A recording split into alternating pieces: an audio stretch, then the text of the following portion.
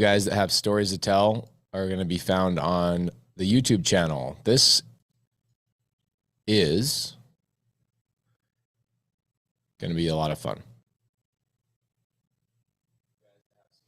All right. So the main purpose of this is to highlight other people doing creative finance deals. I actually have 3 bonus chapters in the book for Bigger Pockets.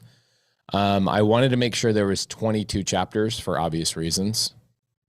And I only had 19 on my own. So I was like, dang, I need 3 extra chapters. And I was like, man, this book is a lot about me and deals I've done. So we're going to highlight other people's deals. We're going to highlight sub-2 deals, seller finance deals, and even the occasional Morby method deal, novation agreement, and those types of things. So we're going to go through and talk about other people doing deals, where they came from, some of the troubles they had, what they ended up doing with the deal. And then people will ask questions in the side chat, and it will actually help. It'll help me, right? Having a conversation with you guys. And as people ask questions in the side chat, I'll go, oh, somebody reading the book will really want to hear this. And so Caleb Christopher is the first person. He's an amazing, amazing man. We all love him. We all adore him. So let's bring him on up here. How you doing, brother? Fantastic. Good morning.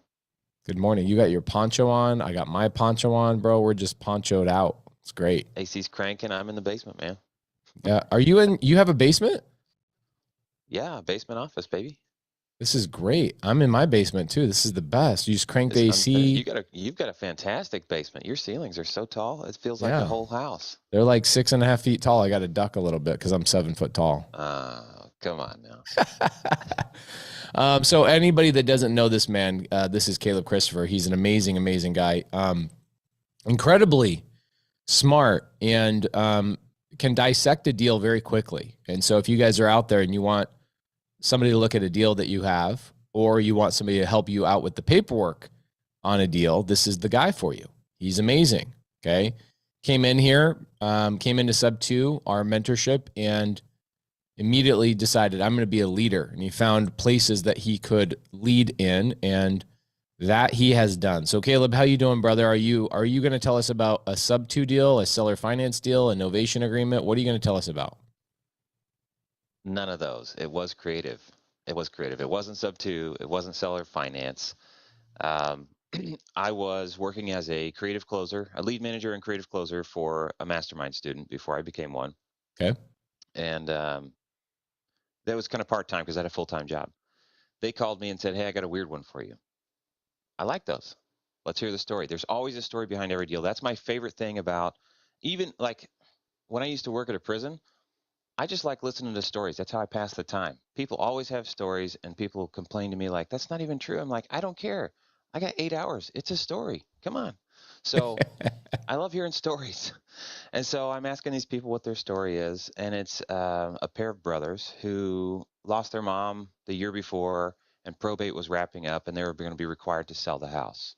The mother that had died and the brother, one of the surviving brothers, were on title. And neither of the 2 brothers had enough money to buy the house out, buy her half out. So they had to sell it.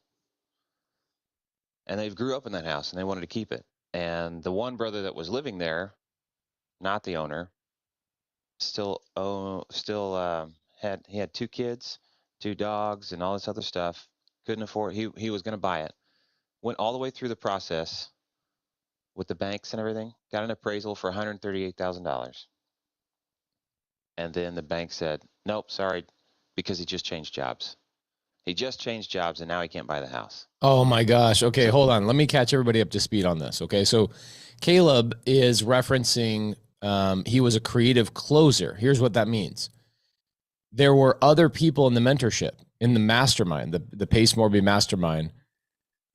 It's weird that when I reference myself as in third person, I kind of don't think of myself as a person. I think of myself as like a cardboard cutout. It's super weird. I don't know how that works. But anyway, we have a mastermind student. You join sub-2. You go, oh man, I want to just help other people build their business so I can focus on my day job in the day.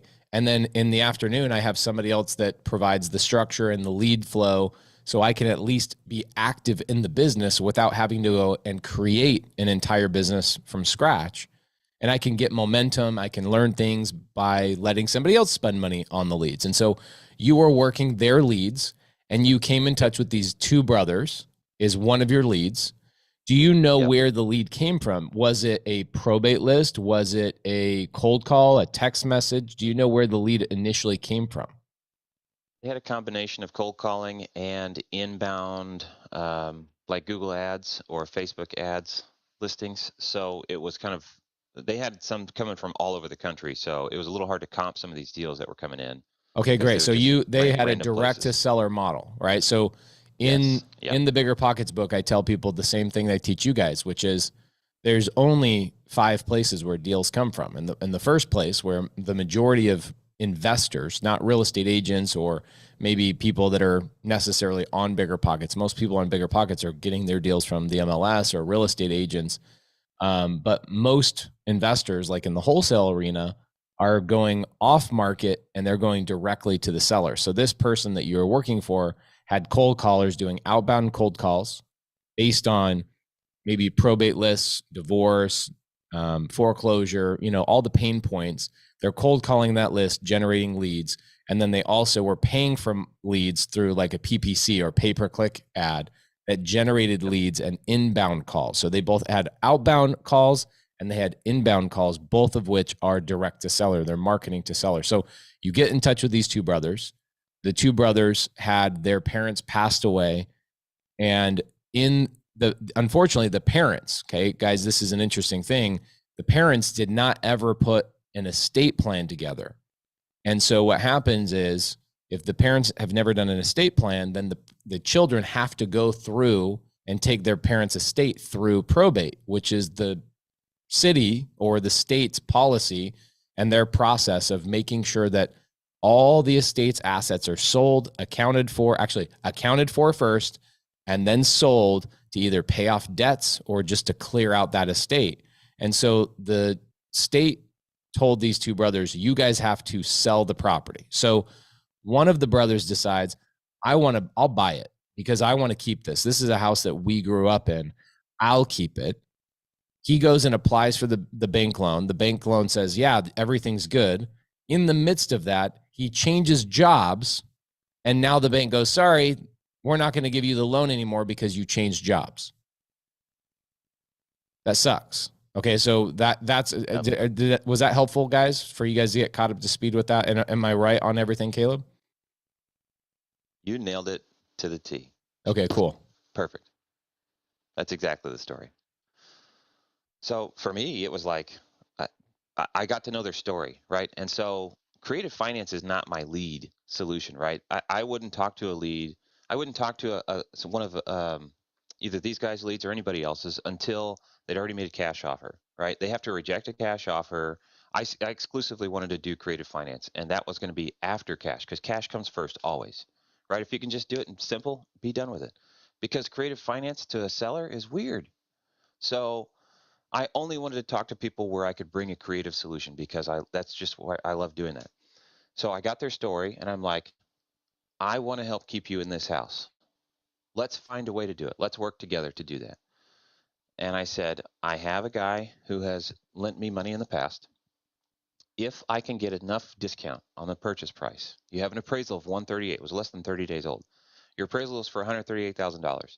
If I can get enough discount that he is comfortable loaning 100% of the money, because guess what? I'm broke. Then I will buy the house and lease it back to you so you can stay into it. Then I will also give you a 5-year option to purchase it back from me because your intention in the first place was to keep it in the family. My intention, therefore, is also to keep it in the family. So I'm going to do 2 things. If I can get it on 100% finance, then I'll lease it back to you and give you the option to purchase. And then even if you don't purchase it back within that 5 years, or if something goes wrong and you miss payments and we have to dump all the paperwork crushes us, I will always, forever, as long as I'm the first owner, I will always give you a 30 days right of first refusal if I ever decide to sell. So even if you break the lease and all this other stuff, the whole purpose of our story here is to give you the option to keep it as a in your family. What an amazing way to lead with value, right? You understand. So one of the most important parts of really writing that book with Bigger Pockets is I went through, and we've been through a couple of different revisions, and I felt like it was missing something. And the thing that it was missing was the most important thread of the whole entire book, which was how to find the bunnies, right? And so I then told the story about Janie Munson and how I got my first deal was by finding the bunnies. And essentially now every single time you get a deal, you are always looking for the bunnies and how to solve that problem for those people. So you unearthed their problem. You dug for it, you found their problem, and then you created a solution around solving that problem very specifically for them. And you were an advocate for exactly what they wanted. And so you said, okay, I don't have money, but I know that there's a way to make money on this deal. And I know that there's a way to keep these people in the house. So what you did is you went back to your bag of tools, and one of those tools that you had was an investor, a guy that said, I'll give you money at 100% of your purchase price because you got a good enough discount on this thing that I feel comfortable lending on it, right? Because no lender is going to come in and give you 100% of value or 100% of the loan because there's no insulation of risk, right? There's no protection against his money. So if the market dips, which right now I just read a whole article about how Zillow is predicting over the next 24 months, the majority of our markets are going to dip about 8%, which I think is probably pretty appropriate. So somebody that lends $138,000 in that situation, essentially now they've loaned $138,000 to a house that now is worth $115 or $120 because the market has changed. So you knew that your investor was not going to give you $138,000. He was going to want to lend money, probably, I'm going to guess, somewhere around $100,000 or less. Or less. Or less. Okay, so Caleb will fill that in. So Caleb goes to an investor he knew and goes and obtains a loan or asks for a loan and says, hey, if I can buy this and then turn around and lease option it out, which is a creative finance exit strategy. The solution is creative, right? And then this is what I like about this is that Caleb is not necessarily looking at this from a traditional standpoint, right? Even though he bought it with cash, he didn't have to go to a bank, right? He didn't even have to go to a hard money lender. This is a private money lender that you went to. You bought it at a discount. You insulated yourself from maybe a future loss in a market shift, and you built in profit and equity, and you turned around and let the person stay in the property on a lease with an option to buy it, and you gave them 5 years to either A, build their credit, B, add another source of income, or C, get a raise at their existing job so they could go qualify at some point and then repurchase the property from you at a higher dollar amount. The thing that makes them excited in this situation, and I'm just filling in for other people, the thing that gets them excited is that they were qualified, but then they make a job change and they then get rejected. In that world, they're going to lose the house. They're going to have to be forced to sell it on the cash market, right? And they're going to sell the house. They'll get the cash. But unfortunately, what they would have lost is their childhood home. And they wouldn't have sold it for $138, even if it was appraised at $138. They probably would have sold it at $130, take out real estate commissions and all the other things. They probably would have netted somewhere around $115, maybe, right? And so they get $115, but they lose their family home. And so moving expenses and having to find an apartment or some other place that'll accept dogs. He's got dogs and kids. Oh, what a nightmare. So, I mean, moving expenses, another $2,000. Finding a place with a pet deposit, another $2,000. First and last month's security. Absolutely. That stacks up quick. $2,000 for moving expenses. That sounds about right. I'd say that's about right. I was thinking it would be a little bit more. Local, using your trucks and having friends and family help, and I don't know. So all of those things, right? You found the bunnies, you provided all these layers of problems, right? Boom, boom, boom, boom, boom, boom, boom. So when people ask, what are we doing in this business? Well, we're looking for people with pain. Did this person have pain? Like, were they going to lose their whole life and they were going to be like in despair? No. They would have been perfectly fine. They would have gotten a chunk of cash. They would have gone and rented somewhere else. They would have figured it out and they would have been just fine. It's not that they were desperate. It's just that they wanted something, right? And so you found their bunnies and you provided an answer to those you provided a solution to those problems. So you go out to somebody that you've borrowed money from before, and that person gave you a loan for how much money? $95,000. Wow. What are the terms of that? Is it a hard money loan or is it a high interest amortized loan? I'll just lead with this. I've been very blessed. I started out at 8% interest only for that private money, interest only loan because it was going to be short term. He was going to refinance me out. Not a problem. It's being leased and I got it on 5-year terms at 8%. Amazing. Okay. So you went out and got an 8% interest only loan. Mm-hmm. Love it. So your loan payment on that to that individual lender is somewhere around $875 or something like that. $900. That's what I was planning. Hold on though. So I told the guy, by the way, the one living in the property was not the owner. He was not going to get any money. It was all cost for him. Oh, got it. Okay. The one that was going to get money was his brother that was the co-owner of the house with the mom. So I told him, I said, listen, because I talked to both of them. I said, I have to be able to cash flow a little bit of money to make this safe, right? I need a cushion. If I'm the owner and the water heat goes out, I have to be able to pay for that. So it's not like I can just do this as a break even. This is also my job, right? This is what I'm doing for a living. So I do have to make some money. I will show you my spreadsheet and my actual costs and projections and reserves. But in order for me to buy this, I need you to give me enough discount that my loan costs plus my operating costs leave some room for me to eat. And if you can come down to that number, I'm not hiding, I'm wide open with you, then I can do this deal. And they agreed to that. Were they excited about it? Kind of. It was still a solution. It was like they were still talking to other people, trying to find somebody to help them out.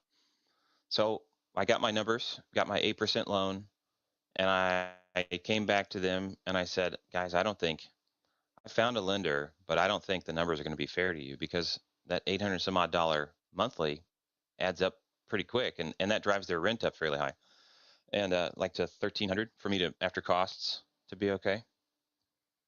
And I said, I don't think this is going to be a fair offer. So if you have another option, you probably better go that way. And they're like, well, what's the number? And I'm like, I don't think it's fair to you and your family. I love the pre-frame. Yeah, but nobody else is trying to help us out. Mm-hmm. I love the pre-frame on this, guys, because the story that I told yesterday about Anna, Caleb, you were there yesterday about how Anna, went in and did not negotiate with the seller on that particular deal. Right. You've got to pre-frame things the whole time. Yeah, you got to pre-frame things, and essentially by Caleb saying, "Hey, I don't think this is going to be a fair number to you." I'm assuming that these individuals were not paying rent at all because their parents had the house paid off. Is that correct? So they're living free. So they're essentially going to go from $0 a month in rent. I mean, they're paying utilities and taxes and insurance, I'm sure, but they weren't paying any payment to the bank. To now, all of a sudden, the bank of Caleb comes in, solves the problem, and they go all the way up to $1,300 just in rent. Then they have utilities on top of that. So they're going to be somewhere around $1,500 versus what they were probably paying, which was like $200, maybe $300 max. So you came in, you go, I don't think this is going to be fair to you. So in their mind, they're like, oh my gosh, they're like bracing for the worst. It's a great way to frame that, guys. You have to frame that properly. You have to set that tone before you present that offer to them. So you came in and you said, I don't think it's going to be fair to you. I love that. So keep going. Because I know you can get a cash offer higher than what I can come in for. But I'm bringing in 100% financing and I'm letting you be in the house. And so I made him ask me the number a couple of times before I gave it to him. Because I also had to pay the wholesaler who brought the deal. Right? I'm still working for somebody else. I'm the one that's going to buy the deal, but I still have to pay an assignment fee to the person who runs the deal. Interesting. I love this, dude. Okay? This is so great. So again, guys, where do deals come from? There's only 5 places deals come from, right? You've got direct to seller, direct to agent or on market, right? Agents are on market. And then also so are auctions and sheriff sales and stuff like that, HOA sales, stuff like that. Those are on market. So direct to on stuff that's already under contract. Wholesalers is the third one. And fourth one is like probate attorneys or referral partners. The fifth one is working for somebody else. And so Caleb goes out and gets a deal from somebody else that's generating the lead. So they have lead costs, they have overhead costs, and they're sitting there training Caleb. Now, Caleb probably came up with a lot of these solutions on his own. So he was able to flex his creative muscles on this situation. But Caleb's not the one that generated the lead, which is amazing. So if you guys are out there right now and you're like, how do I do this? Guys, go work for a mastermind student. Caleb, how amazing was it for you to work for a mastermind student? Dude, it cost me $0, and all I had to do was spend time on the phone and play with spreadsheets in order to get a deal. My first creative deal came from somebody else's money. There you go. If that's not creative acquisition, I don't know what else is. There you go. So you go and work for somebody else. So you had to come in at a number that when your lender came in at the $95,000 mark or whatever it was, and you'll give us the numbers on that, the wholesaler who essentially created a platform for you to go get your first creative finance deal, you ended up being the buyer on this. And so if you ended up being the buyer on this, you had to throw back an assignment fee to the person that you were working for. That's correct. What a win-win, dude. Yep. So you pitched to them 95,000, or was 95,000 your total loan? So you had to come in lower. I had to come in lower. So because I factored in $10,000 of assignment fee. So they made out. So here's the deal. We were set up for a 50-50 split on any deal that I closed. But because by the time it got to me, they didn't really have a creative closer at the time. So by the time it got to me, it was dead lead. So I'm pulling money out of the trash for them, basically. So my figure was that this lead would be worth somewhere between $10,000 and $15,000 assignment fee, just across the board in general. And so I had a discussion with the mastermind students, and I said, that's the price range you're going to get on assignment fee for this deal. But it is a weird story. I'm willing to take it, and rather than leave any doubt that I'm trying to get one over on you, I'd rather just opt for the $15,000 assignment fee. My half is $7,500. Your half is $7,500, right? And they said, yep. And I said, I just need to cover my closing costs out of pocket. So what I'm going to do is charge $10,000 assignment fee, because I'm going under contract for you guys. You guys' name goes on the signature block on the first contract, and then it's going to be assigned to me. So I got approved for $95,000, which means I need to buy it at $85,000, and then you're going to get $7,500, and I'm going to get $2,500. Does that make sense? Do those numbers make sense? Yeah. So your lender gave you $95,000. It paid $85,000 to the seller in cash, to the guy that was living there. He got $85,000. Then it paid $7,500 to the person you were working for. You essentially pulled trash out of you pulled cash out of the trash, right? Yep. And then the remaining $2,500 that your lender had designated to this deal, you used that to pay for the closing costs. And I got paid at the end. There was a little left over to buy me some lunch. Wow. So $0 out of pocket all the way through. And I started an LLC just for this deal, right? I went under contract before I had an LLC. And your lender ended up basically paying for that LLC to be paid for, right? Yeah. All $0 out of pocket. So when I say $0 out of pocket, it was a little out of pocket because I put some money up before close of escrow, but at close of escrow, I was more than paid back. Love that. Absolutely love that. What a great creative solution. The first creative finance deal I ever did, very first creative finance deal I did was a similar deal. And I'll be very brief because I want to hear how you structured the exit on this and how it's been going since you've owned it. But my first deal, I learned from a guy. You guys know the story. I paid some guy $47,500 for a creative finance mentorship where you couldn't get a hold of the guy. He had one meeting a month, no phone calls, no Zooms. You couldn't get to know there's no community whatsoever. There was no paperwork. There's nothing.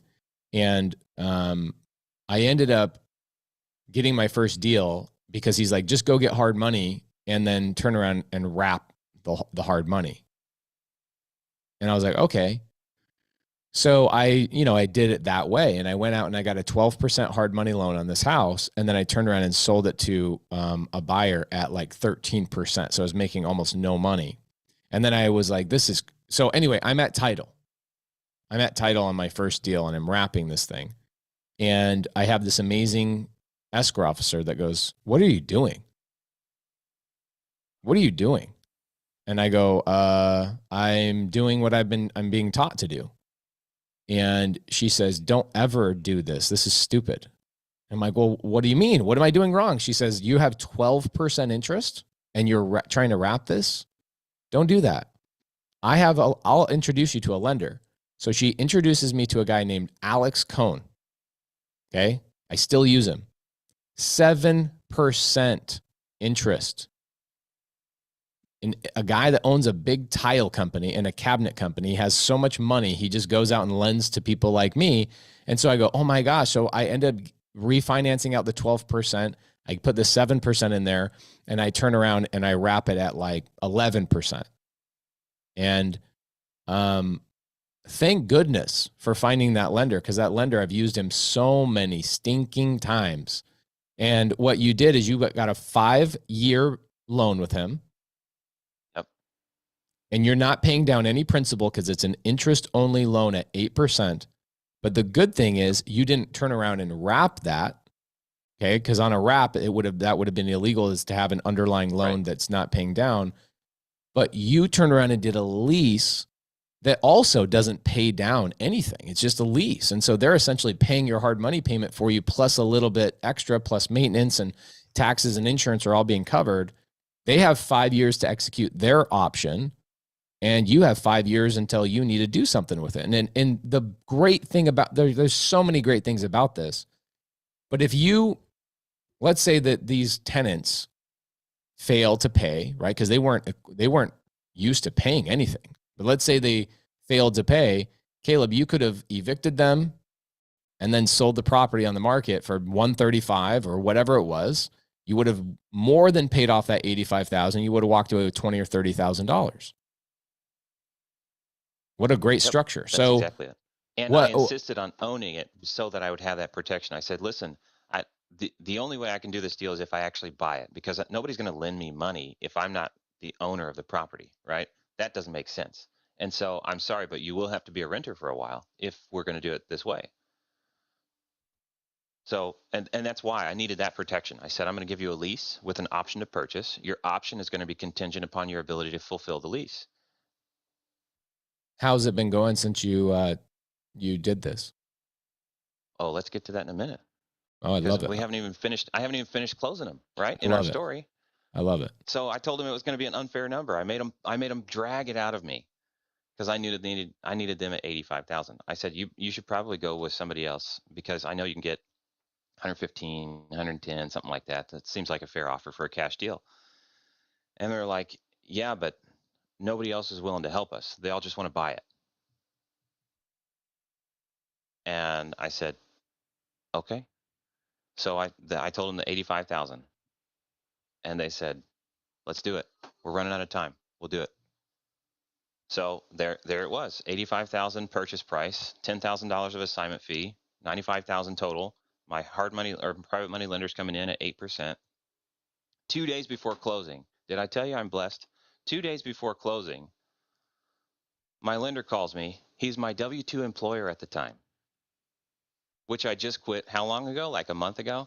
Yeah. He's my W-2 employer, and he says, hey, I can do 6% on that.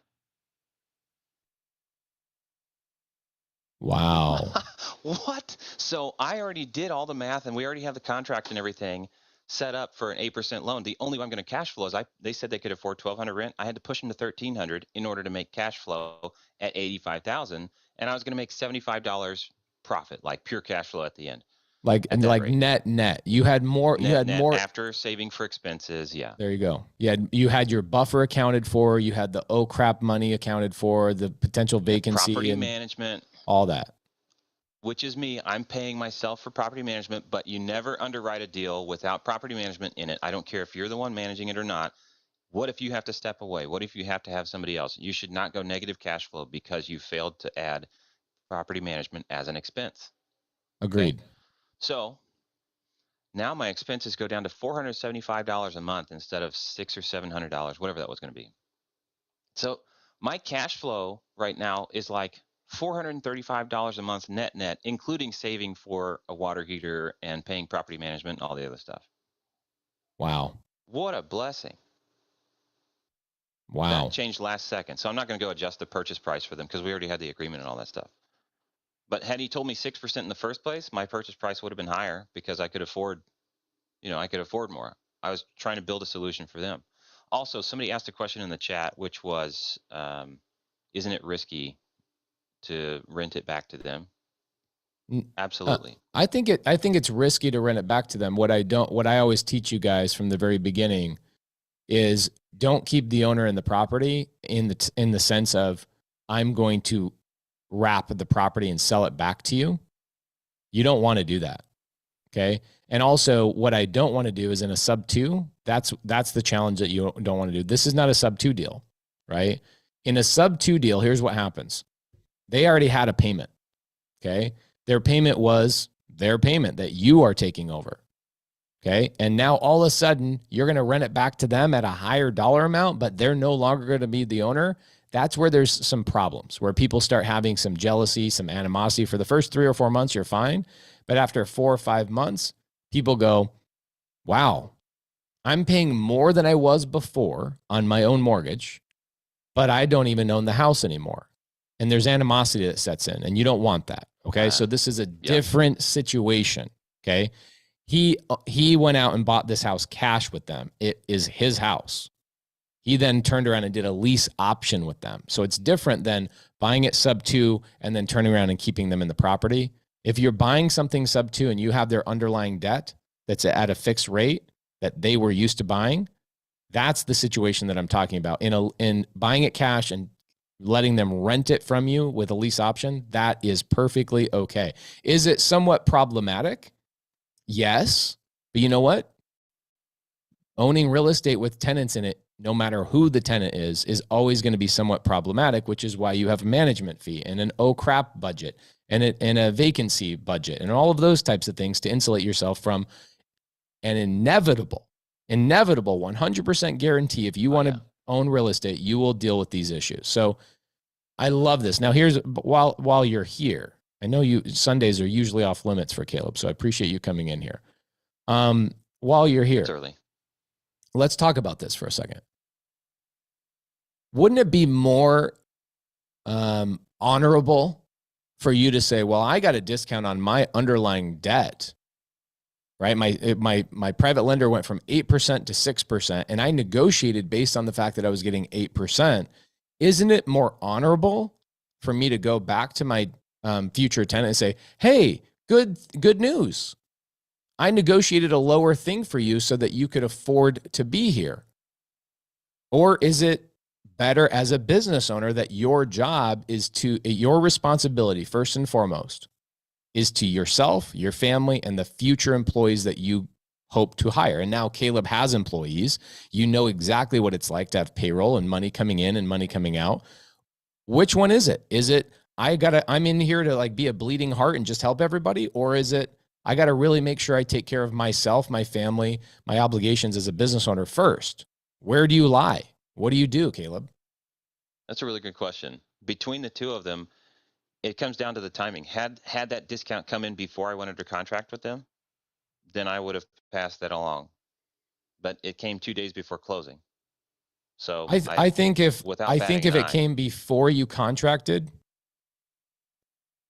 you would have used it as a negotiating tactic to say, hey, if we can get this deal done now, my lender's saying he'll give me a lower rate. Can we get this deal done? I could see that you would have used that as a strategy to hurry. But I'm so glad that it didn't work out that way, because look at you, man. You get your first deal, you're cash flowing $435 a month. I know that doesn't pay for your entire lifestyle, but $435 a month, that's probably, what does that pay for in a household of your size? Cell phone payments? Diapers and a little bit. I got 4 kids, 2 of them in diapers right now. Okay, you got a lot of diapers and a lot of wipes. Yeah. Yeah. I love that. Okay, great. So how's that been going? Have they been paying? Has it been problematic? How's the property management been going? It's been going pretty good. The guy he's in the construction trades, right? So he was pre-approved for a loan. So I came into this with high confidence of his ability to pay and in general, because he was pre-approved and his job change is what killed that. But he changed jobs in the same industry, right? So he went independent contractor as opposed to W-2 because there's a lot of construction lately, all right? The market's up. So he's doing a lot of renovations and that sort of stuff. So he wanted to work on the house and change doors. And I said, you just have to get written approval for me and email counts, right? So if you want to swap out doors or make changes to the property, I'm not giving you blanket permission, but otherwise, I generally want to see you improve the house, because that's your ability to add equity so that you buy at a further deeper discount when it's time for you to buy. There's 2 ways for you to make this a sweeter deal for yourself. Improve the property, because now you have a fixed price from me as your purchase price. What was your price? I said if he buys in the first 12 months, he can buy it at $125,000, which is still a discount under the appraisal, right? Yeah. So he's got tons of reasons to go with me. If he buys it within the first 24 months, so I go up by 5% compounding per year. So the second year, which we're coming up on next month, his price goes up to $131,250. The next year, $144,375. The next one, $151,594. And at 60 months, $159,173. Love it. So it's a stair step. The longer you take to buy it, the more money I make, but you're still buying it at a discount. So yeah, I got $30K equity out right out the gate. I love it. So you built $30,000 in for yourself. So not only are you going to cash flow $435 a month, and you have been, you got into the deal with $0 out of pocket. You got paid a little bit up front. Didn't have to use any of your own credit, right? You just used a private money lender. Nope. Somebody came in. Yep. Nobody checked anything about your bank records or any of that kind of stuff. This guy gets rejected because he shifts jobs, even in the same industry. He goes and shifts jobs. Banks reject him. You solve that whole entire problem. You get a lender at 6%. It amplifies your cash flow at $435. You built in $30,000 in equity. And what my favorite part of this deal, all of this is super creative and amazing. My favorite part of this deal, Caleb, is that you didn't let your 9-to-5 job stop you from taking action. And you didn't have this like pride of saying, well, I want to build my own business right now, and I don't want to go work for somebody else. You actually looked at it from a standpoint of, this is one of the greatest ways for me to get started and get my momentum built, is go provide value to somebody else's business, bring money to them. Now, this mastermind student was like, I'm out here generating leads. I need somebody to handle my creative finance leads, and I'm busy being the business owner. I need somebody that's willing to reach their hand into the trash and pull cash out of it by adding creative solutions. And you showed and proved on your first creative finance deals that every single investor has trash just sitting right in their trash, or they have cash sitting inside their trash can. It's crazy. Yep. Wholesalers are like, how can I do more deals?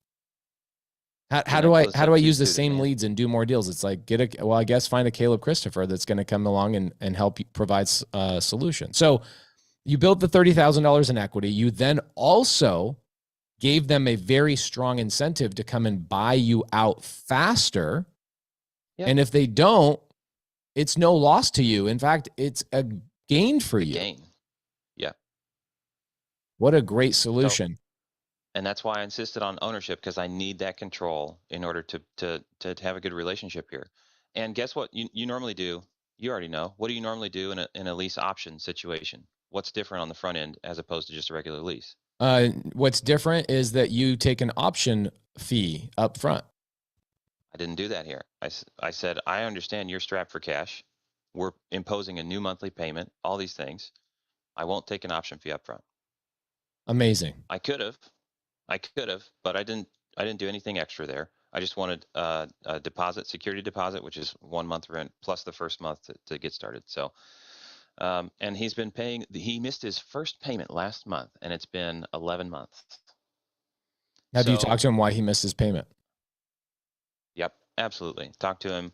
He said work slowed down, and he's got one job that hasn't paid him. And having been a contractor, you know how people holding back payments goes.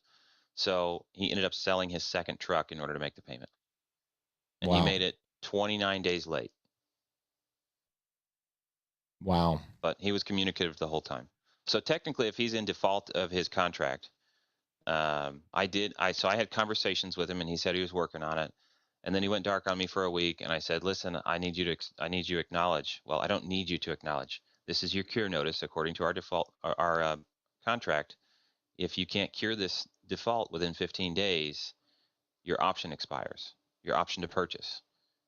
I'm in this for you, but we need to make sure this stays according to the rules, which is why I wrote them. And I wrote a lot of stuff favorable to you, but I just want you to be aware of that's where things are. So you're going to have to move some stuff around to make it happen, because I'm on the verge of selling some tools because I've got another renter that didn't pay and a flip that's going slow. And, I got plenty of stuff going on, so I'm not rolling in dough myself. It is cash flowing, but a lot of expenses are going out. So kind of down to earth with him about, look, stuff is expensive and hard. And I understand that, but we got to make this work or your option expires. And I don't want to be forced to sell the house because I can't afford to make the monthly payments for a long time. So he goes and sells his truck and gets it paid. I love it. I love every part of it. Amazing. And that's it. That's where I'm at. So he can still buy it. He cured within the default period, and we're back to the regular work. So before we wrap this up, let's talk about worst case scenario. Okay. So for people that watch this in the future, or people that are currently watching this now, this is a challenging right from the beginning. Yeah. The thing that's interesting about this is that people, I looked it up this morning. Okay. What do you guys believe the top 1%, right? The wealthiest people in America, what do you believe they retire with on average in terms of cash? So they're 65 years old, the top 1%, what do you guys think they retire with in net worth? 1.3? Good guess. 10 million? You'd be way off on 10 million. It's $2.2 million. $2.2 million. And I was cash in the bank or net worth? Net worth. Okay. Crazy, isn't that? It's crazy to me that, because think about it, right? If you have an annuity paying you, let's say 8% on $2.2 million or something like that, right? You have an investment paying you at least 8, maybe 9%. I mean, you're bringing in somewhere around $20,000 a month. You can survive pretty well on $20,000 a month with no kids, no diapers, no house payment, those types of things. So it's easy to retire at $2 million. And so people always ask, like, well, what is so great about real estate? I'm like, basically what you're doing is you're crowdsourcing your retirement. It's like, what's way faster than me trying to save for my own retirement? I just get a bunch of tenants together. I go, hey guys, I'm delegating my retirement to you. I'm just going to crowdsource my retirement. You guys are now responsible for my retirement. And so what you've done is you've built in not only $30,000 in equity, right? But you've also insulated yourself from a risk. So if they don't buy this deal, you could turn around and probably sell this thing. Now, if you structured it a year ago, I imagine that it's probably its appraisal value is probably closer to like 140. Maybe it's probably gone up $5,000. You could probably sell it as is for like at the time. So yeah. Yeah. So you probably be able to sell this thing for 130, like pretty quickly on the market, maybe 127 if you want to get rid of it really quick. So you've got over $30,000 sitting there on this deal that you could then roll into another deal and compound, or maybe that could even help you do 2 other deals and compound and compound. This is how you build wealth. You put these types of deals together, and you've got a $30,000 deal plus $435 paying you every single month with no money out of your pocket because you provided a creative solution to somebody who needed it. And in no way were you able to, or in no way did you structure this to take advantage of anybody. How freaking amazing is that? Wide open. I wanted to make sure there was like, because the risk of keeping the same person in the property was structured into the deal, I also realized that for my wholesaler sub 2 mastermind student, I realized that, this might be harder to sell off because that's the way it's built. So I'm willing to buy it, and I'll give you the higher of the likelihood end of the assignment fee, and let's just go with that. What a I don't want great, you to what have a any great reason. structure. Yeah. I love it all the way around. I love that everybody made money. This is why for me, Caleb, like for you, like you came in and worked for the mastermind students specifically because you're like, I just want to work on creative because it's more fun. It's way more fun, right? In a cash scenario, all you're doing is as a wholesaler. And look, I wholesale too. We fix and flip cash too. We do the BRRRR strategy. I do all of those things. I just released a couple YouTube videos about the BRRRR. We've got a duplex that we just did on the BRRRR, and we're going to build another ADU on that same property. It'll end up being a fourplex on the property. Nice. And all done with the BRRRR. I like the BRRRR. I just don't like the BRRRR for brand new people, because what you're essentially having to do is you can't do what you just did here, right? You can't take a lead that was essentially dead for anybody else, right? Because what wholesalers and realtors are constantly looking for is they're looking for the low-hanging fruit. They're walking through this orchard and they're just pulling the apples that they can immediately get their hands on. They're not just stretching up just a little bit to grab the next one, the next one, the next one. So when you walk through real estate and everybody's walking through and they're looking at the bottom of the trees, they're like, there's no deals here. Caleb just reaches up a little bit more. There's a nice juicy deal right here. And he goes, I didn't even have to use any money for this. And the person who, provided the lead is like, there's no more deals on these trees, right? There's no more deals here. Or I know there's deals here, I just don't have time. I'm just so used to pulling the easy fruit down and picking the easiest stuff out and focusing on fast, and chasing my tail all the time, trying to get that next cash deal, that I'm not taking that extra little bit to provide a creative solution, because it requires a little bit of ingenuity. But for me, it's actually way easier. Creative finance is easier to me than cash. And, Steve Tang would always tell people, Pace is the greatest closer I've ever known. And I'm like, I'm really not. I'm the most creative closer. Caleb is also a very, very creative closer. You are going to close more deals by providing an option where everybody wins. The seller wins in this situation. The wholesaler who provided the lead won big time. And you win every single freaking month. Everybody wins in this situation. In cash, unfortunately, I feel as if I'm trying to buy as deep as I possibly can. And so I'm the winner. I win in terms of finances. Yeah. I win on the financial side. The seller wins only on one side, and it's convenience. But on the financial side, they're having to take a hit and they have to pay for that convenience out of their pocket, right? And so you set it up in a way where everybody wins financially. Every single person on this transaction wins financially. Genius. That's it. Thank you. I give credit to Sub 2. This community is amazing. You created a community of people who want and need each other, and you brought us the training and showed us the tips and tricks on how to do it. So without this community, that never would have happened. Well, here's the thing too, Caleb, is that I know you know this, and I appreciate you giving me words of affirmation. That's my love language. But the thing for you, bro, you're an action taker and you're a leader. And you didn't just go, oh, wow, these Zooms that I'm sitting on with Pace are highly amazing, and I'm getting all these nuggets. You were like, oh, I got all these nuggets. Let me go actually utilize these. Let me go put these to action and go flex my creative muscles. And you turn this into like a fun game of like, how creative can I be and how many solutions can I provide? Well, guess where that calculator I built came from? Necessity. I was working these leads and I needed to save time because I didn't have something to crunch all the numbers in one place. Right. Amazing. Amazing. And this community is nothing without our leaders. It's nothing without our leaders. And, somebody says to me in the very beginning of the mentorship, there's some people in here that have been in here from the very beginning. There were people in when we were like, we're now 5,500 strong, right? And somebody said, Pace, when you're going to cap this, right? When we get to like 500 students. And I said, no, I'm going to create leaders that create leaders. And how many people are you talking to on a daily basis, Caleb, that you're doing transactions with inside of this community? Because I set that tone.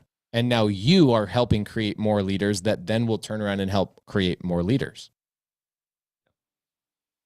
Kevin Cho. There's Kevin Cho. He joined a year after we started. So he's been in here for about a year and a half. Caleb left another mentor, not Caleb, but Kevin left another mentorship where he was like, when he came in, he's like, dude, it's night and day. People actually want to help. And here's Caleb a year and a half after being in here is saying, oh yeah, I'm using Caleb all the time as a creative resource. He's a major, major leader for me. He solves problems for me, helps me out with paperwork, helps me out with structure. This is why at the very beginning of this Zoom, I read you guys a DM from a brand new student. It's like, hey, Pace, I've got a 24 unit deal. And I'm like, great. What did your accountability team say? What did your accountability leader say? He's like, oh, I don't have one. I'm like, oh my gosh, bro, you've been in here for 5 minutes? Go get an accountability leader. Go get a squad. Go create your core group of friends that you're doing deals with. You need to make sure you are tapped into the community because that's where your deals will get done. Just guys, give me the deals you don't want. You guys need to be doing deals with each other, selling deals with each other. Give me the stuff you guys don't want. Okay. Caleb, you're the man. This was an amazing story. I love it. Very, very good. Very good. Good to see you, brother. Have a great Sunday. I will. Thank you. He's going to go change 4 diapers. He'll probably change 6 diapers today. Maybe 12. It could be 12. No, that's a bad day. Only 2 in diapers, 12 diapers. That's a bad day. Good to see you, brother. Thank you so much. How awesome is that, guys? That's pretty cool. Is it helpful to hear other people's stories a lot of times? I know you guys hear me all the time telling stories.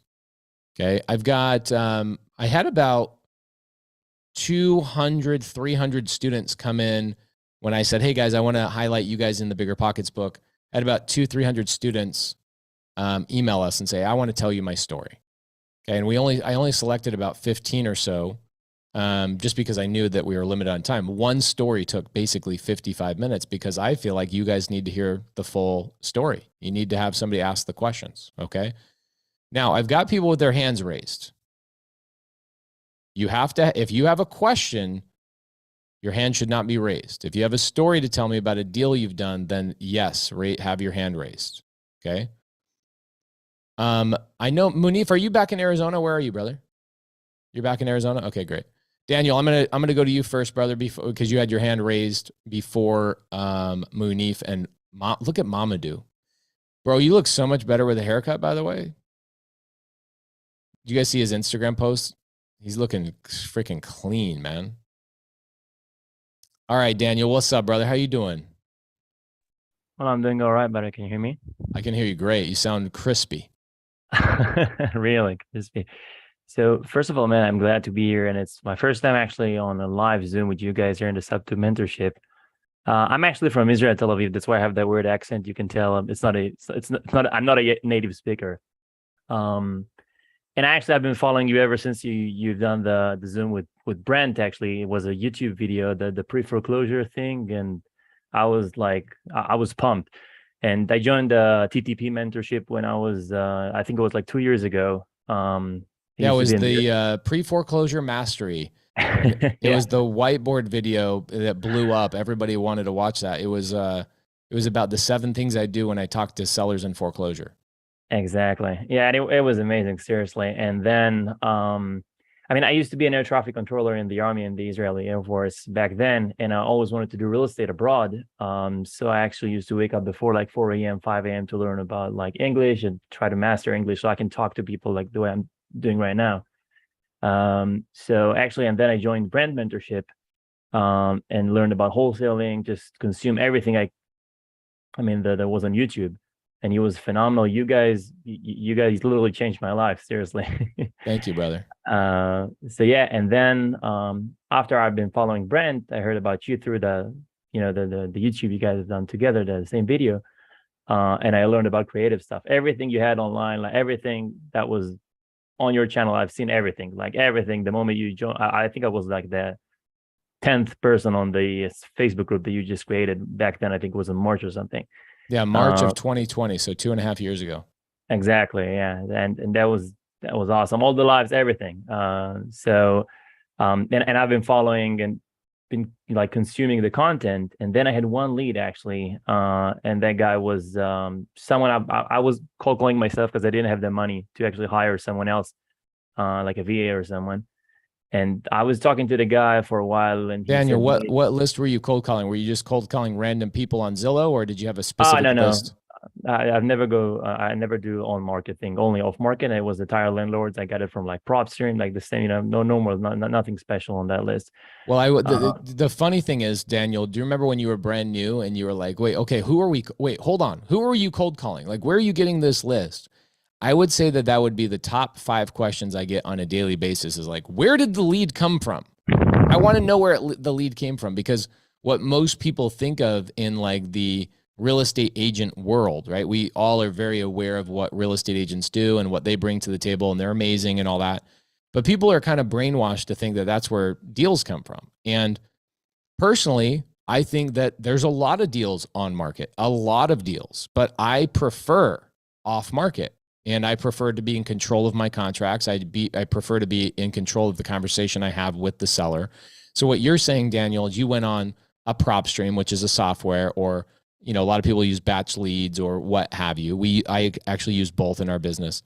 And you went on there to a tired landlord list. So you found a list that PropStream, using public data, basically figured out that these people were probably really tired of being a landlord.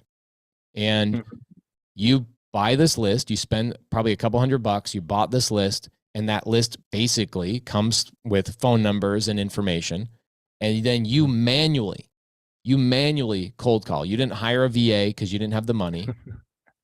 And you didn't have a dialer necessarily. Were you using like a dialer that would I did. Yeah, I tried actually at the beginning. Yeah, it was Mojo at the beginning. Yeah. Mojo, baby. I remember we used to use Mojo for 2 years until we kind of upgraded, but Mojo's a great place to start. If you guys are just trying to cold call and you don't want to sit there and manually dial everything, you can just click. And Mojo's really, really good. It also acts as kind of like a micro CRM, a customer relationship manager. So it's kind of nice that you don't have to go get another CRM outside of it. So it's a great place to start. So you started using probably a triple line dialer on Mojo. 100%. So that was a triple line dialer, and that was my CRM at the beginning because I didn't have the funds to buy something fancy. So that's what I was doing. So I was just talking to the guy, and he said, the property is already sold, so don't you call me anymore. And I was like, okay, fine. But you guys always say, you should always contact the seller if it's not over yet. So I was calling the guy like after a month, and then he said, yeah, I actually tried to go on the market, like try to go for a sell by owner with it. After I was actually calling the guy, before he went on the market. Hold on, you just glazed over a very important point, which I really love, and I appreciate you bringing this up. So you're calling, you get a hold of a landlord, you ask him about his property. He says, "Stop calling me. I already sold it." Yep. It doesn't mean it's actually done. The transaction wasn't done. He was in contract with somebody else. So somebody else had called him. He had sold the property, or you're saying he put it on the market for sell by owner, and he just put the property online himself. Is that correct? So he put the property online for sale by owner, and then someone got it under paper. Like the property was in Pittsburgh. There was a buyer from New York that wanted to buy the property for the asking price. So he said, "Couldn't you ever call me again? The property is already sold. We have a closing date. That should be at like the end of the month or something." And I was like, totally okay. I understand. Is that okay if I'll just follow up and touch base, to see if it's a done deal? Sometimes people just, they cancel before closing. And he was like, yeah, go for it. I don't mind. So I was calling like a day before closing, and he was like, it's funny that you called because the guy from New York actually canceled the agreement like the day before you called. This is some of the greatest advice we give all the time. And Daniel followed it to a T, is that you're going to get people a little bit hostile. They're going to be like, "Don't call me again. Stop calling me. Stop bothering me." And you're going to have this self-conscious reaction to that human being rude and strong to you. And you're going to go, "Oh man, this doesn't work." Meanwhile, we give you guys advice. That deal is not done, right? Only what we've learned, okay, this is what I've learned from owning title companies, is off-market deals, about 70, maybe 80% of them at most are getting closed, okay? And they fall apart a lot of times. 20 to 30% of times they fall apart for a multitude of reasons. The buyer finds a different house, wants to change his mind. Buyer's financing doesn't work out. Maybe the buyer just changed his mind, doesn't want to buy a house at all. And there's other things like liens and challenges that pop up, like that deal that Caleb was talking about, is that the person that lived in the house was trying to buy it.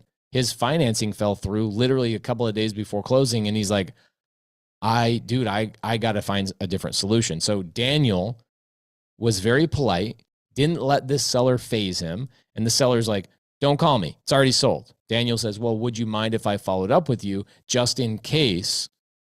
And the seller goes, yeah, sure, fine. Do whatever you want. So how many days did you wait? Did you wait like 3 days, 2 weeks? What did you wait? I was waiting like a day before closing. So I just want to give him a call and say, hey, I know you guys should close tomorrow. Is it a done deal? And then when I called, the seller was like, yeah, it's actually, he backed me and he canceled the deal like 2 days before you called. And I'm stuck with the house right now.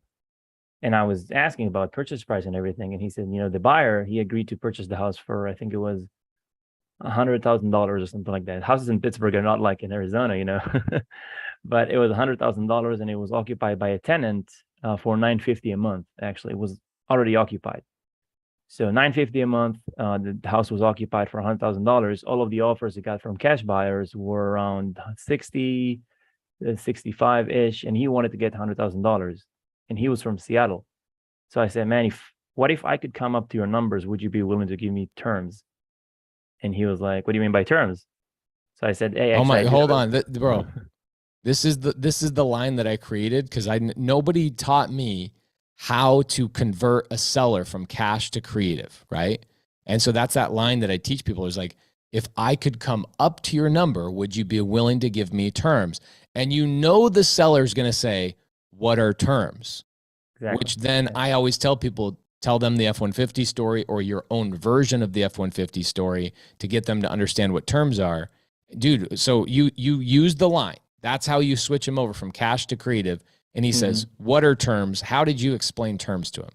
So I said, I do have a friend. His name is Pace. He actually tried to sell a truck online. You used the F-150 story? Yeah, man, that was the F-150. So good. How did it work?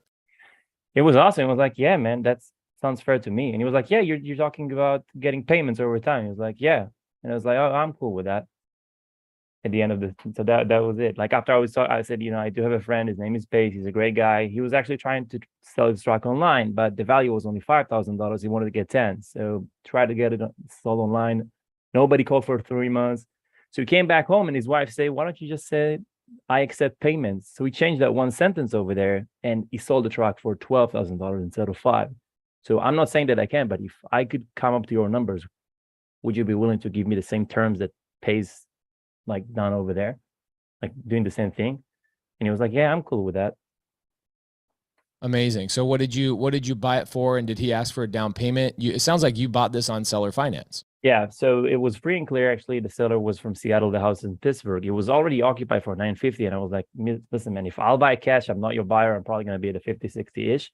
But if you want to get $100,000 for it, what if, and again, I'm not saying that I can because I have to run it by my partner, my underwriter, etc. What if I could come with like 10 grand up front and just give me a monthly payment of $250 a month? So I can come up to your numbers over like 240 payments and then balloon you out. Then I didn't say balloon, but I was just talking about payments and everything. And at the beginning he said, no, we might do something else. And then he said, I was like, okay, man, that's okay, but that's probably where I'm going to be. And then he said, if you can give me I wanted to do like 30 years type of terms, without balloon. And he said, if you can do like $10,000 up front, you cover everything. You buy it as is with the tenants. I don't want to hear about the tenants anymore. And you give me $250 a month and like cash me out after like 20 years. I'm cool with that because I want to retire in 20 years. And I was like, so you were saying that if we can do 20 years, like 20-year balloons, that sounds like a fair deal for you? And he was like, yeah, that's okay with me. So I bought the house. Okay, so guys, here's the deal. So he sold it for $100,000.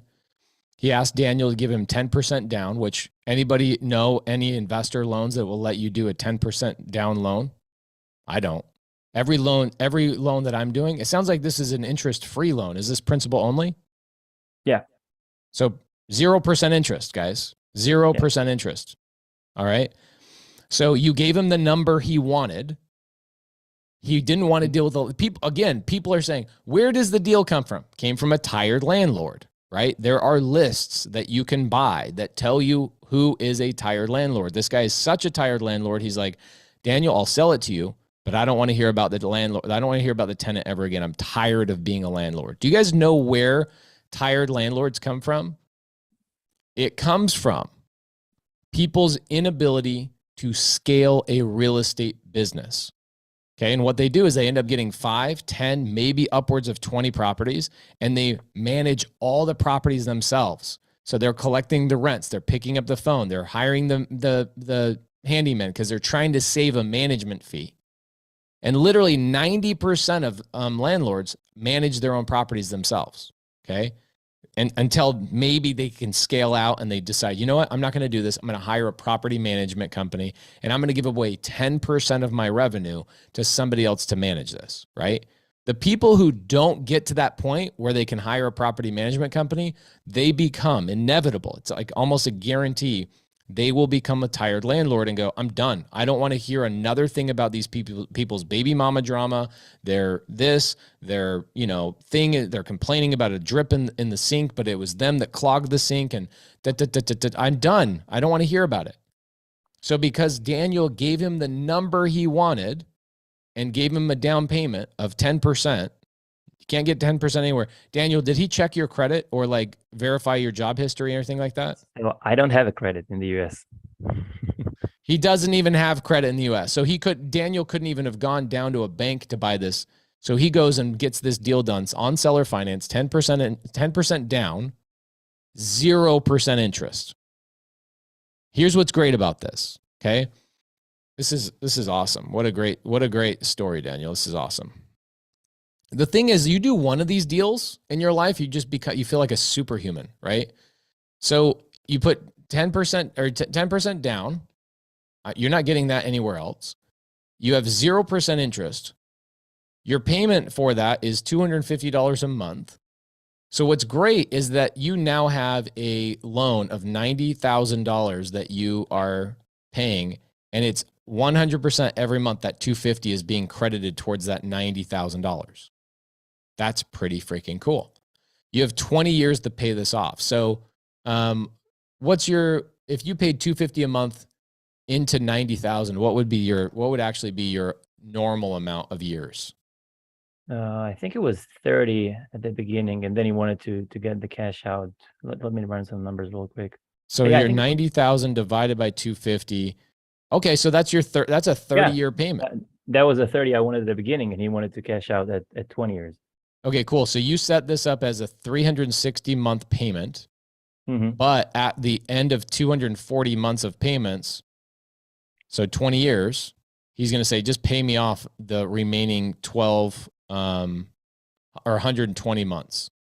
Okay, so you'll owe him 120 months all in one payment. So you'll either A, pay him down faster,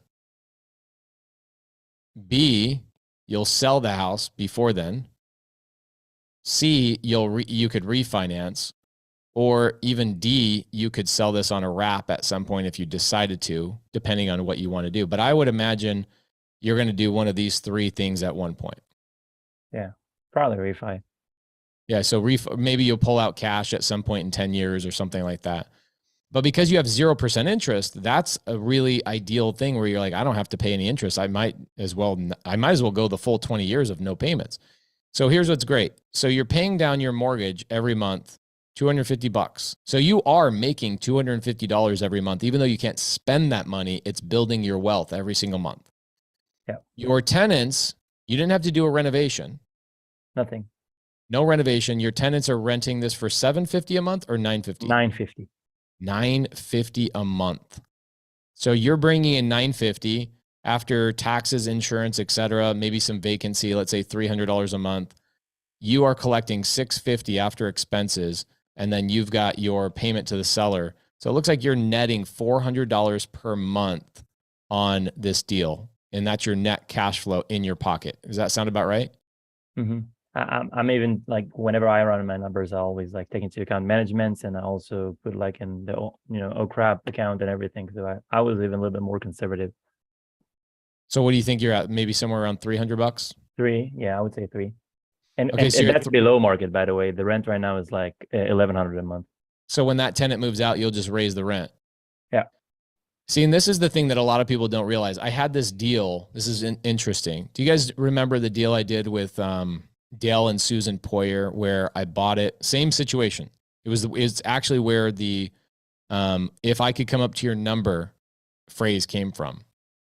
The seller wanted $100,000, same as you, Daniel, same exact situation as you, and the cash offers that were coming in were like 40, 50, 60,000. Same exact situation as you.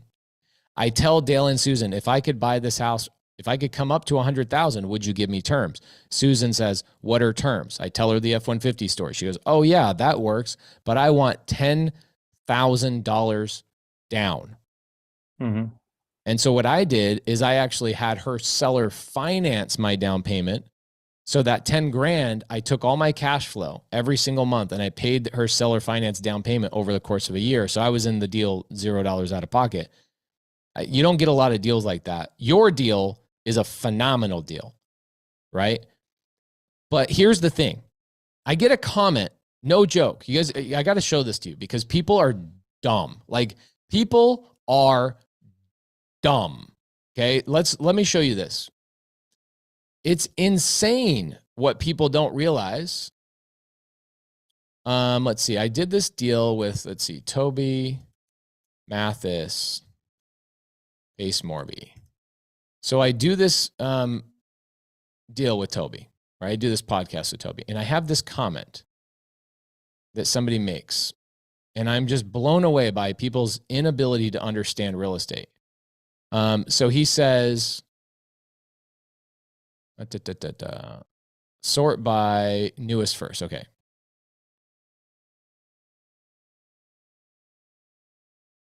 Somebody makes a comment. This was like a day or two ago, and they said, oh, they deleted it. Oh my gosh, it was posted yesterday. The guy must have deleted his comment after what I wrote him. But he wrote a comment and he said, oh, what a horrible deal.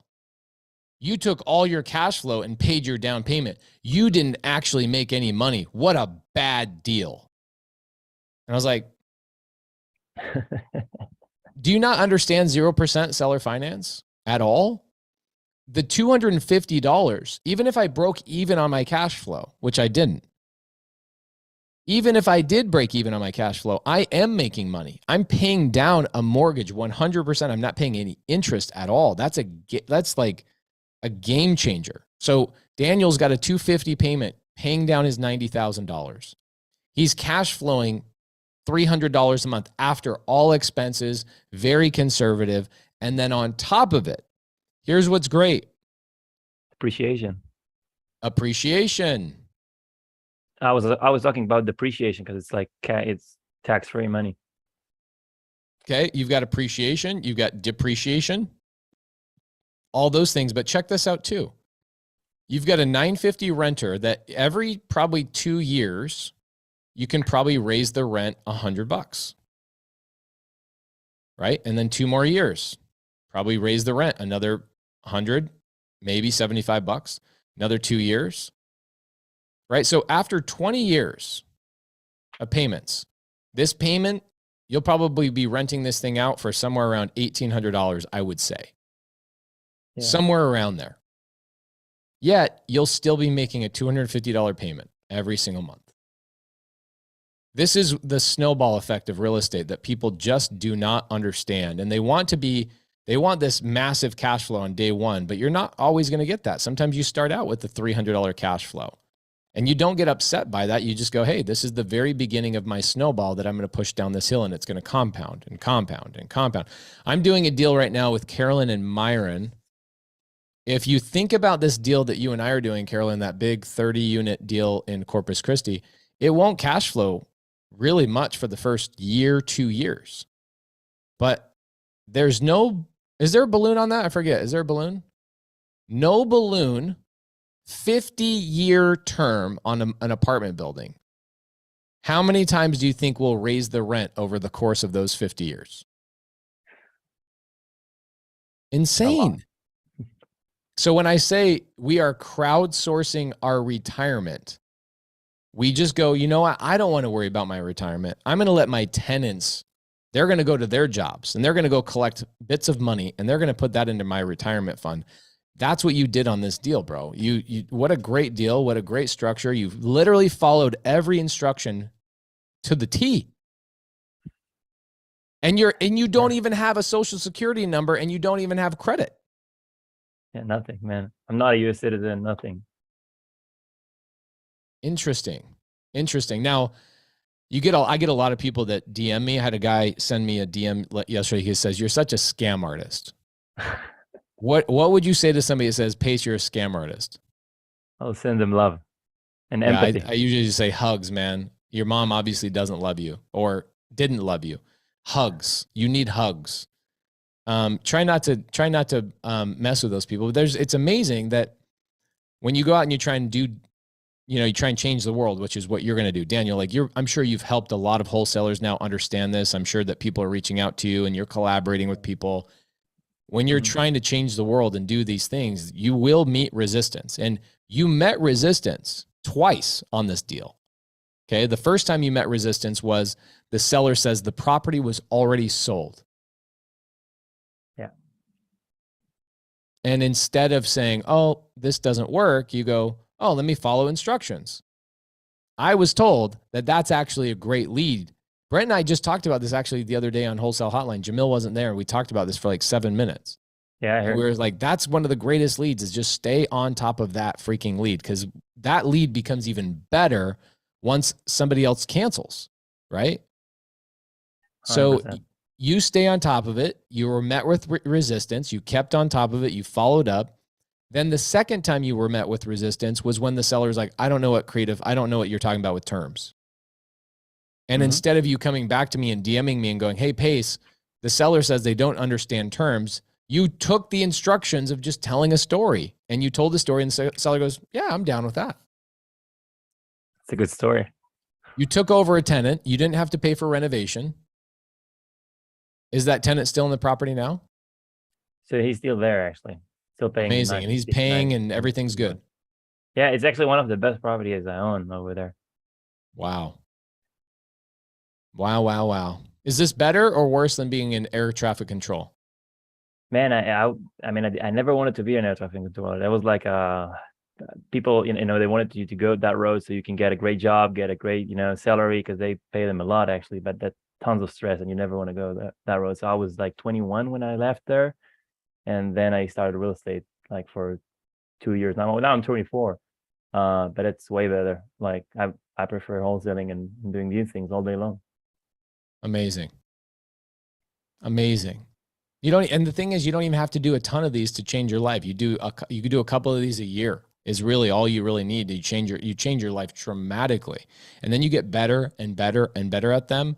Oh my gosh, bro, you're 24 years old. I didn't even learn about this stuff till I was 30.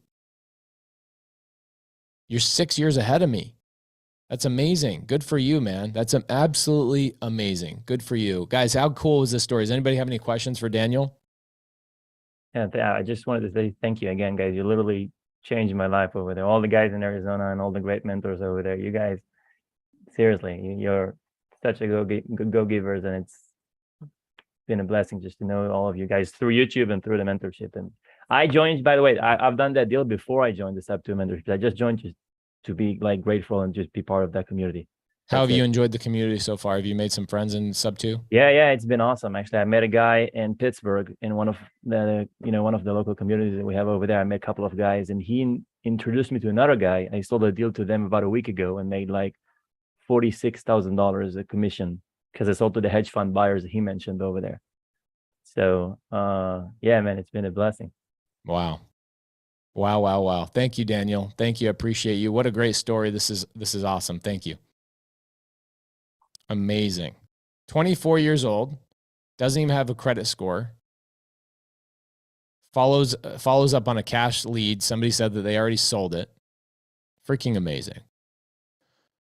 Freaking amazing. Is this fun, guys, hearing stories from other people? You guys kind of get sick of hearing my stories? Carolyn, just shake your head. Just go like this. Say, yeah, we're sick of hearing your stories. All right, Mounif, you ready, brother? I see your camera's off. You ready? He's newlywed, so I don't know what's going on over there. Okay, there we go. What's up, brother? How you doing? Hey, dude. What's going on, man? I'm good. How are you? Always freaking great to see you. One of the great leaders in Sub 2. What a great friend that you've become to so many people in this mentorship. I see you traveling the country with your beautiful wife and helping so many people and helping build this community and building your brand. You're doing a great job on everything. Going from the day that you DM'd me on Instagram saying, I need help closing more deals, to now everybody goes, hey, I need help closing more deals. And I go, reach out to Mounif. It's insane, man. I literally joined Sub 2 for a bonus that you do. Can you believe that? The daily dial. It's interesting. The daily dial, just that bonus we do every morning, is worth 10 times of what the mentorship ever cost. It was so funny because I remember you told me about the daily dials because I was in a previous mentorship and they didn't meet every day. They met like once a quarter for 3 days. Yeah. And holy moly, talk about losing traction, dude. Yeah, it was bad. And so you mentioned, you're like, yeah, we meet 2 hours a day. Cause I was like, hey, I have a full-time job. I don't know how to get into this business because I work 9 to 5. And you're like, well, dude, we meet from 7 to 9 your time every morning. So you'll get 2 hours of coaching. And I was sold. I was like, no way. There's no way that they do this. And yeah, five days a week, 7 a.m. my time. Yeah, Caroline wakes up every morning at 4 a.m. Yep. Goes in, runs, and puts that together. She is like, God created that woman to run the daily dial. Like, she's so amazing. And she runs that from 5 to 7 my time, which is 7 to 9 your time. It was. Now it's 5 a.m. your time because you moved here to Arizona. Yes. After you quit your job. Congratulations once again. I know it's been a long time since that happened, but you know. So then she does another one from 7 to 9 for the West Coast. Yep. So we run a daily dial, a role playing for sales and overcoming objections, 4 hours a day, 5 days a week. And that's one of 3 things that we do on a daily basis. That's crazy. So I didn't actually join Sub 2 to learn creative finance. You learned to close deals faster.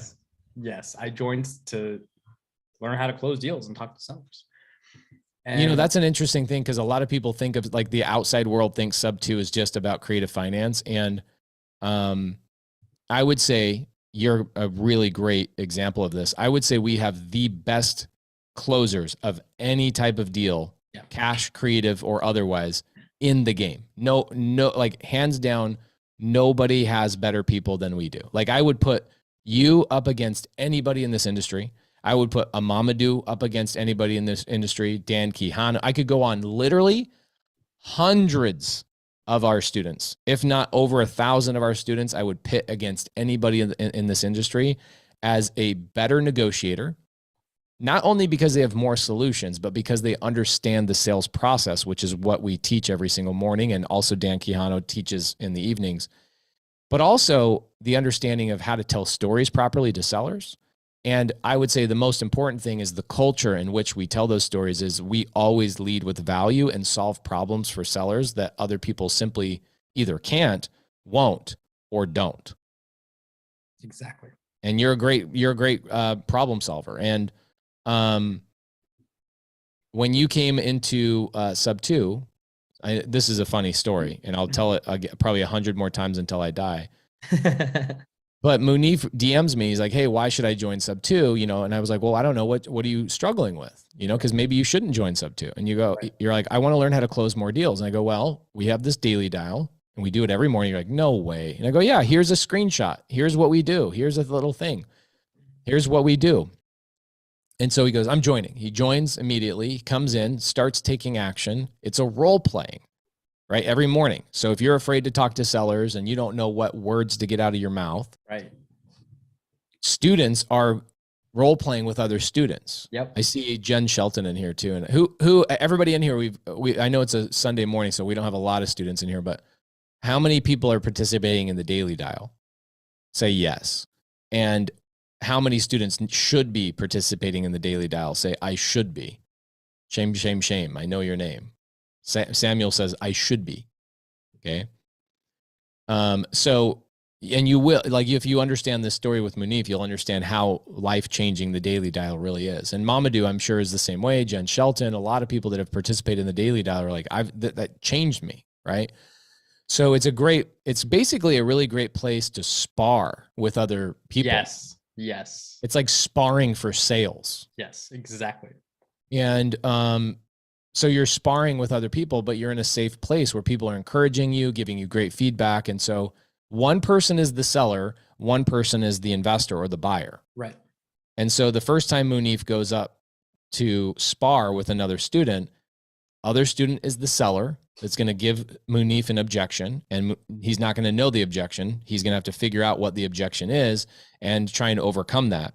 And then everybody kind of crowdsources information and suggests really great things after the sales call is done. So they role play. It's a safe place. Okay. Nobody's there teasing each other, and they're all encouraging each other. Right. So Mounif is on his first fake phone call. His first sparring of a fake phone call that is not real. It's a fake phone call. And the seller, who's a student, not a real seller, says something and asks Mounif a question. And Mounif's rebuttal to that question is freezing and hanging up the phone. So he hangs up the phone on a fake phone call, like click. Yes. He just hangs up the phone on a freaking fake phone call. And that was the beginning of his journey in becoming one of the most dominant closers in our industry. And he not only overcame that, and that's where he started. So if any of you guys feel like I can't start on the Daily Dial, I am inept, I don't have sales skills, Mounif came from an engineering background. Right. Somebody who would typically not be known as a great closer, right? Right. Became one of the greatest closers in our industry by implementing, taking action, being around the right community, leading with value, practicing, putting himself in situations and trying to solve problems for sellers. And Mounif freaking dominated the Closers Olympics last year. Was it this year or last year? It was last year. And time flies, bro. It does. You got married since then. I did. Holy moly, dude. Like, Mounif got married, and Mamadou got a haircut, all in that same time frame. Mamadou also got married. I know. And Mamadou invited me to that, and I was traveling, and I was like, I really want to go to that, bro. What a beautiful wedding that was, Mamadou. It was beautiful. Amazing. So Mounif, you there's the beginning of your journey. Right. Is that your beginning of your journey is just like anybody else. You have a 9-to-5 job that was keeping you from being able to be full-time in real estate. Right. You didn't let that stop you. No. You joined a community, and not only did you join a community, you became an important leader inside of that community. How many people have done deals with Mounif? I don't even know. I don't even think you could probably count them all. I can't. I'd have to actually go back and reference a bunch of stuff to figure out. A lot of people. And you've built your business by helping people close their challenging deals, right? So exactly, because when I first started role playing in the Daily Dial, I needed sellers to practice with. And so the first thing I did is I asked people if I could call their sellers for free. And if I lock up a deal, I don't need to make any money. And there was so many people in sub 2 generating leads. A lot of people took me up on that. And that's how I really got good. I would just talk to their sellers. It was like super low pressure because they weren't talking to their own sellers because they had a 9-to-5 and they were really busy, and they had a VA or two and they were generating leads, but they just didn't have the time to actually talk to them. So they're like, yeah, I got nothing to lose. When you've talked to my sellers, I would talk to people's sellers for 2 hours a day, 7 days a week, nonstop. I did that for 6 months, and that's how I got better. And then after I actually started getting contracts, I built an entire business where I stopped doing it for free. And then I said, hey, I'll split the assignment fee with you. And that's how I built a business, and the rest is history. Amazing. Absolutely amazing. So Mounif, you've got a creative finance story. I imagine you want to tell the audience and have us we're going to transcribe these stories and put them in as bonus chapters in the Bigger Pockets sub 2 book. So this will be special. I couldn't ask for a better person to be a part of that journey with me. So thank you for coming in here. What do you got for us today? This one's probably one of my favorite deals. I'm actually in the middle of it right now. Ooh, I love it. Yes. And it's an Airbnb arbitrage. And the setup is being 100% financed. Ooh. And the story of it is the current home I live in is an Airbnb arbitrage. So I left my job this January to pursue real estate full time. And I decided to move to Phoenix, Arizona a few months after that, because there was really nothing for me in Washington, D.C. And the real estate community is very strong here in Arizona. And I found a landlord through a referral. My buddy used to live in the back unit of this big house with a pool, and he was moving out. So I'm like, okay, let me see if I can live in the back unit. And so I call the landlord. I say, hey, do you have a new tenant? Because my buddy's moving out. And he goes, no, would you like to apply? I go, sure. I'd love to apply. Where do you live? He goes, oh, I live in the main unit, but it's too big for me. The main unit's way too big for me. I shouldn't have bought this place. It's so unused and underutilized. And I go, what are you paying for your mortgage? He goes, I paid $3,500 for both. I go, why don't you let me rent both of them? I'll pay you $3,800. You'll cash flow $300. I'll live in the back unit, and I'll Airbnb the main unit. And he loved it. He totally loved it. So we did that. I moved here. I put the main one on Airbnb. I lived in the back one. And the main one brings me about $8,000 a month. Hot damn. Yes. And so I literally get paid to live in Phoenix. But that's not the story. That's not the creative deal. This is how this guy's traveling all over the freaking country. You guys have the questions like, how has Mounif quit his job? He's flying all over the country, doing all these sub 2 meetups. He's met probably half of the student base over the last year just by flying around and doing sub 2 meetups. And no wonder he's got that money, bro. You're bringing in $8,000 a month on that deal. You're basically being paid to live in this property. Yes. So you're renting out the main unit. You're living in the back unit. Yep. You and your beautiful wife, Love. Well, no. So since we got married, we switched. So we put the back unit on Airbnb and we live in the house. I love it. So you guys moved into the main house. That's freaking amazing. Way better. So we have our own offices instead. It's awesome. But that's not the deal. The deal is he calls me last weekend and he's like, hey, I love you as a tenant. Like, you pay on time. I have no issues. If anything breaks in the house, you fix it because you're making money. Do you want another Airbnb deal? I just bought this fix and flip and I can't sell it right now. I'm thinking about holding it. And I go, sure, no problem. It's 2 minutes away from me. Me and Love go to see the property. It's even better than the one we're in. And I talked to him. I go, his name is Colby. He's amazing. I go, Colby, I love it. Let's do it. He goes, great. I go, only thing is furnishing is going to cost me about $30,000 if we're going to do this right. And are you saying something, Pace? I think you're muted. I'm just saying, I know where you're heading with this, and it's freaking amazing. I love it. So I go, I don't feel like paying out of pocket to furnish it. Why don't you finance my furnishing? I mean, how liquid are you? He goes, I'm pretty liquid right now. I go, what's 30,000 to you? I'll give you 10% of your 30,000. He goes, done. So now I have another Airbnb. I don't own it, but I'm $0 out of pocket. I just have to set it up. And this should cash flow even more than $8,000 or generate gross more than 8,000. This is, so I'm just pausing for a moment because there's so many different ways to get creative finance deals done, right? And I, in the very beginning of this Bigger Pockets book, I tell a story about an arbitrage deal, the first arbitrage deal I ever saw happen. Okay. And the first arbitrage deal I ever saw happen was my mom with sewing materials. Okay, so this is, guys, this is amazing because think about what Mounif and I are going to talk about a little bit more about this deal, but I want also for you guys to start thinking how many other fix and flippers right now are trying to sell their flips and they're not selling. The market's going to slow down and they're going to sit here and go, I don't want to hold the property. I'm a fix and flipper. That's not my business model. And I'm going to have to hold this property so they're going to have to refinance, hold the property. They don't want to manage it. And so there's going to be an amazing amount of arbitrage opportunities with freshly renovated houses. Okay. So my mom, a very quick story. Yeah. I come up with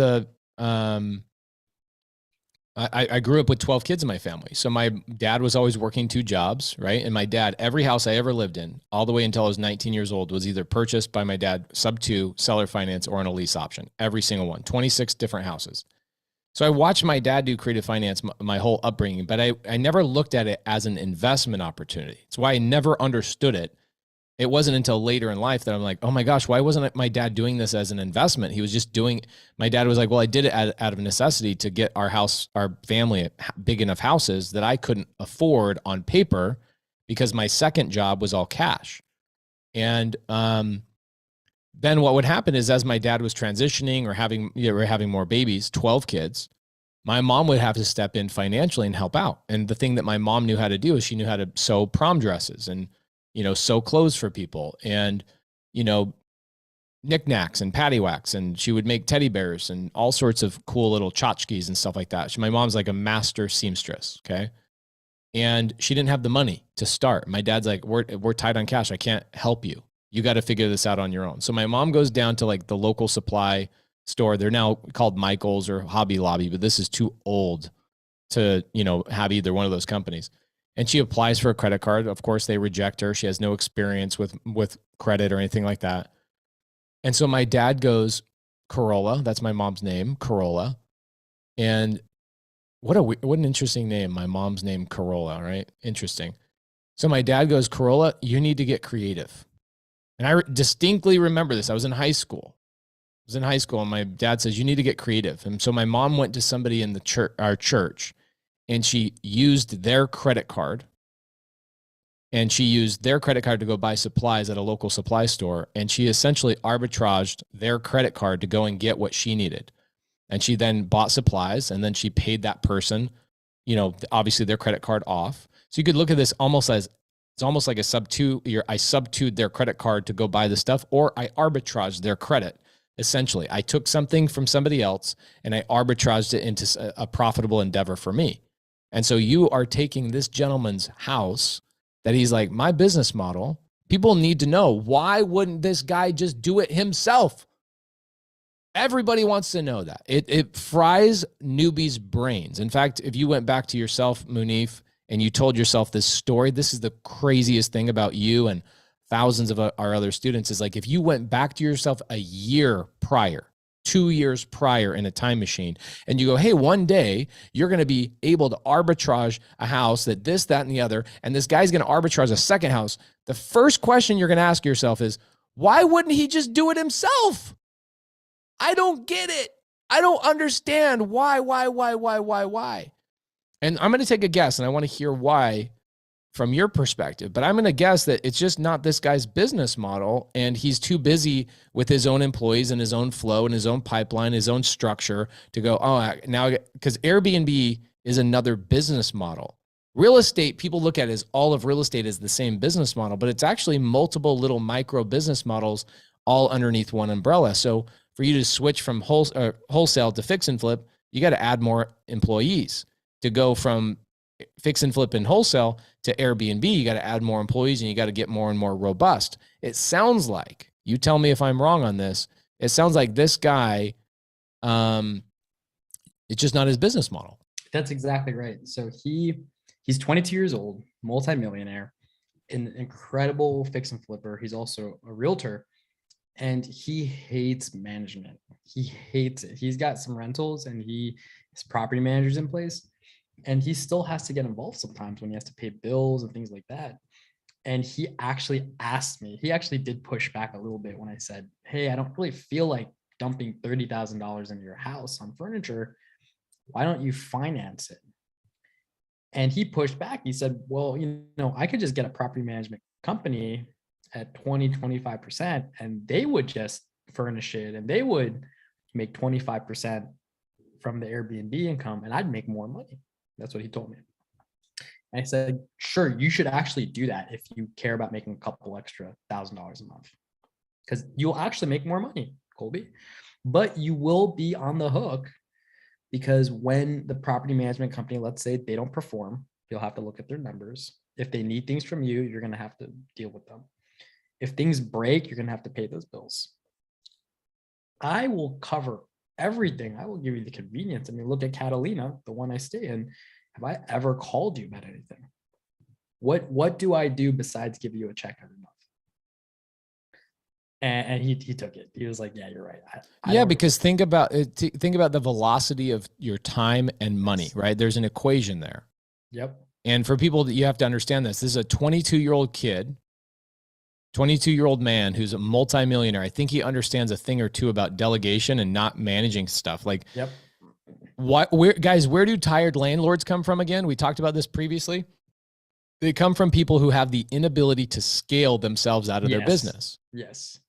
This guy that Mounif is doing deals with understands, oh, if I delegate this, management to Mounif and I let Mounif make a couple thousand or $3,000 or $4,000 a month, I can actually go do one more real estate deal every month with that same time and probably make way more money. Exactly. That's exactly right. And, for him, it was about not losing, because if he sold the flip now, he would be under maybe $100,000. I say, Colby, why don't you not lose? I'll pay down your mortgage with this, and you just focus on the next thing. And then you can sell it next year, in 2 years or 3 years, and then you can win. Now, what he doesn't know is I'm already planting the seeds, because I know what he wanted to sell the house for. So I'm already planting seeds. Hey, like, what if I could buy it at that price, like today? And get him curious, get him, how so? And I could buy it on seller finance. Love it. Absolutely love it. Arbitrage is a great model. And I know that you do, you and I own a 5-plex together. We bought it cash as we're doing the BRRRR strategy. Yep. I know you're working on another 22 unit, again, BRRRR strategy. I know you've done a lot of sub 2, a lot of seller finance deals. In fact, I bought my Gainesville sub 2 from you. Gainesville and Humble, Texas. Yeah, Humble, Texas. It's such a weird name. You guys know that there's an H in Humble, right? Yeah. Anyway, everybody in Texas calls it Humble, Texas. Yeah. So the Amy Brook house. Yeah. So I bought both those sub 2 deals from you. So what's great, what I love about this is that you're giving me something else, right? Because you're going to have people come to me and talk about sub 2 deals. I like what Caleb brought to the table. I like what Daniel brought to the table. Creative finance is not just sub 2 or seller finance. Exactly. Arbitrage has an amazing opportunity for a lot of people, especially when you're brand new. What I love about what you did with this guy is that you got him to pay for the furniture costs, because for him, it's like he's weighing his options. He's like, I'm going to lose $100,000, or I invest $30,000 into a steady paycheck with a guy who already has a proven track history with me. Yep, exactly. And it's a when the freaking lease no-brainer. Expires, I pay him back. I pay him back when the lease expires. So it's a freaking no-brainer. It's arbitrage is amazing. It's absolutely amazing. Here's the pluses and minuses of arbitrage. The pluses of arbitrage are it's very easy to get into. Tanisha's doing a good amount of them. I think Tanisha's doing like half of an apartment complex. She's arbitraging into Airbnbs. So she's doing like, you can jump into it without, same thing, no credit, no credentials, no cash out of your pocket. A lot of times the challenge of an arbitrage deal is that you still have to come up with money for the furniture, which in this situation, you really didn't have to. This guy paid for it. But I'd say most of the time you do. So where does that money come from, Mounif? Either you front it or you get a private lender. Or a third one would be a partner. If you guys want to bring a partner in and like maybe 50-50 the cash flow, so you could do a credit card or your own cash, like Mounif said, bring in a private money lender, like Mounif said, or say, you know what, I don't want to pay interest to a private money lender. I'll bring in a partner and I'll partner with the deal. It kind of depends on who you are, what access to resources and capital you have. I know you being in sub 2, you have access to millions of dollars of private money lenders. You can kind of pick and choose who you want to get money from. Yep.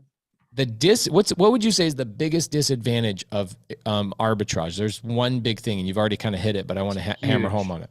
Huge disadvantage. You don't get the benefits of ownership. You don't get the tax benefits. You don't get the appreciation. You don't even get to depreciate it. So this is the biggest problem, because you're putting all this work into a property, managing it, upkeeping it. So for my arbitrage deals, I tell the landlords, hey, anything up to $5,000, I'll cover it. Right? If anything breaks, and I do an inspection beforehand, make sure everything's good. But anything up to $5,000, I cover it. Now, imagine that for 3 years. I'm fixing this guy's house. I don't own it. I don't get the benefits of appreciation. He gets all that. I don't even get the tax write-off of depreciation. So it's not something I would scale. And I told him, I'm only doing this because this is 2 minutes away from me, and I've got to take a deal that's too good for me to refuse. This is a great conversation to talk about for a minute. I want to hammer home on this for people watching this in the future. I've done a handful of arbitrage deals, and then I realized like I wanted the ownership, because here's what happens on an arbitrage deal. It helps you get in the game because it provides cash flow for you. Yep. And the argument for arbitrage is that when you're just starting out and you need all the negotiating strategies in your bag, one of the negotiating strategies is you tell the owner of the property, I'm not going to be the owner. You get all the upside of the appreciation. You get all the upside of me paying down your mortgage for you. Yep. And you get the upside of you keep all the tax benefits, which are like the 3 biggest parts of a property once you start compounding. Because I want to get started and I want to get cash flow coming in right now. And you will, when you're newer, Mounif is not newer. He's very seasoned. He's done a lot of creative finance deals. This one makes a lot of sense for him. You will have an easier time negotiating with the seller by saying, let me arbitrage and turn this into an Airbnb, a VRBO, corporate rental, those types of things. Yeah. And I know a couple of people here in town that do sober living arbitrage. Right? If you want to go down that road, you can go down that road. There is a tremendous advantage for doing arbitrage. And, you know, the cash flow is not $50 a month. I mean, you're making a couple $1,000s on arbitrage on Airbnb, and you can get into this fairly quickly and go, man, if I want to quit my job really quickly, you probably do 4, maybe 5 arbitrage deals and you could probably quit your job. Oh yeah, for sure. Amazing. Freaking amazing. You know what I love about Mounif? He came to the table with a different story. I was thinking Mounif was going to tell me a sub 2 deal or a seller finance deal or something along those lines. And he comes in with freaking arbitrage, hits me across the face with some arbitrage. Well, I was thinking, I mean, a lot of people think that sub 2 is all we do. We only do seller finance. We only do subject to, and we do that, but we do more than that. We do cash. We do so much cash in this mentorship. And we do Airbnb, we do arbitrage. You can learn all of that here. So yeah, I mean, you become a well-rounded, full investor, right? When people say, "Oh, Pacey's a wholesaler," I cringe. I go, ugh. Right. I wholesale, but I'm not a wholesaler. Right. I wholesale. I fix and flip. I will sell notes. I will create notes. I will do arbitrage. I will do sub 2 seller finance. The one thing I've kind of stopped doing, but I used to do, is I will buy on lease option and turn around and do a sandwich lease option on the back end. I've kind of stopped doing that just because I've gotten better at negotiating. Yeah. But you can do everything in here. And cash deals are, 40% of what I do. I still do a lot of cash deals. It's just that for me, I talk a lot more about creative finance because it's more fun. Yep. Yeah. Look what you did, bro. Like you quit your job. You move out. You were in Virginia, right? Yep. I was in Virginia. You move away from Tunisia. Man, How close were you to Tanisha, by the way, living proximity? I was an hour and a half away. Okay. I never met her in Virginia. Every time I met her, it would be like in Phoenix or like some sub 2 meetup. That's so freaking hilarious. So you leave Virginia, you move to Arizona, and it is true. Arizona is an interesting place. For the last, I'd say 10 years, there's about 25 of us that really fight hard to create a culture in this, our local geographical area. A lot of wholesalers, doing a lot of meetups, and there's a lot of connectivity, and there's a really good environment here. And the people that are bad apples get pushed out really quickly here in Phoenix, Arizona. Yep. And now you're doing your own meetups, and you're having people come over and hang out at your freaking Airbnbs that you're arbitraging. It's absolutely amazing. It is. I'm really blessed, man. Thank you for everything you've done for me. Seriously. Bro, thank you. You're one of the good friends that I have that I know that when I put $1 into you, $10 comes out in terms of value exchange, right? So I give you something, you come back. And the number one thing you give to me is that you help lead this community and you do deals with this community. You're not just helping people, you're actually making money with this community. And there's no greater gift that anybody can ever give me than that. In fact, my wife comes to me yesterday, okay? And she goes, hey, I just want to let you know that at Traffic and Conversions, at this upcoming speaking engagement, I have 8,000 people. Steve Harward from PCS wants to do this really big surprise grand entry for you.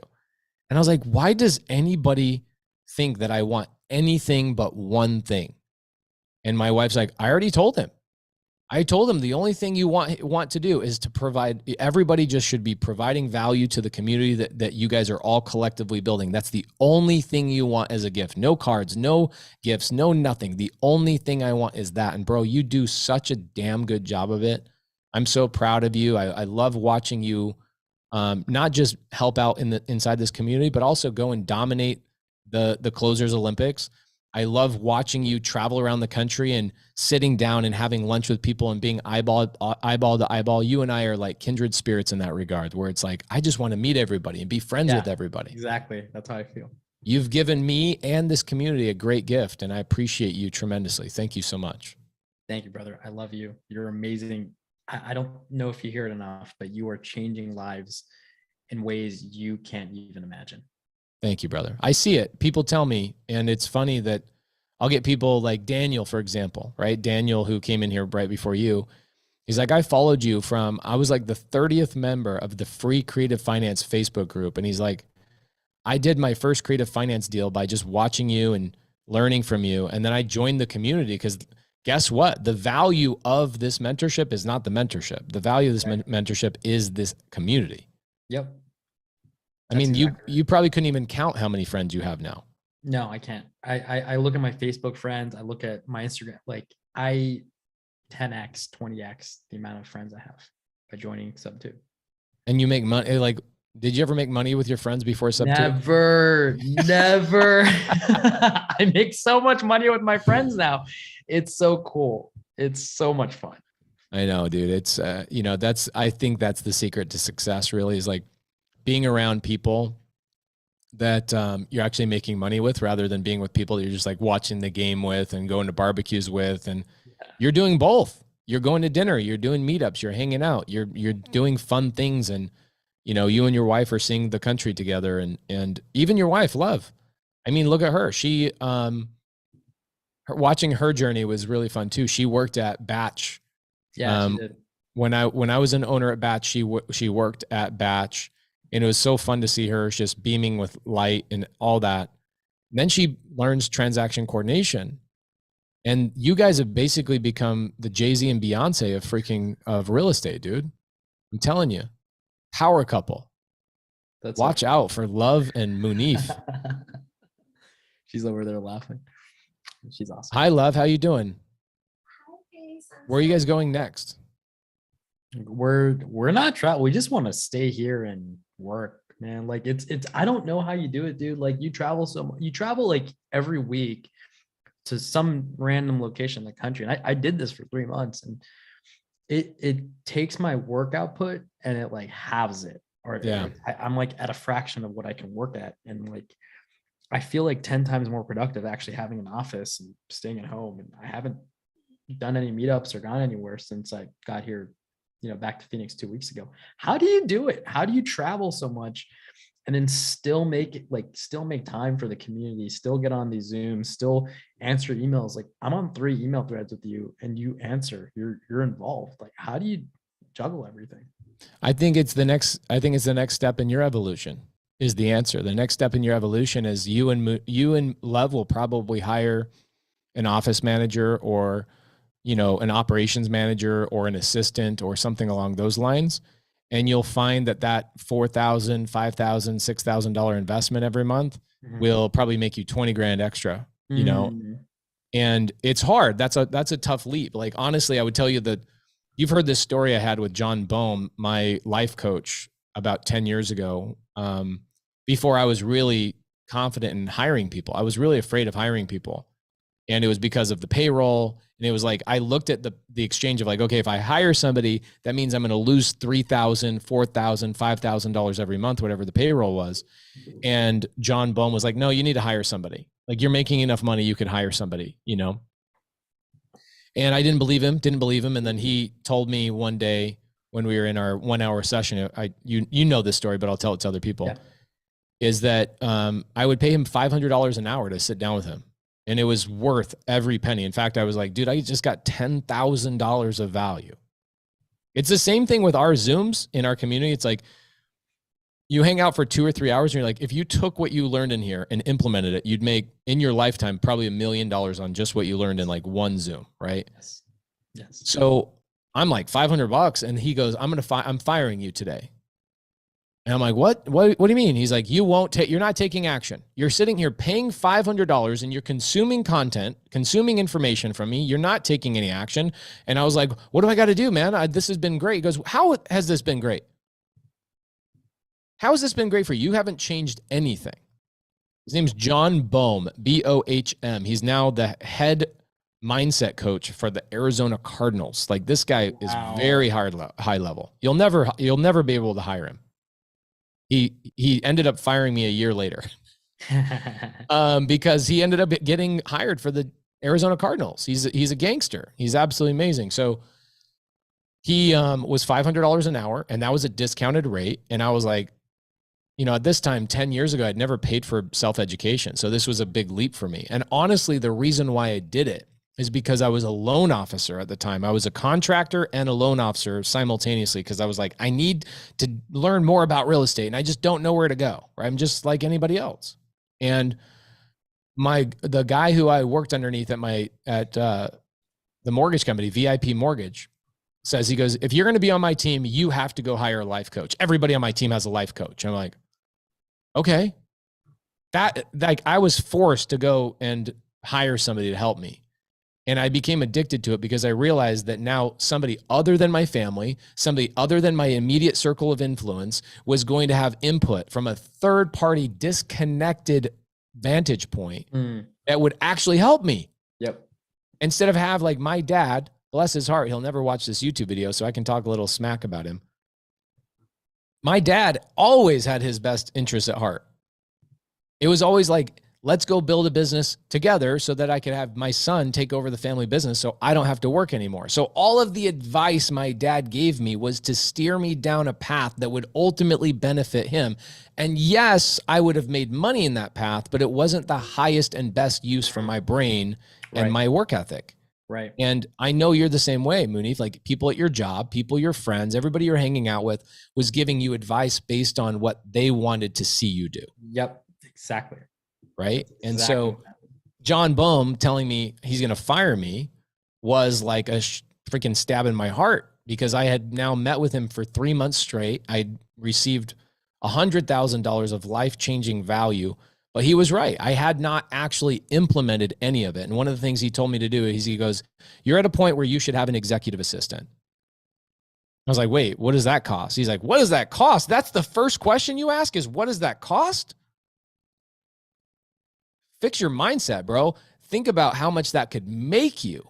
And I didn't understand the time velocity of money that we talked about with your arbitrage deal. The guy who you did the arbitrage deal with, you very intelligently went after his bunnies. His bunnies was, I make money in my real estate business. I make money in my fix and flip business. If I have to go create another vertical around Airbnb, I'm going to steal my time and energy from what's making me the most money. Yes. So Mounif comes in and solves this problem and gives him hassle-free cash flow. Hassle-free cash flow is what you gave this guy, and you solved his problem. So I didn't understand the velocity of time and money. I just didn't. I thought, work hard, work hard. Bro, Daniel's 24. I was 29 when I learned this. 29. Like, I was so, we don't want to compare things. I'm just trying to encourage some of the younger people. Like, you don't have to learn this right away. In fact, you got people that starting at 60, starting at 70. We have a couple of people starting at literally 78. And I have one student in our program that's 81 years old, has done 4 deals this year so far.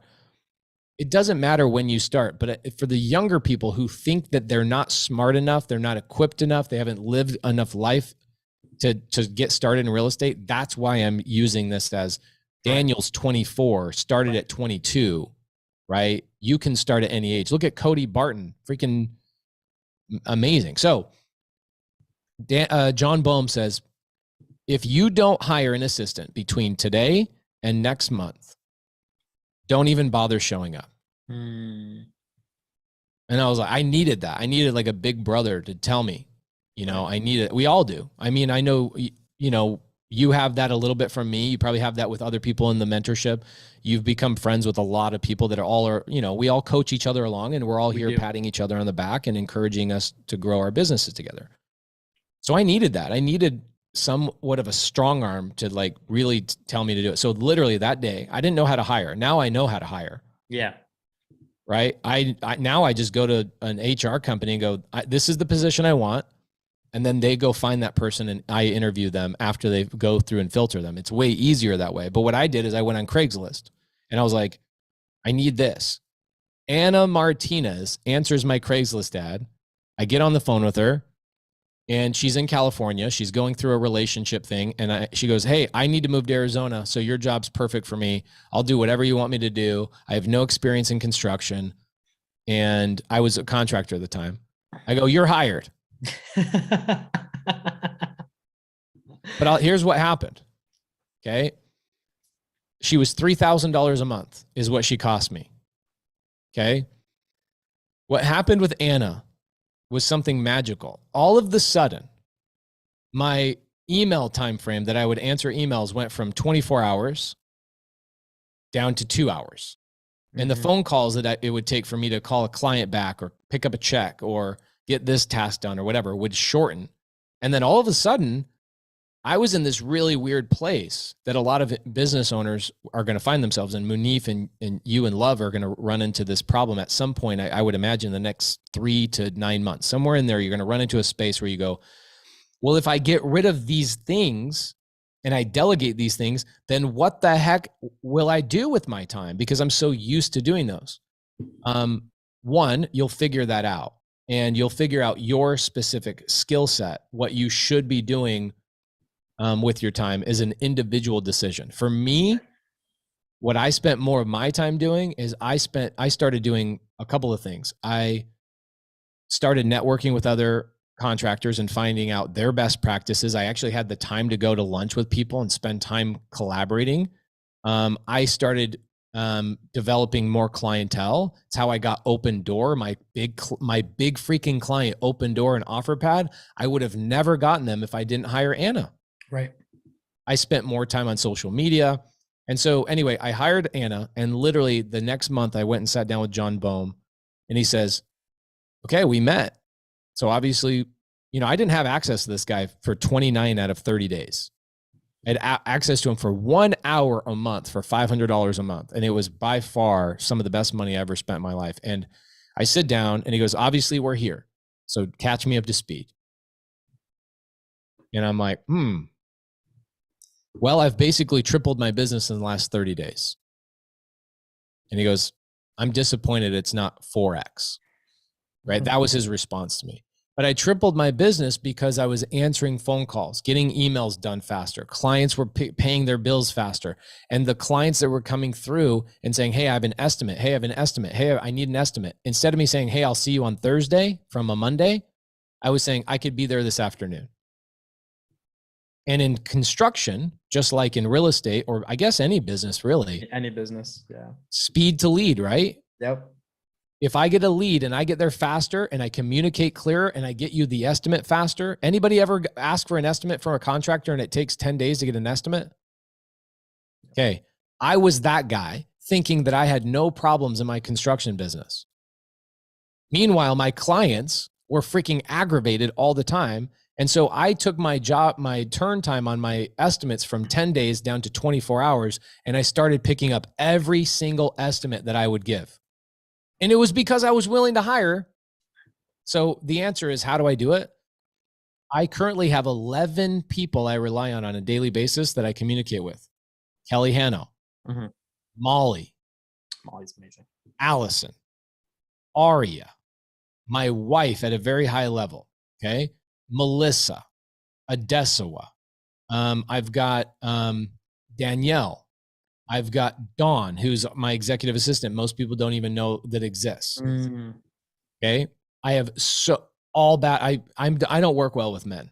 I don't work well with men because men and we tend to grind. And so, and Giselle, I rely a lot on Giselle. I rely a lot on now Carly. Carly runs now the Facebook group, all that kind of stuff. Yeah, I named Heidi. Heidi's absolutely amazing. I named Heidi. She was the third person I hired, or I named. So I probably have a good 15 people at a high level that I rely on. And then there's literally hundreds of people underneath them. Anna, I no longer rely on because Anna quit. She went and started her own construction business like 3 months ago. So proud of her, super excited for her. She finally broke out and did her own thing, which is amazing. So the thing that I realize is two things. One, there are future employees that are waiting for Mounif and Love to hire them that need you to change their life. Right? Like I bought Anna her first house. Yep. I taught her how to run a business. She's now off running her own business. I taught her how to do social media. She's utilizing social media to get more business. She became her own GC. And that came from her going through a divorce in California, saying, I need to get out of California and get to Arizona somehow. And I don't know how to do it. Yet I also was like, I need to grow my business, but I don't know how to do it. Yeah. And so you got to think, you already know this, and I'm preaching to the choir, but I'm talking through you, is that there's somebody right now that's waiting for you and Love to go, hey, how much could we afford every month? And let's sit down and list out 25 things that if we never did them again, we could then focus on these other 25 things that could make us more money. And you go figure, maybe it's right now out of the gate, maybe it's $1,500. So you hire a partial executive assistant or a partial operation manager, right? Fractional. And you go, look, we just need somebody literally 4 hours a day, and you can be at your 9-to-5 job, and we just need you 4 hours in the evening. There's so many people that are administratively genius that come home from work and are like, I wish I had a second source of income. So true. And that's it. And so I get to focus on my genius 90% of my day now.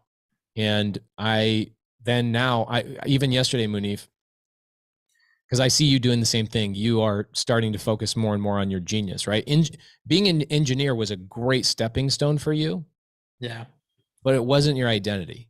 No. And so many people let their 9-to-5 job for their whole life become their identity. And you didn't let that happen. You let it become a chapter in your total book. Yes.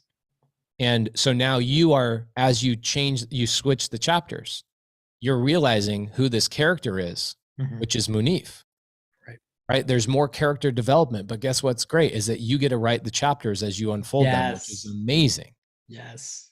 And so right now you're in a chapter, right? You're in a chapter in your book right now, Mounif, that says, how do I do this? How do I do that? Well, guess what, bro? You're the one with the pen and you're the one with the blank pages. Yeah. That's awesome. That's so cool.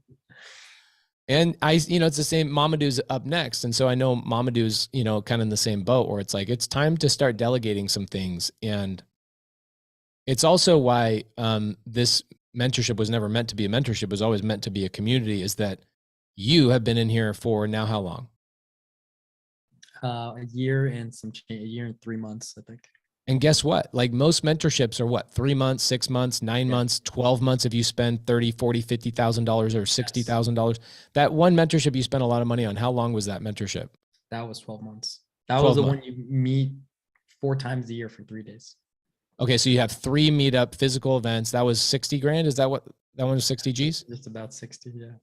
Okay. So 60 G's for a 12-month mentorship. And I look at that and I'm like, okay, I like that. That's cool. There's probably $60,000 in value there. But here's what most mentorships are missing, is that it takes a year, 2 years, 3 years sometimes for people to break out of their shell and become who they were actually meant to be. And when that happens, you need to be part of a community of other people that are going through the exact same thing so that you guys can crowdsource information and help each other out. And so I always looked at this as a long-term, lifelong mentorship that we all help each other scale our businesses together, because there's people that joined the mentorship 2 weeks ago that need to rely on a Mounif that started 1.3 years ago, that you can take your 1.3 years and cut theirs down to 9 months instead of 1.3 years, right?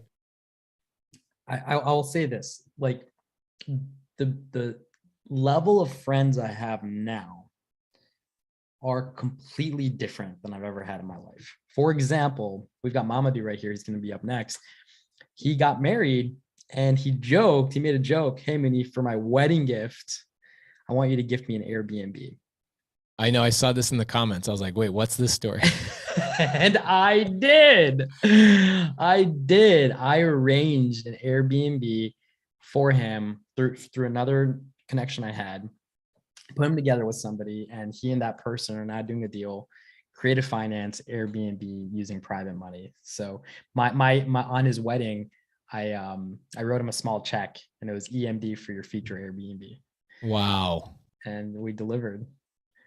This is the kind of friends you'll make, where you're not spending your time doing stupid stuff. You're not going out to bars every night and drinking. Like, you're gifting each other Airbnbs on their wedding. Like, this is the level of community. This is the level of friends you'll make. Well, what I love about this is that people always have these ambiguous catchphrases like, there's more to life. You were meant for more. And it's like, I don't know what that means. But like what you just said is exactly what that means, right? You going from, I'm in a 9 to 5, which, paid you good money. And that was a great step in the chapter of one of your chapters of your book, to now in another chapter of your book, you have friends that you are gifting Airbnbs to. Again, jump in the time machine, go back to 2 years ago and say, hey, past Mounif, your future self will be gifting an Airbnb to a brand new friend that you've made, and somebody who's a lifelong brother, an eternal brother. You're going to be able to gift something so magnificent to them that nobody else will have the ability to do because of this journey you're on, bro. That's what it means to say, there's more to life. Yeah, I've meant for more, is that exact thing that you just said. It's amazing. I wouldn't have believed myself if I went back in the past and said that story. You would have been like, scam. That's a scam. Right. My mom thought Sub 2 was a scam for the first 6 months, until she saw me on TV on the closed Olympics, and she was like, wait a minute, this isn't a scam. He's actually doing this. And now she and my sisters, thanks to love, are more involved in my business. Now they're helping, they're doing things. So it's amazing. Wow. It's amazing. Bro, you're the man. Guys, give Mounif some love in the Zoom comments, please. We're also streaming on YouTube. I wanted to highlight a lot of the people doing deals, the creative finance deals. So if you guys don't know Mounif, you guys need to know Mounif. So make sure you guys reach out to him. Mounif, what's your Instagram? It's just Mounif Saza, at Mounif Saza. Guys over on YouTube, go and DM him, do deals with him. I get DMs all the time. People asking me, especially newer students. This is something the newer students haven't quite understood, that even it took you a couple of months. It probably took you 3, maybe 4 months to truly understand what we were building here because there's so much to it, right? It's not like, hey, we have 6 weeks of video modules and 1 Zoom a week. Right. It's like, oh, and we have this. Oh, and we have this. And I can go here and I can raise private money and I can go do local meetups and we have accountability groups and there's people that are willing to underwrite my deals and fund my deals and do my paperwork and Oh my gosh, it takes time for people to truly understand that. And so if you are a newer student and you're like, yo, I've got leads, I need help. Guys, this is what we mean by a community, is that the people like Mounif, the people like Daniel, the people like Caleb Christopher, and literally 1,000+ other students have been in here for over a year that are here to help and do deals with you. So don't reach out to me and sell deals to me. Reach out to Mounif and sell deals to Mounif. I will say this, the biggest problem with sub 2 is the fact that there's so much value. It's when you are new, there's so much value. It can get overwhelming on which value stream you should hone in on, because there's too many ways to make money in this community. There's too many people who and when you make the decision on the path to take, right? So I created the Avatar series, which I think has been really helpful. But what it does is it highlights 19 paths that you can take to be successful, right? Yes. Your wife is one of those paths, a transaction coordinator, right? Learn how to be a gangster with paperwork and understanding the nuances of transaction coordination. There's a lot of money in that. Well, that's a path in and of itself. So that was a major problem, is like, which one do I start, until I did the Avatar series. And so many people are like, oh my gosh, now I understand which path I should take. Great. Now, if you don't have full conviction of that path, you start having the second problem of sub 2, is you start having FOMO, the feeling of missing out, because you're like, wait, I chose direct to seller, but these other people are in these Zooms on transaction coordination or raising capital for multifamily deals, which is another thing I'm teaching. Yep. And they go, wait a minute, I need to be over there. I need to be here. I need to be there. And we're like, no. When the time is right, it's recorded. But people don't want to hear that. They want to be in all the live Zooms. We do an average of 21 support calls a week. Yep. And so it's impossible for you to keep up. Yep. But you shouldn't keep up with all of them. You should focus on your path and dedicate your time and energy to that path, and then add a second path after you've delegated and done that kind of stuff. So Mounif, I think the next phase in your journey is that you and Love are going to have to hire somebody to help you guys build your empire. Totally. She's shaking her head. She's like, yeah. Take the leap, go find somebody, like literally challenge yourselves in the next 30 days to be like, we're going to hire somebody part-time, and we're going to list somebody. We're going to go to dinner tonight or whatever. Is Love a good cook? She's the best cook. She is so freaking good, man. We'll have to have you over for dinner one day. Dang it. Love, you're amazing. So when you guys are hanging out and, maybe cooking dinner or whatever, I would have you guys challenge each other. Let's write down everything we don't want to be doing and the things that take away from our energy. Let's write all those things down and go, could we hire somebody for that as a full-time position? Yes, no. Then the next thing is, can we currently afford it if we had to take it out of what we're currently making? Yes, no. If the answer is no, then do it partial, right? Go to 4 hours a day rather, or go to somebody Monday, Wednesday, Friday, or figure that out, right? There's somebody out there looking for a second source of income that would love to come in there. And then also, you don't have the obligation of like, I have to support your whole household's income, that if for some reason this doesn't work out, my biggest problem with hiring somebody, Mounif, was always, well, what if it doesn't work out? Yeah. And then I let you go, and that was your only source of income, and now you got to go on unemployment. That stressed me out so much. Me out too, dude. I real quick, I had a job hiring for some closers for my wholesaling company, and there were about 3 or 4 people who had full-time jobs that were willing to quit their full-time job to come work for me for full-time. I said, no way. That's too much stress, because what if it doesn't work out? You just left your job. No, I'm not doing it. Yeah, I don't want to be in that situation. Right. Yeah, we just let go of a videographer. I always put people on a 30-day you're fired mechanism. So even Kelly Hanno, who, she's our media manager. When I hired Kelly Hanno, I found her in the mentorship. Now it's almost 2 years ago when I hired her. I said, I'm going to tell you right now, you're immediately hired, but you're also immediately fired on day 30. So don't rely on this, because that stressed me out. Mhm. I was like, if you don't like me or I don't like you in 30 days, no harm, no foul. I'm going to tell you 80% of the people I've hired don't make it past 30 days. And so let's have that expectation. And even if you only make it 15 days, I'll pay you for the full 30 days. So I go above and beyond, and I make sure that expectation is there. So I never am looked at as a guy that takes advantage of employees and stuff like that, because it's a touchy subject for people. Like, I was relying on you and now I can't pay my bills and da, da, da, da, da, da. I think a part-time person is probably the right fit for you, you know? So smart. Thank you. And you probably have somebody in this mentorship that would work for you guys maybe 2 hours a day and take things off your guys' plate. So Love can do 3 more transactions a month, or Mounif can do 2 more deals a month, or 1 more deal a month, or Mounif can spend more time on his YouTube channel, or what have you. But there you go. Again, thinking creatively. You were thinking creative in that situation. Thank you.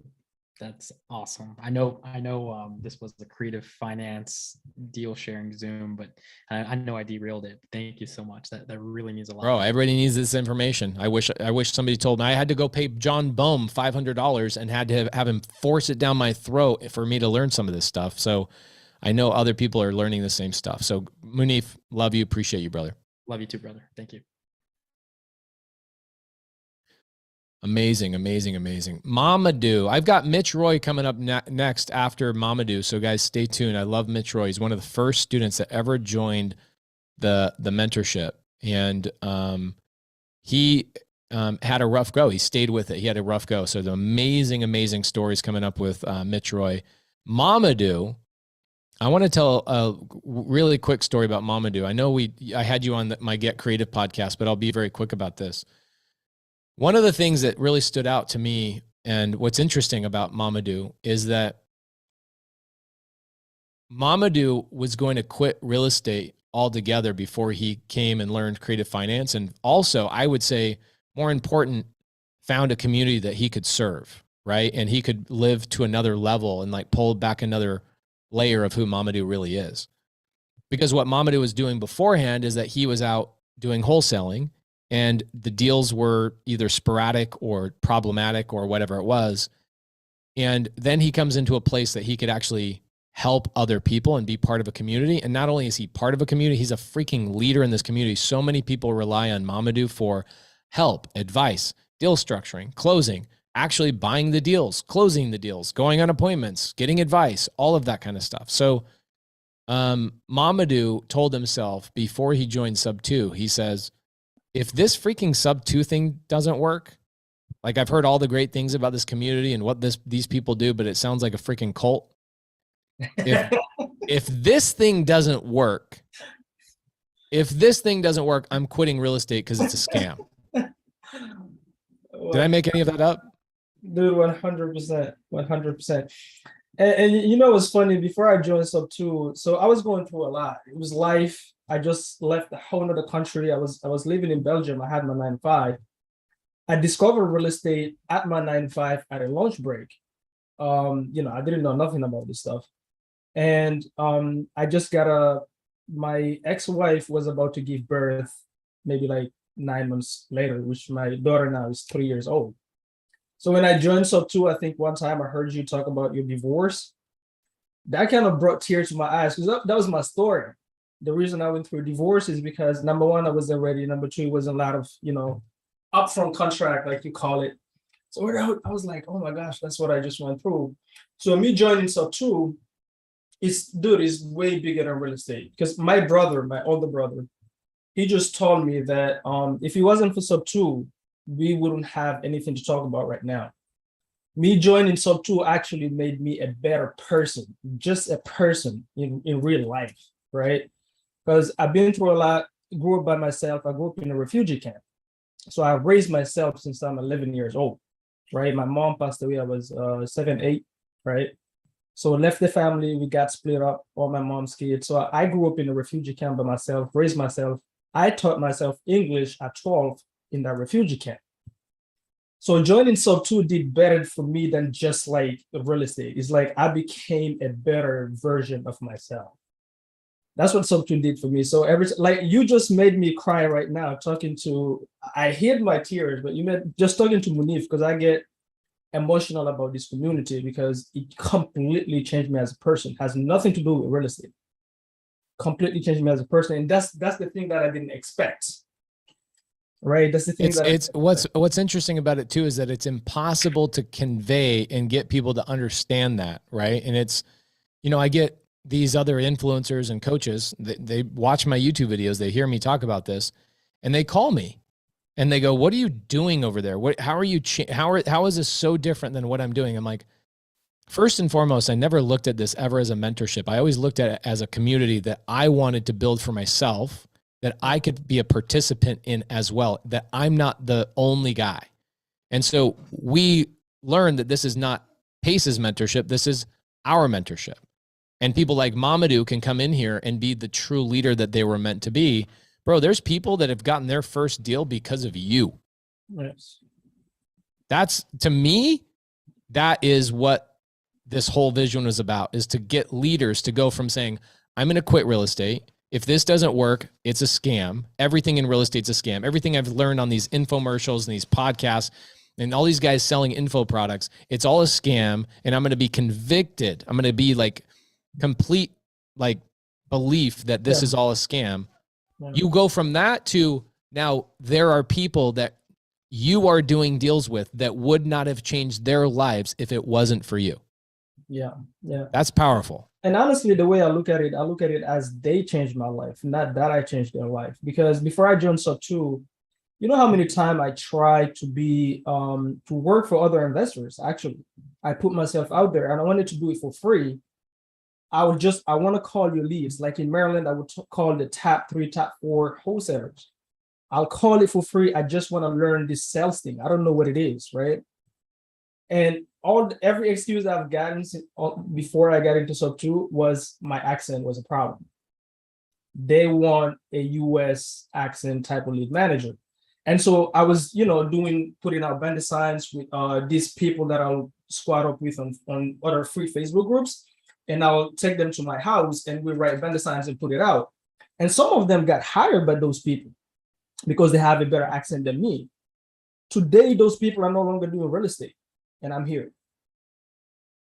And those same people that told me— That's amazing. Yes, that told me that my accent wasn't good enough. Today, they're in my DMs asking me how I'm doing all these creative deals. Isn't that funny? Isn't that funny? So, dude, I'm shaking right now because I don't want to cry, so I'm gonna stop that. Well, why don't we give the people what they came here for? Let's talk about, I know you've done you do a lot of cash deals.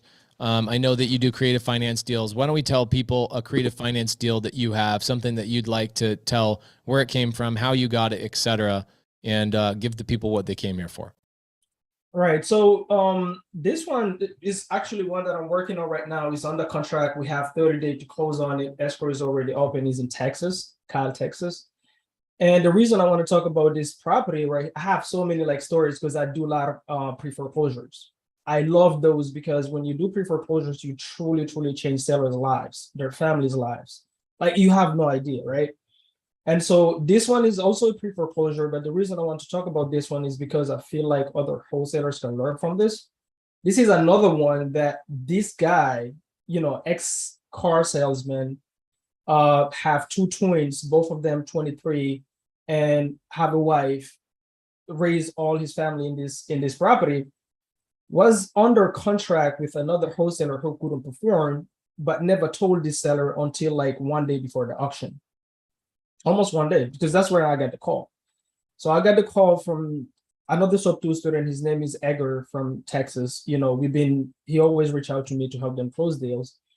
And so he reached out, but he reached out really late in the afternoon. And you got to start this auction, it's you can't just, it's tough. You got to be on the phone all day long, right? And so when I got the call, I was like, okay, I'll do this. I called the seller. I talked to the seller. He explained to me his story. Somebody had him under contract for a whole month. He didn't even know what's happening. But he was ready the next day. He was already okay, I know I'm going to be in this trade. I have a family that can give me a house, but it won't be ready, I think, for another month. They can give me a house for a while, give me like a credit, I'll stay in, and then once I get back on my feet, I will start paying them rent. And so, and I think these top 2 students reached out to somebody else first before me, but it seems like most people in the story was more focused on defining like what they're getting instead of stopping this thing where this guy is going to be out on the street the next day, right? Because, they reach out to somebody first, that person said, well, the assignment fee that you want is too much, so I'm not going to do it, right? And whatnot. And the other wholesaler is not part of sub 2, but the other one is part of sub 2. So, I had to like be upfront with them. That's not how you do it, right? So I jumped in, I brought in Nahid. Obviously, I used to do this by myself. Now I don't have time for it. I told her, hey, what can we do? So first I called Kiki. Kiki was too busy. Then I called Nahid. She happened with the seller. They happened with the bank, the lender, and they start talking with them. That same day, they said, there is nothing we can do. I think they called and asked for a COVID forbearance, I think, if I'm not mistaken. And they said, we can't do it. So the next day, the auction was at 10 a.m. Okay, hold on. Before we get to this, let me catch everybody up to speed from what I'm hearing, okay? Mm-hmm. So this is a lead that came from a wholesaler. Yeah. A wholesaler already had it under contract for a month. Yes. Okay. He locked it up obviously too high. This happens a lot with wholesalers. Is they're learning on YouTube, or they learn what I teach the opposite of this. I tell people, don't get something under contract until either A, you're experienced enough to know that your comp was good and you can sell it, or B, if you're brand new, go find a buyer and say, hey, I want to find you deals. And as I'm negotiating with sellers, I'll bring these addresses to you. You tell me if I'm negotiating them at the appropriate price.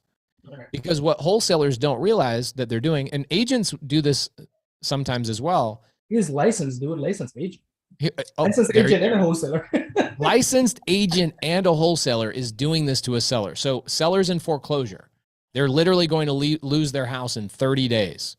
The wholesaler agent gets them under contract, doesn't sell the property for 30 days, just keeps buying themselves time till it gets to a point where they're literally only have 24 hours to stop the auction. Yes. So Edgar, a sub 2 student, steps in and calls Mamadou and says, hey, Mamadou, I've got this lead. I need help with this. We only have 24 hours to stop the auction. So Mamadou goes, hey, I don't stop auctions anymore. I used to do that when I was doing this. I was solo. But again, going back to our amazing community, we have Kiki Shrugs, we have Nahid, we have, I could go on and on. We have dozens of people that can help stop foreclosures. My wife helped stop a foreclosure for Uncle Lonzo a couple of weeks ago.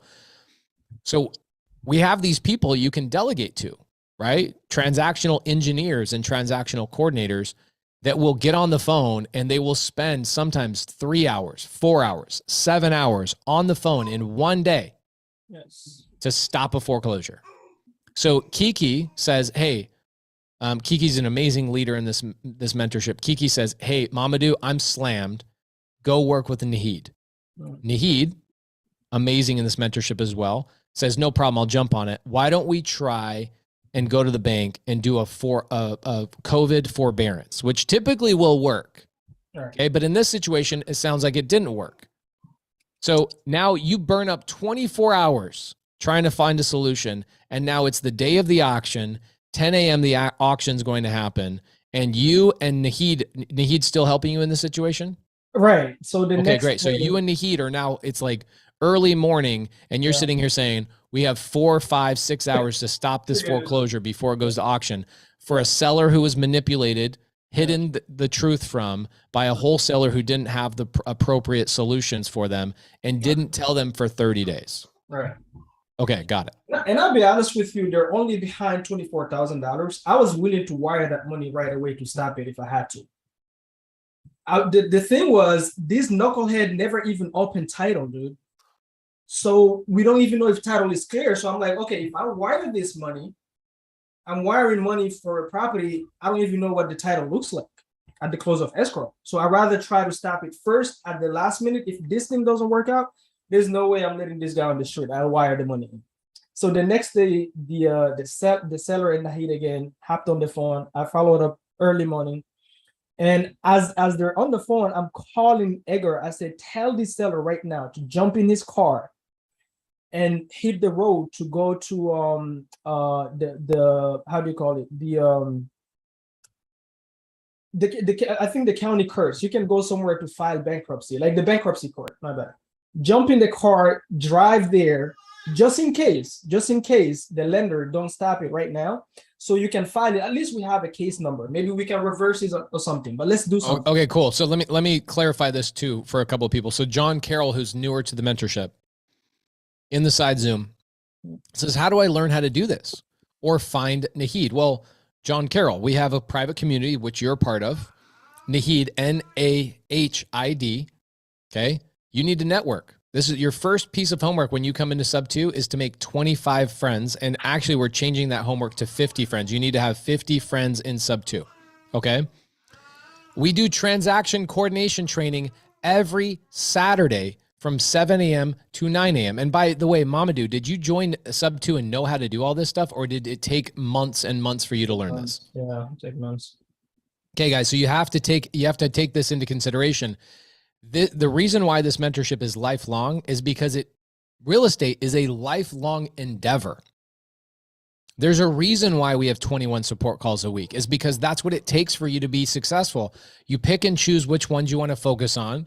And after a couple of months of focusing on those Zooms, you then move on to a different set of Zooms because you no longer need the new student Zoom on Thursdays. You now need the Zoom on Saturday morning. Okay. Gary out of California says, after 2 years of being here, I have more than 500 sub 2 friends. Yeah. And everybody knows Gary. And so John Carroll or anybody else that's a new student, that's the path. You have to understand that this is not some lame mentorship that you just bought for a series of videos. You are bought into a community that not only will lead and help you, but you will be required at some point to turn around and help lead that community. And that's what Mamadou did when he joined. Mamadou, do you remember when you first joined the mentorship? Who were a couple of people that were like super helpful for you? So when I first joined, it was at the time, he's no longer part of the mentorship, I think, Reese. Reese. What about Sabina? Sabina, yeah, amazing. Sabina actually, yeah, she used to even jump on phone calls with some of my sellers. And Sabina was, I think Sabina was first 25 students in the mentorship. And she came in, she spent a good year, maybe a year and a half in the mentorship, like on a lot of Zooms, and then her business just exploded. And so she really, you don't see her a lot in the Facebook group or in the Zooms, but people rely on her a lot in the DMV accountability group. And so just because you don't see the students in the Zoom or in the Facebook group, guys, doesn't mean they're not running the accountability groups or showing up to the in-person meetup. So Sabina is amazing. In fact, Sabina stayed at my home. She's a mastermind student. DMV, man, she was like the heart of the DMV group. John Lim as well. Are you probably work with John Lim? Yeah, I actually connected with John Lim before I joined. I didn't even know he was in sub 2. Then I joined and I saw him in. So yeah, definitely. So when you joined, you relied on a lot of people that had already been in the mentorship for a long time, right? Yeah, dude, I got my first sub 2 days in the mentorship. So I had to, I needed help now. So when I jumped in, I messaged everybody and few people got back to me first, which was, along Sabina's, and I forgot the other person's name. But they got back to me and we were able to do it. I made 19,000. Dude, I just paid the mentorship my last pennies and I made 19 within 2 days within the mentorship. My first sub 2, by the way.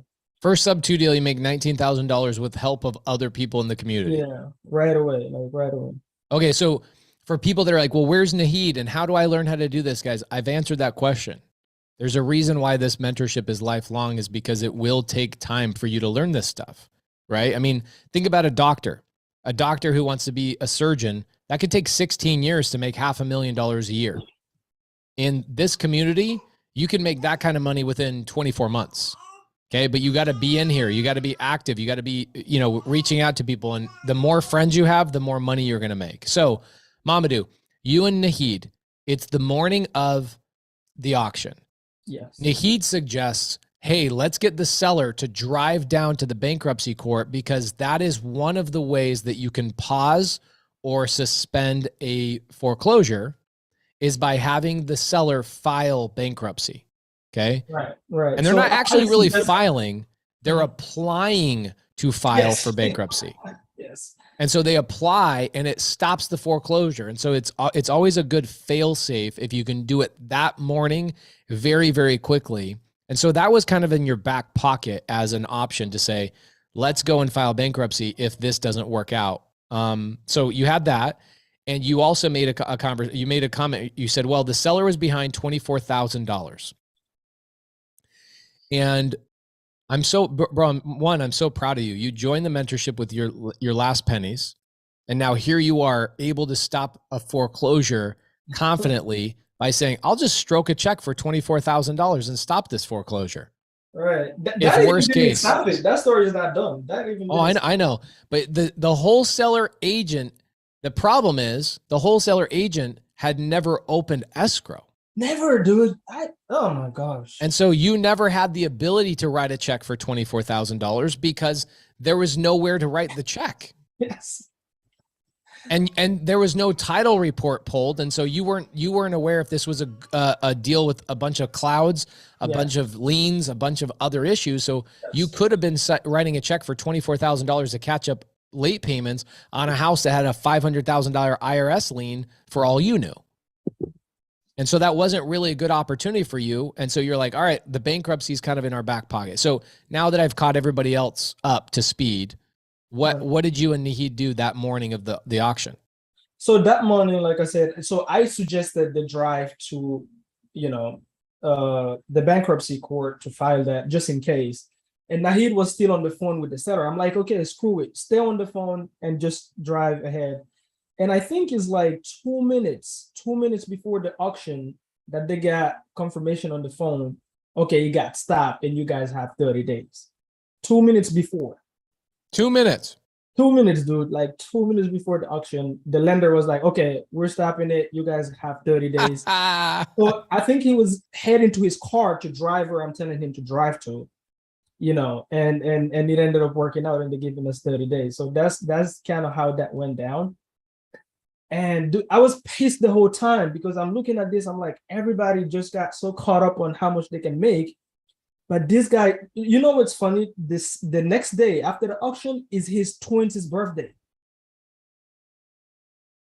And this guy was going to find himself on the street because people are so caught up on their wholesale fee. I was pissed. I was freaking pissed, because I truly care. Like I care about people. I don't care helping somebody, even if I don't make a penny on that, right? But it's like sometimes because I've done this in the past where like send the money in, but I don't think about it. I want to help so much, and then I find myself in trouble. And this time I was like, no, don't do this, right? I was so eager to do it. I was like, even if I don't know, I'm just gonna send it, right? So, dude, I was like, there's no way. There's no way you guys just thinking about your assignment fee. So I called the seller after it got stopped to get further, details on the story. And that's when he tells me about, he was a car salesman, lost his job through this pandemic because they keep downsizing. He's also a handyman, aspiring fix and flipper, all that fun stuff. And the next day was his twins' birthday. They were going to celebrate the 23rd, the 24th birthday. This is the house they're born in. This guy is legit crying with me on the phone because he get to have his kids celebrate their birthday one more day in that house. And he doesn't, also I give him more time than what he thought he had. Because I think the investor that he was talking to, some of them was telling him, we can only give you 4 days, 1 week, right?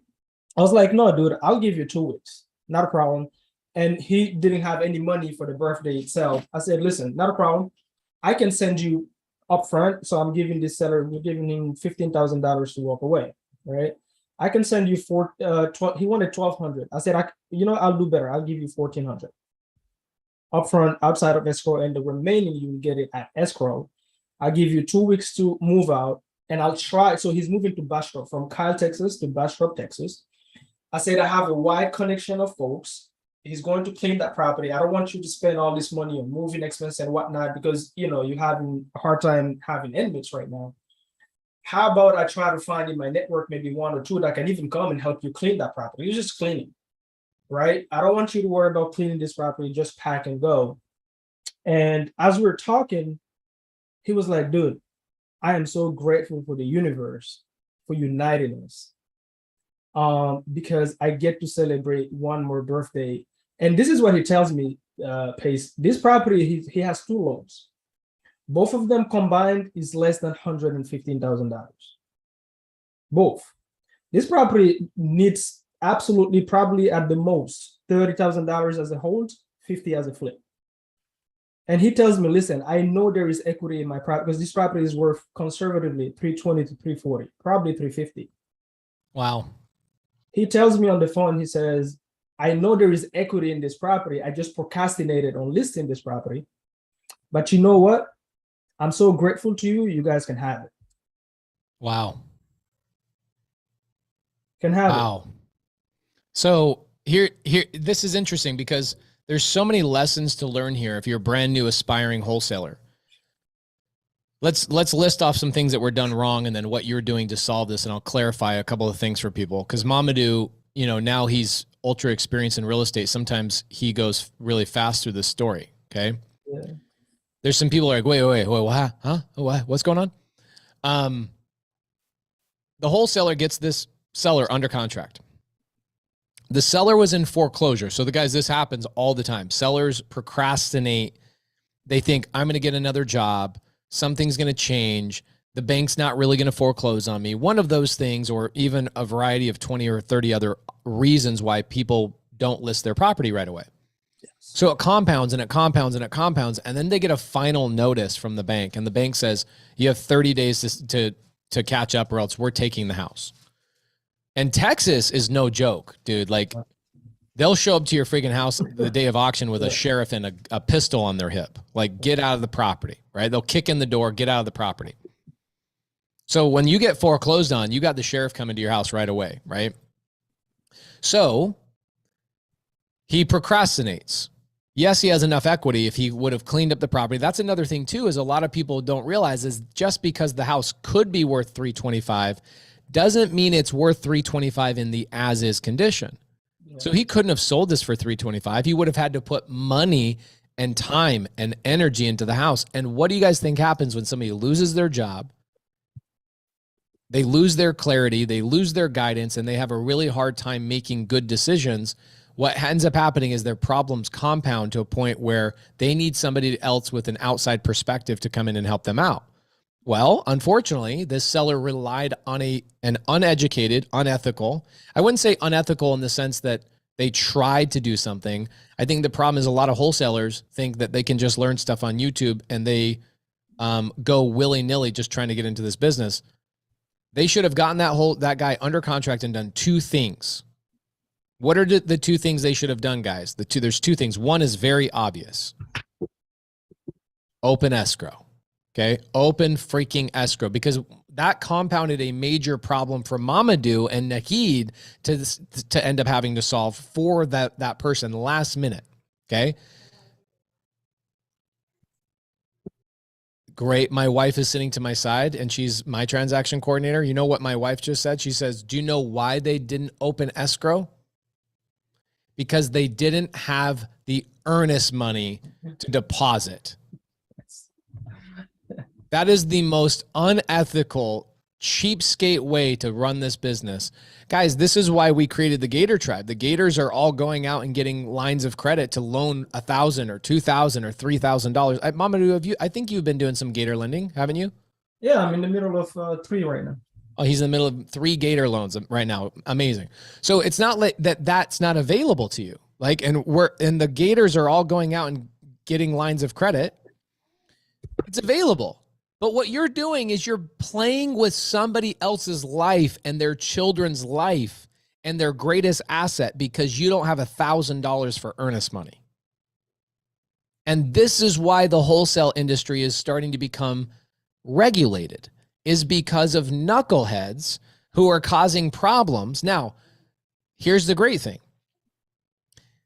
Mamadou understands a couple of things, so that puts him in a very powerful position. You just need to learn a little bit more to be very dominant in this industry. So Mamadou, the second thing that this wholesaler should have done is, if you only have 30 days on the auction, you should have, the wholesaler, I'm speaking to you, wholesaler, you should have extended the auction 30 days, 60 days, 90 days from the second you got the contract.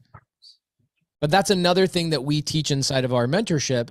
And we have amazing transaction coordinators and transaction engineers who will go, like Nahid and Kiki Shrugs and Angie Acosta, Love Francis, my wife, and literally a couple of hundred other people that can stop a foreclosure because they understand how to, and then extend it and buy yourself more time. That wholesaler didn't do either one of these things, and it compounded a major problem. Okay. So Mamadou and Nahid stop the foreclosure 2 minutes before the house gets foreclosed on. Then that gives Mamadou some breathing room to then call the seller and say, all right, now that I don't have to focus on stopping the foreclosure, I now have some time to spend with you on the phone and really understand what the heck is going on in this world with you. So the wholesaler then says, or not the wholesaler, but the seller says, well, I lost my job. I'm transitioning. I'm trying to do all these things, and I need to just get back on my feet. Really, I just need to move somewhere else and whatever else. And Mamadou says, great, I have a solution for you. Okay, I can buy, I don't know what your exit strategy is, so I'll let you get to your exit strategy on this. It sounds like you could either hold this. Yeah. You're buying it sub 2, sounds like. Mm-hmm. So you could either buy this house subject to, catch up the arrears, give him this a little bit of cash. You could raise it the arrears with private capital or your own cash, depending on how you want to structure it. And then you have another option, which is you could subtail this. You could just put 50 G's into it, sell it for $325, and sounds like you would probably end up making probably close to $100,000. Yeah. This sounds like a freaking $100,000 wham bam thank you ma'am type of deal, and you solved somebody else's problem that literally would have lost their house if it wasn't for you and what you've learned. Yes. Okay, so you are going to help him move. And then not only that, like, hey, I'll buy your house sub 2 and give you a little bit of money and you go figure that out. You went above and beyond and you said, I'm going to find some people in my network. I don't know. Are those sub 2 students you're talking about? Yeah. Okay. So I'm going to go into my network, my community, right? Because this is not Pace's community. This is our community. So Mamadou is going to go to our community, find people in the community to help clean out a property for this guy, help him move, do other things, and really make this transition possible for him. Because it sounds like the seller probably doesn't really even have any cash available to him, right? Not at all. Nothing. All right. So I've caught everybody up to speed. So Mamadou, keep us going. Yeah. So, I gave him the money already. He's currently, packing, getting ready to go. And now the exit on this deal, when I looked at it, so I sent it to Hong Mei to underwrite it. As you know, to me, I'm just like you, right? I want to get that next contract. This is done. Let me focus on the better. You taught me that. So I sent it to Hong Mei. Hey, Hong Mei, underwrite this. Let me know if he works as an Airbnb. I already know he's going to work as a flip, as a hotel, right? So he come back to me. He said, dude, fantastic. Most people in that area, the comps that I'm looking at, they're underperforming because they don't know how to manage Airbnbs, like even the way it's listed. So on the low end, 7K easy on this property. 7K easy. The PITI on this with the HOA included. So the 2 loans and the HOA included is max, 16, just call it 1,700 max. We're max, right? I'm just rounding it up. And so you can rent it as a regular rental, like 2,900, roughly even 3,000, because Zillow has it rents estimate at $29.99. So one, I can go in and say, you know what, let's just hotel this thing. Let me walk away with a 6-figure, maybe even a little bit over. 2, keeping this as an Airbnb, cash flow in 7, sometimes 10 on the high season, and refinance it. And obviously I'm bringing in private money. So for me is, infinite return, because I'm not going to use none of my own money. right? So have those both options at the table. And what I'm actually going to do, because Nahid has been amazing. Number one, I've connected with Nahid a long time ago. Nahid flew from California, pays one time. We met today. She flew the next day to California. We met today. So too, she reached out for help for something. The next day she flew to help me on a renovation I was doing. Like, she knows things about material costs. Like, she's very knowledgeable when it comes to those things. She flew to Maryland, spent 2-3 days with me, went over it. And guess what else? She landed on one of my properties as well, right? And so she did this thing here on this deal, right? I could just go, which is what I said first. I'll just pay you like you pay Kiki. I'll pay you the 2,500, 3,000, whatever. But I'm actually going to give her a little bit of equity in that deal, so that she's part of it as well. Wow. So think about this. You got the lead, you got the deal from another sub-2 student. Yeah. Another sub-2 student, Nahid, helped you stop the foreclosure.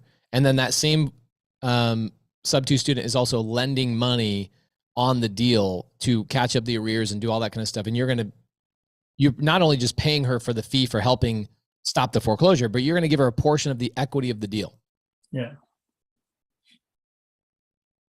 Crazy. Yeah, I mean, that's what happens, right? She added so much value to me before even this deal.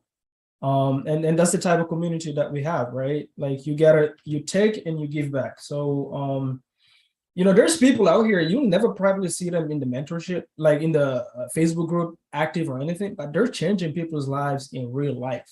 Yeah.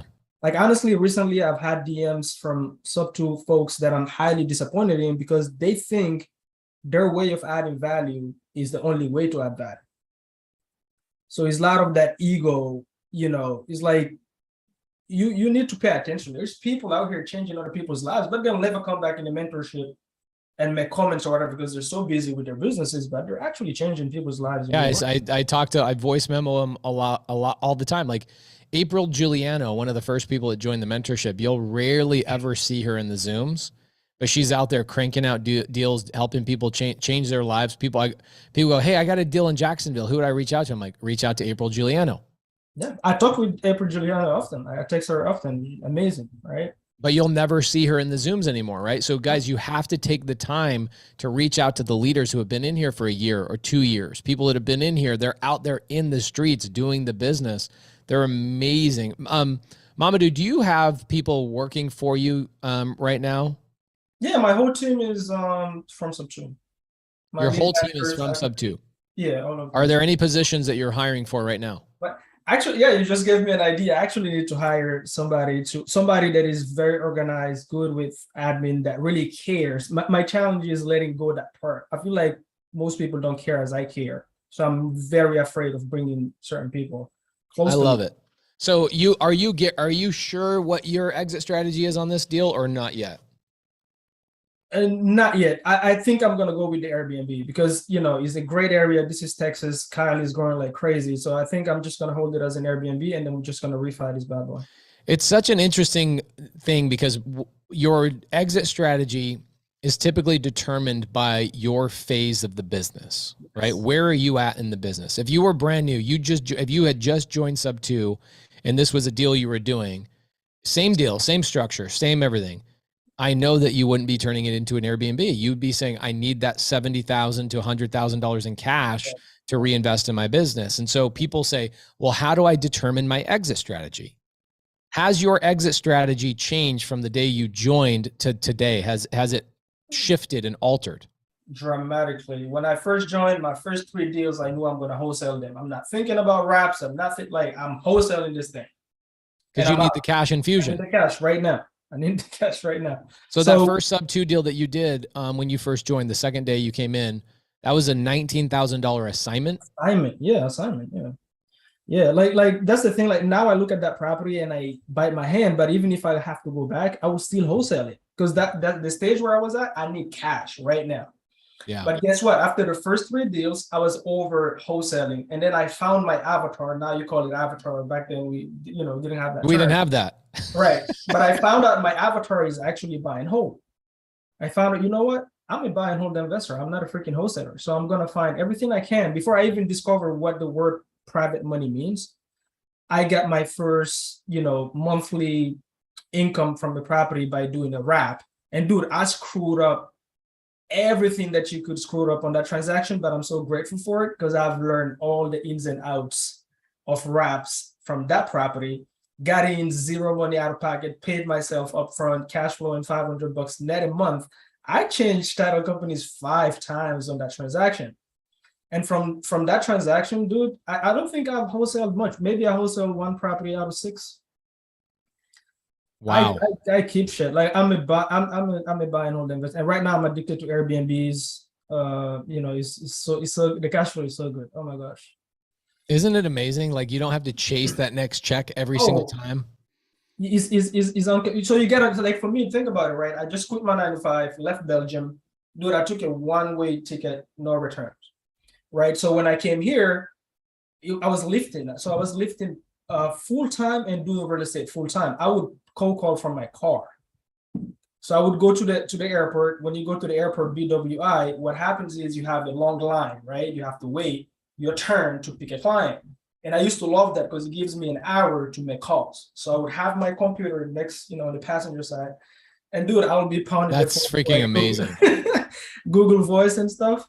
And yeah, so for me, I have to get cash flow and get out of the anxiety of always chasing that next wholesale deal. I don't want to go through that. So I knew that right out the gate from the beginning. And I learned that when I joined the mentorship, because like one of the first homework she gave me was, 1, start posting on social media. I started right away. I didn't question it. 2, know who you are. And I was like, you know what? I'm a buy and hold investor. I need cash flow. I don't want to have the anxiety because I am never going back to the 9 to 5. I know that 100%. And then also, I don't want to be lifting the next 5 years neither, Yeah. Even though like my first 2 deals came from me lifting, one of them, which is that $19,000 sub 2 came from me lifting, drop off a customer, saw a bandit sign for sale by owner, pulled up on the side, called right away. I didn't wait to get home to put my favorite short before I call right there. And the other deal was the same thing. That one was a $69,000 wholesale fee that I made while driving for Lyft. Wow. Wow. It's interesting. Like people, there's so many amazing stories. By the way, Hung Mai just closed his first sub 2 deal yesterday, I believe. I saw it on Instagram. He tagged me.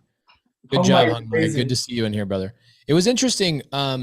Hearing Yui Wynn's story is similar to your story. Like Yui Wynn was, lived in Taiwan, and he says, I became a foreign exchange student is how I got to America, and I lived on an Indian reservation. So he lived on a Native American reservation in the middle of nowhere. The closest Walmart was 2 hours away. Wow. And that's how he got to America. Wow. He then gets a job. One of the jobs he had was literally he was doing pedicures. And he was just like, this is what I'm doing. I got to get to this country. I got to figure this out. And you did the same thing. You're like, I'm leaving Belgium. I'm quitting my 9 to 5 job. I'm getting a one-way ticket. I'm flying to America. I will do whatever it takes to make money. So you start driving Lyft. Yes. So that you had some income. Yes. And you didn't blame Lyft and say, well, Lyft makes it so I can't work. Well, Pace, I have a 9 to 5 job. I can't do this. Hell no, dude. Dude, I come from such a big family. My dad overall had 44 kids. So like, I think it's just in me, right? I've never seen my dad work. He used to live off of cash flow, and I just discovered it because when he came here, he was like, take your ass back to Belgium and get back to work. It was a government job. It was a really good job. But for some reason, I've never stayed in 9 to 5. So when he was, what the heck are you go back to Belgium? And when I explained to him what I was doing, now mind you, I'm telling the family that I discovered this on YouTube. So everybody's looking at me like, hold on, what are you going to try to be next, an astronaut? Because I'm very different. Like in my family, I'm the only one that probably grew up very different. I grew up away from the family. I raised myself. I'm very different I'm very remote, different from my other people. So I think very different. I'm the only one also that is a school dropout. Everybody else, when we have these family reunions, they talk about their masters and stuff. And so my dad was like, every 2 years, you change your job. And then you want to be a doctor, you want to be an engineer, you want to be a programmer. And now what? Oh, yeah, I was like, yes, I'm doing this thing, right? And so, dude, and then he explained to me, he was like, oh, so you're trying to do what I'm doing. I said, how? So he explained to me. So my dad, he passed away, 1 year now, 89. But when he was younger, he would take his bike from his village and go and sell candy in the city. And every time he sells candy and make like $10, he would buy land and build on it, or he would buy land and sit on it. And so for me, since I'm born, I've never seen my dad work, and he just told me he was actually living off of cash flow. So he would sell that land. He have commercial stores. He's renting property. So I get it from you. It's like, oh, okay. Then he told me, your first deal is the hardest. Once you get that, then you good. Then he gave me his blessings. And wow, that's amazing. It's very similar to my background with my dad. Like I watched my dad. I knew what my dad was doing from just watching him do it, but I didn't understand truly until I got older. And then I was like, Dad, I figured out this thing sub 2 and this, that, and the other. He's like, oh, dude, how do you think we afforded to live in all these houses? I'm like, what the? Wow. Absolutely amazing. Bro, I'm so proud of you. I get so many people that DM me, and I got a text here just shortly. Actually, somebody just sent me a text and they said, oh, interesting. She says, just taking a minute this morning to remind you how valued you are. My life is changing, and while I have been gathering information for too long, it is because of you that my world is finally beginning to transform. So I get DMs like this all the time, text messages like this all the time. It's not as much as I'd love. I'd love to have 1,000 of them a day. But some of them that I get very specifically name Mamadou. Right. And they say, thank goodness for Mamadou. He helped me get my first deal. Hey, Mamadou's amazing. Got on the phone with my seller. Mamadou. Bro, I'm so proud of you. You're not just a badass. You're a freaking leader. And there's people that rely on you on a daily basis. And again, going back to the conversation about, jumping in a time machine. If you could talk to yourself as you're boarding the plane from Belgium to America, and you're saying, I'm taking a leap of faith, and you could run up to yourself and say, hey, Mamadou, I'm future Mamadou. Here's what's going to happen. You're going to save somebody from foreclosure. You're going to do this. You're going to get somebody to do their first deal. You're going to make $19,000 on this. You're going to do this. You're going to do this. You're going to get cash flow. You're going to be like, hold on, let me pinch myself. Am I freaking dreaming? Is this even real? Yeah. Look at you, dude. And the coolest thing is you're just starting. Yeah. I haven't even started yet, dude. I haven't even started yet. Because for me, like I'm really into like the helping people business, right? It's not the real estate thing that get me excited. So like I've been on the phone with somebody, helping them, just like a sub 2 student, newbie, talking to them, and just from that conversation, them taking action means more to me than any deal I can get during the day. That's just my personality. So the real estate is a cherry on top. So that's the thing, like every deal that I do, that's why I'm in love with pre-foreclosures, because I hate getting a check and I feel like I haven't given any value in return. Right. So it's more than real estate to me. This mentorship, honestly, I don't even call it a mentorship. It changed me as a human being. That's the thing. It made me a better Muslim. I'm a Muslim. It made me a better, husband. I'm newly married now. It makes me a better communicator. It makes me a better leader. And it's just, dude, like the future is just amazing, dude. It's so bright, dude. And when you see what's going on in the outside world, everybody else, it's like worried about what's going on in real estate. All of us are sitting over here like, oh, now is an amazing time for us to be in real estate. So it's fun. It's impressive watching your rise. And I do agree. You're barely warming up, right? Yeah. You're barely warming up. You're just starting to figure out who Mamadou really is. And just like Mounif, like the next chapter is blank. You're in control of the pen for the first time in your life, where you can actually write the chapter however you want it. Hiring somebody to take some things off your plate so you can focus on your genius is probably the next step for you as well. Bro, I appreciate you. I adore you. I love you. Thank you so much for everything you do for this community. Thank you so much for sharing this story. I want to, when you finish up what you decide to do with this, make a post in the Facebook group. I want to hear the final numbers on this. Okay. Oh, absolutely. I will. And I'll see you in Charlotte. I'll be there. Oh, cool. I'll see you that's in 2 days. I'll see you in Charlotte in 2 days. 2 days. Yeah, I'm in Fayetteville right now, so I'll be driving over. No, do you live in Fayetteville? My wife is a nurse in Fayetteville. I'm stuck here till December. Oh my gosh, I own 4 houses in Fayetteville. I love Fayetteville. Yeah, it's a cute little area. So I'll see People you. Yeah. people talk crap about Fayetteville. I freaking love it there. Dude, when I came here, I was like, I went to the gym. I was like, private money, all military folks, high earners, aspire real estate, too busy. Dude, I got in there. I was like, oh, private money, private money. So, I'm already on it. Bro, I love it. Thank you. I appreciate you, brother. Thank you. Thank you, Chris. Thank you. Guys, if you are new to the mentorship, that is definitely one of the people you need to know. I mean, you guys need look at what Gary said. Gary's been in here over 2 years. He's got 500 friends, right? So make sure you guys look at things that way. Mitch Roy's been hanging out with me, waiting for me patiently for the last hour and 45 minutes as I talk to other people.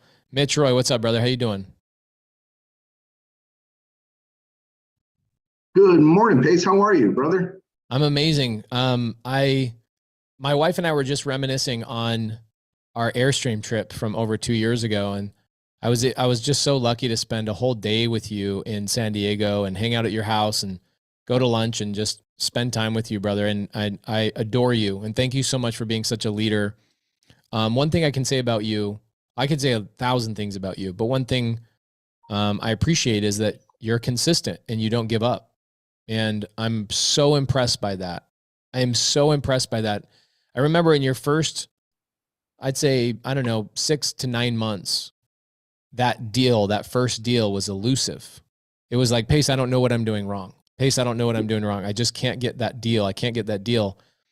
And you stayed with it. You didn't give up. And I'm impressed. And you, I think, Mitch, are just gaining momentum for what your future is as well. And like you break through these paradigm shifts and you break through these mental blocks. I think a lot of it, like if you could go back to yourself in the very beginning, would you say a lot of it was just maybe you needed to learn a couple of things? Was it lack of action? What do you think was really holding you back in the very beginning?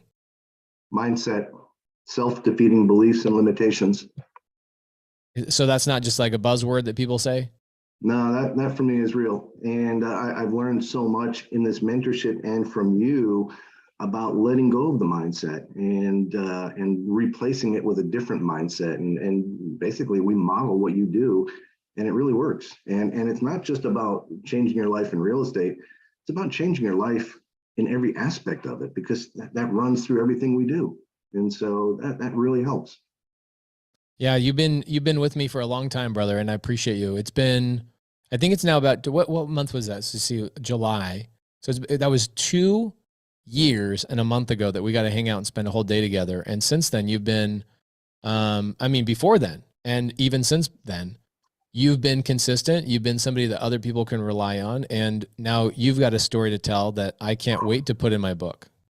We're looking forward to it. Before I start, can you bring Richard Knowles on here? Yes, I love Richard, man. I love Richard. Bring my brother from another mother.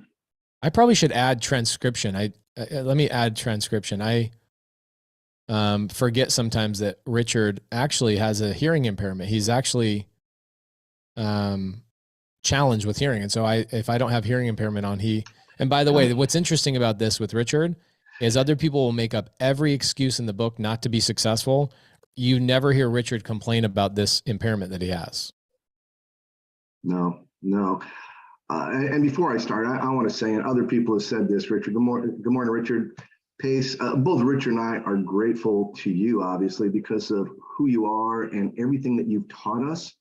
And I got to be honest with you, this deal would have never happened if it wasn't for what you have taught us and we've learned. And we're both very grateful to you for that. This deal has changed many, many lives. It just closed last week. We're going to talk about it. I also want to give a big shout out to my friend and business partner, Richard, who, as all of you know, is just a very solid guy and also one of the sharpest, low-key, and humble people I know. Not only was he involved in this deal with me every step of the way, for which I'm grateful for, but when things got rough, and they did a lot, he always kept his cool. He remained totally optimistic and kept the light of hope alive. Without that, we could not have done that. So Richard, thank you, brother. Thank you, man. You're making me blush. I appreciate it, man. But we've been working together for over a year now, and it's been amazing, all the things that we accomplished together. You know, we've being leaders in the subject community and just helping so many people. It's also a JV deal, so we help somebody get the first deal as well. So it's just so much that we've done in the past couple of years. Just looking back, and I'm having a little bit of tears right now, just the amount of people that we helped. It's amazing, and I appreciate you for being there with me every step of the way. Absolutely. Amazing. So this is a deal that you guys helped somebody get their first deal. This is a JV deal, so joint venture deal for people that are just hearing this for the first time. A joint venture deal, a lot of times where people will learn how to go generate leads. They generate leads, but don't know what to do with them, or something problematic comes up in that lead and people go, oh my gosh, I don't know what the next step is. So people with a little bit more knowledge than them, you don't have to have all the knowledge in the world. You just have to know the next step, right? The next page or the next chapter ahead of the next person. You guys stepped in and it sounds like helped this person out. So tell me about the deal. Who's going to tell me the story of this deal? I'm gonna kick it off here. So this deal, we literally just closed it last Tuesday. We started it last December, and it was active every single day for that amount of time. So basically, a deal overview. Seller in San Jacinto, California, next to Hemet, had 5 contiguous properties to sell. One of which was an out-of-service gas station with an attached residential structure. Now remember that's going to come back, and that's going to be an interesting part of the story. Did you say contiguous, meaning they're all connected to each other? They're all on the same piece of land. Some of them are connected, but 3 of them are not. Okay. So there's an out-of-service gas station with an attached residential structure. Remember that, because we learned that one the hard way. And 3 residential properties, a triplex and 2 duplexes. They were all in bad condition. This was property that's been in their family for many, many years, and their motivation was it was all vacant and run down. They just wanted to get rid of it and restore their family name. It was a mixed use development deal. And so we, as we always do, we went in and made a cash offer. It was too low for the seller. And long story short, we went back and forth many, many, many times. The seller just would not budge.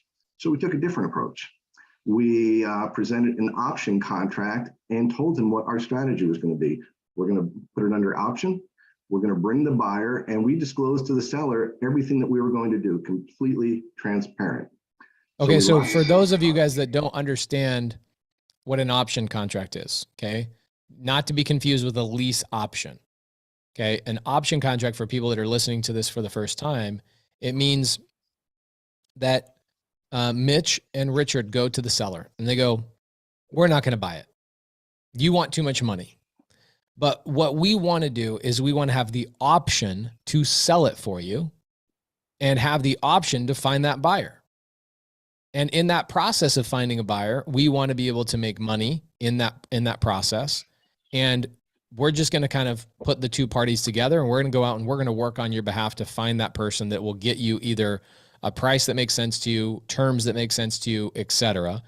And so that's an option contract. What's great about an option contract, and I love about this, is Mitch and Richard were very honest. And this is the first time I'm hearing this story, but I'm just backfilling for people that maybe don't understand what an option contract is. You guys go, if we're not the buyer and we don't know that we are 100% going to find a buyer, then why would we put these people into a purchase and sale agreement and assign it? Why don't we put ourselves in a very transparent and powerful position by telling the seller from the very beginning, we have no intention of being the buyer on this deal, but we believe that we can go and hunt down a buyer for you. And in that process, would you be okay if we made money? And in no way, here's the thing, is if you guys fail to find a buyer, are you guys legally obligated to come up with the money to buy this thing? No. And so an option contract was the right fit for this. So sorry, Mitch, I just want to backfill that in. So thank you for no, that. Appreciate that. So we put it on an option contract, a 30-day option contract, which I think we renewed 6 or 7 times because we built very strong rapport. And I'll say that. And that's one of the things you taught us when we speak with sellers. It's about building rapport, trust, credibility, and being of service. When we talk to sellers, we're not investors, we are problem solvers, and that was our focus. So we were very transparent about who we were and what we were doing. So over the next couple of months, we were out there just beating the streets looking for buyers. We couldn't find anybody. So ultimately, we did a flat fee MLS listing. I think it was maybe January or February, and just marketed it everywhere. We got some tire kickers, but really no bites until this past April. Then we got an offer on May 3rd from a developer who was represented by an agent. Now, from the start with this deal, there were several challenges. It's probably the most complex deal we've ever done. This is one of my favorite parts of the story. I got a call from the realtor, out of breath, scared to death. I'm like, you okay? He goes, I just knocked on one of the tenants' door and she chased me off the property with a machete. Oh my gosh. A machete. I'm like, oh, that's just Ellen. Don't worry about her. She's a pussycat. Just, we called her and we made it all cool. So there was a lot of challenges on this deal, which is great. We're grateful for it because we learned a lot. And literally there were challenges literally 4 hours right up to closing. And we hit a lot of roadblocks along the way. And again, we put into practice what you've taught us. We brought everyone together. We presented options, pros and cons, and solved the issue and moved it forward. We never gave up. So, and that's, you know, our mindset in the deal: be transparent, flexible, solve seller problems. So initially we got this offer. We put all 5 properties into one transaction and one escrow, and the seller agreed to carry some of the debt. So we start getting into a Morby method here, which is really interesting. We opened up escrow, and that's where the problem started. Issue number 1, the buyer's lender would not fund commercial properties. No worries. We removed the gas station from the residential transaction and put it in its own commercial transaction, but we left the residential structure attached to the gas station in the other transaction. So what happens next? It was then structured as a seller carry on the gas station, and the buyer would fund the 4 residential properties. Not a problem. I'm so in love with this transaction because you guys have not given up at any point during this. You're like, okay, problem, solution, problem, solution, problem, solution.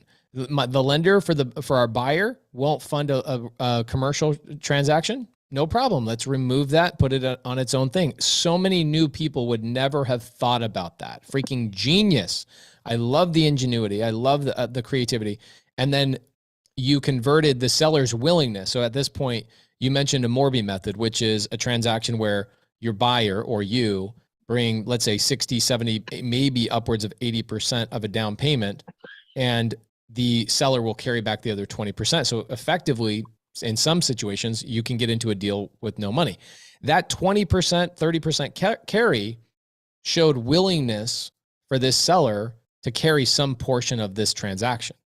And when you realized that the commercial and the residential needed to be separated, you took the willingness of that seller and their carryback, their seller finance, and you moved the willingness over to the commercial property, which then alleviated the problem of having to find a commercial lender for that portion of the transaction. Now, I know there's more layers to this, but I just wanted to make sure people understood that that's what you guys did. You saw what a seller was willing to do, and you just moved it around. You basically played a cup game. Where's the ball? Where's the ball? And you moved it around to make it work. So you didn't give up. So many other newbies would have been like, this is a dead deal. Okay, so you convert it to commercials now, its own transaction. Commercial has its own escrow and its own transactions. So we set up 2 concurrent escrows, 2 separate transactions, the commercial gas station in one and the 4 properties in the other. And in this situation, the commercial transaction, the seller is saying, I will seller finance that, but the other residential properties, I want you to pay cash for so I can at least get some money in my pocket. That was the original underwriting plan. Got it. It changed quite a bit. So then issue 2 came into play. Escrow told title that the gas station and the residential structure attached to it are physically attached, yet in different transaction. And that caused title to say, we are not insuring this deal. We will not insure attached properties if in different transactions. All right. So we had to take the residential property attached to the gas station out of the residential transaction and put it into the commercial transaction along with the gas station, which title then would insure. So we thought problem solved, good to go. Well, so we thought. Issue number 3, By removing this property from the residential transaction, it lowered the valuation on the remaining 3 residential properties below the contracted price with the seller, and the buyer's lender wouldn't fund the full amount. So that started a whole round of negotiations and valuations and contract prices and funding levels. And the deal almost died here. And in fact, we even reduced our commission a little bit to make it work. So we finally got over that. So issue number 4, and another issue that it created, a converse issue, by putting the residential property back into the commercial transaction, it increased the valuation of the commercial transaction. And since the seller was carrying this part of the deal, it would require him to carry a higher debt load, which he didn't want to do. He wanted to keep it at a certain percentage. So again, we did our huddle, and we basically came up with 2 options, and we all agreed to this. Basically, A, the seller carries a second position loan on the residential transaction to help make up the lender's shortfall and a larger debt load on the commercial transaction, or we find a different escrow and title company. Nobody wanted to change escrow and title, so the seller agreed to carry a second on the residential transaction and an overall larger debt load on the commercial deal. And that was when we set up 2 transactions with concurrent escrows, one for the residential and one for the commercial. Oh, and by the way, to alleviate some of the risk, we tried a lot to put a deed in lieu in place, and that was shot down. This is California, so both the attorneys for escrow and the seller said, we will not do this transaction with a deed in lieu. Too much risk for us. So that's what we had to do there. Love it. So you guys ended up creating 2 separate Morby method transactions, it sounds like. Correct. So what was the total purchase price of the residential? Let's see, get the numbers here. All right, so on the residential, that purchase price was $600,000 purchase price, and the buyer got his hard money lender, and the seller carried a second position note, 1 year, 5% interest only. For how much? $75,000. 75,000. Okay, got it. So they now remember that number, because that's going to be an interesting one. We did something very creative on that one too, and we'll talk about that in a second. The commercial transaction was $950. That was a full seller carry, and that loan is a 5-year, 7% interest only with a 3-year prepay.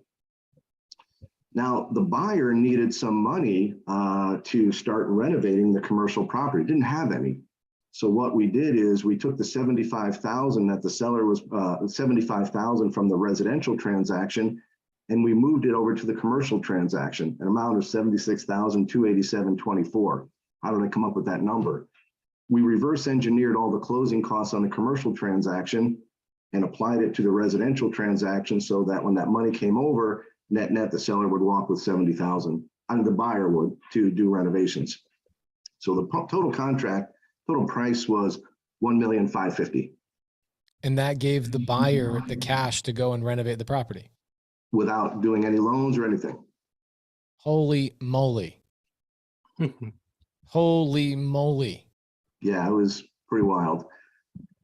Yeah, it was crazy. Mitch was driving the whole thing. There was a lot going on, a lot of email threads, a lot of phone calls back and forth. Mitch was very, very diligent, and he was amazing through this whole transaction. What's amazing about this is that you not only did you not give up, but you kept trying new strategies, and you kept throwing things at the table. What a lot of people don't realize when they're first starting in real estate is that most of the challenges you'll run into, even on cash deals, most of the transaction issues that you'll run into actually start after you open escrow and you get your contract. Yeah. People think, oh, I got my contract, I'm good, smooth sailing, I'm good to go. And this proves all of that wrong, is that most people would have just walked away from the deal. So somebody brings the lead to you. It originally started out as an all cash transaction, obviously doesn't work. So you convert, you keep going until you find the right fit. And you don't give up when people tell you you can't do the transaction. You just come up with another solution. Your buyer then says, well, I don't have the money to renovate this property. So what you did is you basically took money that the seller was receiving from the first transaction, and you converted it to a note over on the commercial transaction, which would thereby give enough money to the buyer to renovate that commercial deal with no money out of his pocket. And the buyer would never have been able to structure that without you. He was probably like, wait, you what for me? You help me do what? You're going to help me come up with the money? How crazy is this? So you guys essentially ended up assigning this deal to your own buyer. You guys are out of the deal now. Do you mind me asking what you guys ended up making on this? There was an $80,000 commission, which, by the way, the seller and the buyer were very happy with. We gave 40 of it to the seller's agent, a licensed agent, and we took 40 ourselves. Amazing. 40 G's for solving a problem that nobody else could have solved. And I got a call from the seller on Friday. He's like, it's Friday. It's weird not talking to you. We talk every Friday. I'm like, sell me some more properties. Let's do this. We're now friends. Bro, here's what I love about, there's so many things to love about this. It's a very complex deal. Not many deals are this complex. In fact, I don't know that I've really ever had a deal this complex. I've had a lot of moving parts, but I've never had to convert a deal this many times to a different type of structure. I wasn't gray before I started this. You have gotten a little bit grayer. Okay, so here's my favorite part about this deal. Is that you, Mitch, and you, Richard, and the newbie that brought this deal to you probably learned $5 million worth of structuring, negotiating, title and escrow transaction. Like you guys you got a $5 million master course on this one deal. We are grateful. And every time we hit a roadblock, we said thank you, because we're going to learn so much. It was really great. And we got to put into practice all the things that we learned and that you teach us. And it just came naturally. Bro. And there was a lot of other challenges, but we just stayed with it. You're condensing a story from December to now August into about a 30-minute story. You probably could have gone on for at least 3 or 4 more hours about this story. Yeah, but I'll say it again. If it wasn't for you and what you've created and what you have taught us, and this is not my first rodeo, but since I've met you and been in this mentorship, I've learned new things that I never knew before. This deal would not have been done. And in fact, I was with the seller and their sister the day before closing, and I told them, I said, we're going to close tomorrow. They started crying. They said, we never thought this would happen. And that made me kind of choked up, because you know what? It's not even about the money. It's the value we bring to people and what we did.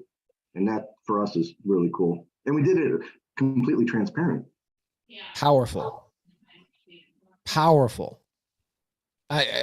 Just from the transaction engineer side of things alone and what you were able to put into practice, I think going forward, you would be really hard pressed to feel stressed out on any other transaction ever again in your life. Right? Yeah, this one was one for the books. This was a good one. And what's great about it too is that a lot of the stuff that we learn and we teach each other inside of Sub 2 is it's all really interesting stuff, but it only becomes important when you're actually putting it to practice. And you guys were able to put a lot of that stuff to practice, and it became not only important, but useful and life-changing for the seller. Nobody else, how long were they trying to sell this before, or were you guys the first people they talked to? We were they talked to a lot of people, but they really didn't do much. And they told us, they said, you guys seem like you know what you're talking about, and we felt right with you. And so, that is really important, building rapport and trust and credibility. And that got us through some of the rough times. We had an option contract, a 30-day option contract. I don't know how many times we renewed that thing. We 6, 7 times. Who does that? Gangsters. That's who does that. That's, Creative Gangsters, bro. You should change your LLC to Creative Gangsters LLC. Holy crap. Holy crap. What I would be doing. So my wife is decorating my office right now, and she's like, what photos mean the most to you? And I was like, okay, pictures of my kids for sure. Pictures of my wife in like her bridal gear, right? Only a man would call it bridal gear, by the way. What a dummy. Every woman's like, what? Was your wife wearing a helmet and like wrist pads? Were you guys, so those things. And then I said, my sub 2 students, every time I do a meetup, we always do a big photo. And, Mitch, you and I over 2 years ago, sitting down with, Dustin Kircher and hanging out in San Diego and all of that, those photos mean a lot to me. And then the other photos that mean a lot to me are just pictures of the properties that I changed people's lives that other people simply had no ability or creative ingenuity to come up with solutions for. So I would challenge you to make sure you guys get either a drone shot of this building before it gets renovated and a drone shot of this building after it gets renovated. And I would put it in your guys' office to show what you guys did. Like, you guys are leaving a freaking mark on your own state. How cool is that?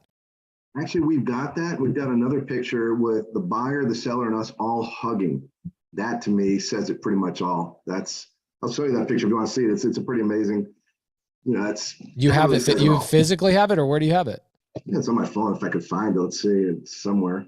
I'll give you a moment to find. I'd love to see that if you can find that. Let's see if I could find that. Absolutely amazing. So yeah, guys, if you guys come into my office or now my studio, like this wall over here that you guys can kind of see it's empty, I'm going to start filling that up with properties that we've solved problems on that other people weren't able to. And Richard's got it. You got it, Richard? Yeah, right here. Oh, you have it? Can you see that? No, you have to put it a little over to your right. There you go. Boom. So you got the buyer and the seller all in one photo. I can't.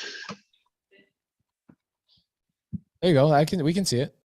That's good. That's amazing. Sorry. No, we got it. Look, there it is. Boom.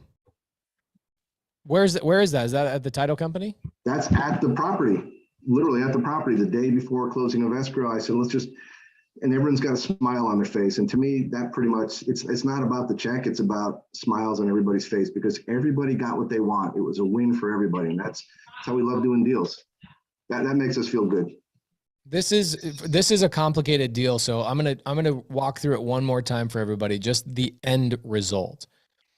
This one transaction ended up being 2 separate transactions, and one of them is a commercial property. It's a gas station that has a residential property attached to it as well. And that was a purchase price of $900,000.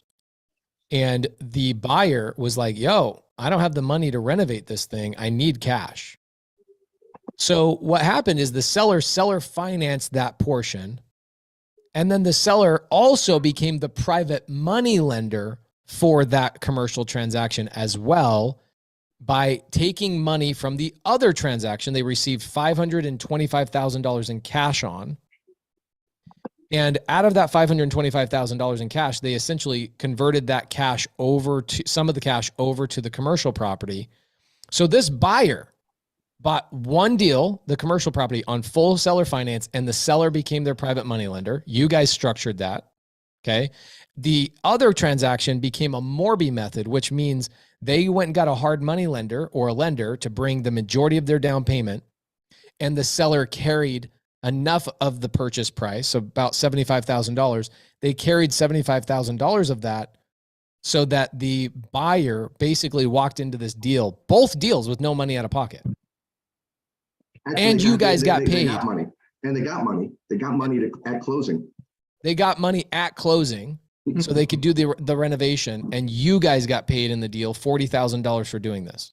And everybody's happy. Holy crap. What's great is, like, now next time you run into something even similar, you'll be able to navigate those waters even faster, like getting to the solution. You know what I'm saying? Like, it took you guys a little bit, and it wasn't because you didn't have the knowledge. It was because sometimes you don't know what problems to look for until those problems pop up. Well, and also I didn't get into this, but the seller didn't want to do a lot of this, and the buyer didn't want to do a lot of this, and we had everyone walked away and said the deal's over, we're canceling escrow, and it was all that drama, and we kept just bringing people back. Wow, freaking amazing. Oh, there's a masterclass in here. There's a whole masterclass on this one transaction. we want to teach this to people. We want to show this. We're showing this in our SoCal accountability group. We're teaching our team this. We're teaching our interns this. This is good for everybody to know. And we're happy to share any part of it. And I'm sure the buyer and seller would be happy to talk about it. If you are a brand new sub 2 student, guys, you need to be spending time with Mitch Roy and Richard Knowles. Bring them leads, bring them problems, bring them things so that they can help you solve them. These guys are amazing. Again, like Mitch, I remember, you know, there's multiple conversations you and I have had about, you know, Pace, that I'm still looking for that elusive first deal. And now here you are solving a problem that nobody else on the planet could have solved but Mitch Roy. And Richard. And Richard. And Richard. He's my rock. Wow. Yeah. Man, if I could find the words, I might have to create a whole other language to articulate how much I love and adore both of you guys and look at both of you as brothers and leaders in our community. I can't thank you enough, guys. Thank you so much. Thank you for all that you do in making this possible. Gabriella says, Mitch, what's your phone number? Mitch and Richard, put your info in the side chat. I know Richard has it on his screen, but a lot of times people are looking on their phone, Richard, and so they can't see your screen. So put your information in the side chat, guys, so people can reach out to you. Love you guys. Thank you, Pace. Thank you, brother. Gosh, dude, like, what would you guys say would be the creative level on that? Would you guys say that's a complicated level 10, creative level 10? What would you guys say?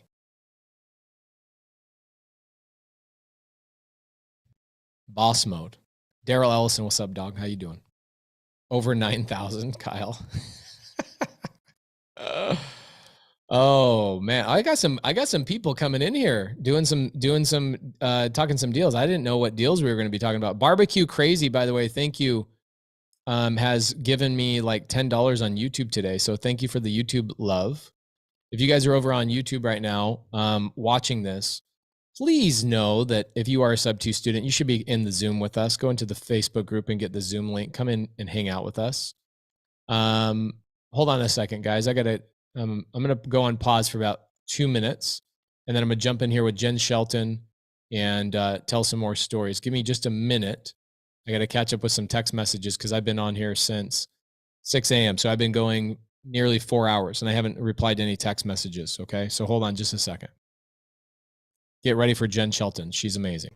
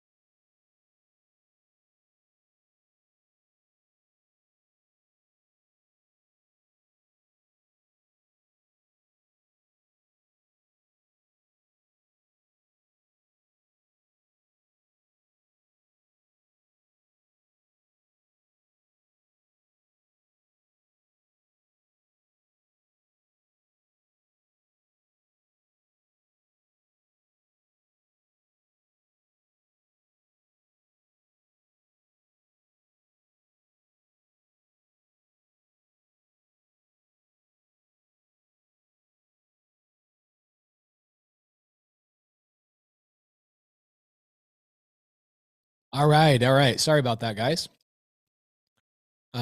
Jen Shelton, I'm going to bring you up here. So hopefully this has been helpful for you guys. I really wanted to highlight people in this community that are helping other people do deals and doing some really creative stuff. So far we've talked about a cash deal that was private money. So you use private money. So no cash, no credit, no credentials of your own. right? Caleb Christopher did his first creative deal was a cash deal. He borrowed money from a private money lender, and then turned into a lease option, really creative. Then we had Daniel came in and talked about a seller finance, 0% seller finance deal.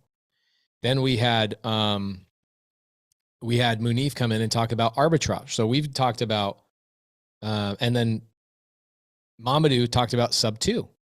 So we've had cash to lease option, seller finance to buy and hold, right? Keeping it as a long-term rental. We had Mounif come in and talk about arbitrage turning into an Airbnb. Okay. Then we had Mamadou come in and talk about sub 2 to either A, he hasn't made a decision. He's either going to buy and hold, he's going to hold that for an Airbnb because he's all about cash flow. I'm very similar to that right now. Or he's going to turn around and flip that and make between $70,000 and $100,000. And then we had Mitch Roy and Richard Knowles come in and talk about we've literally covered almost every type of creative finance acquisition just in the first 5 deals. A Morby method deal that was structured so amazingly well. Let me touch on that real quick. Jen, I know you got kids and all that kind of stuff with you and all of that, but I want to show people, here's how that deal worked. So essentially with Richard Knowles and Mitch Roy, they had a handful of residential properties. And then they also had this gas station that had a house attached to it. Okay. So also known as commercial. So what ended up happening is here's the seller. Seller owns all of these. Here comes Mitch and Richard. And they come along and go, hey, we'll if you give us an option to, we'll go out and we'll find a buyer for you. Okay. And so they do, they go out and they find a buyer, and that they essentially they generate $80,000 in commissions for the people who help broker this deal. Okay. And so what happened is it became problematic where the title company and the lenders involved said, we can't bundle these together in the same transaction. So what Richard and Mitch did is they separated these. This is transaction number 1 and transaction number 2. This transaction number 2 and transaction number 1, here's how it worked out. Transaction number 1 was sold for $600,000. The buyer of the deal went out and borrowed.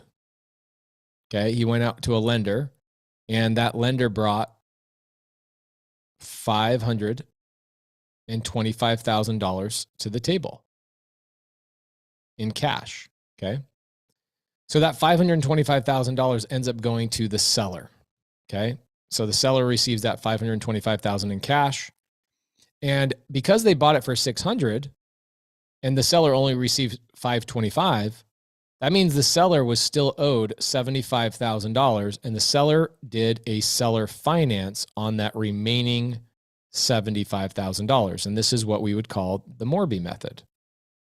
Okay. The Morby method is you give a seller a large enough down payment on your purchase price that your down payment makes the seller happy enough that the seller will then seller finance a portion of that to you for whatever amount of time. This is a Morby method deal. So here's what Mitch and Richard did is they then go to the seller and they go, hey, seller, in transaction number 2, seller, I know you just got $525,000, but our buyer over here buying both properties needs some of that cash that you just received on transaction number 2. So they sold the property for $900,000. 100% of this was seller financed. So the buyer here did not have to come up with a down payment, but now the buyer has a problem. The buyer is like, I don't have money for the closing costs, and I don't have money for the renovation. So what Richard and Mitch did is they went to the seller and they say, hey, seller, you know that $525,000 you just earned and you just got from transaction number 1? Why don't you use a portion of that? Let's take $75,000 of that and add that to the purchase price. Okay, I think they ended up doing it. It was closer to $105,000. So they took $105,000 and they brought that out of the seller's 525. That's where that money came from. Is the seller received 525 in the first transaction on the residential properties.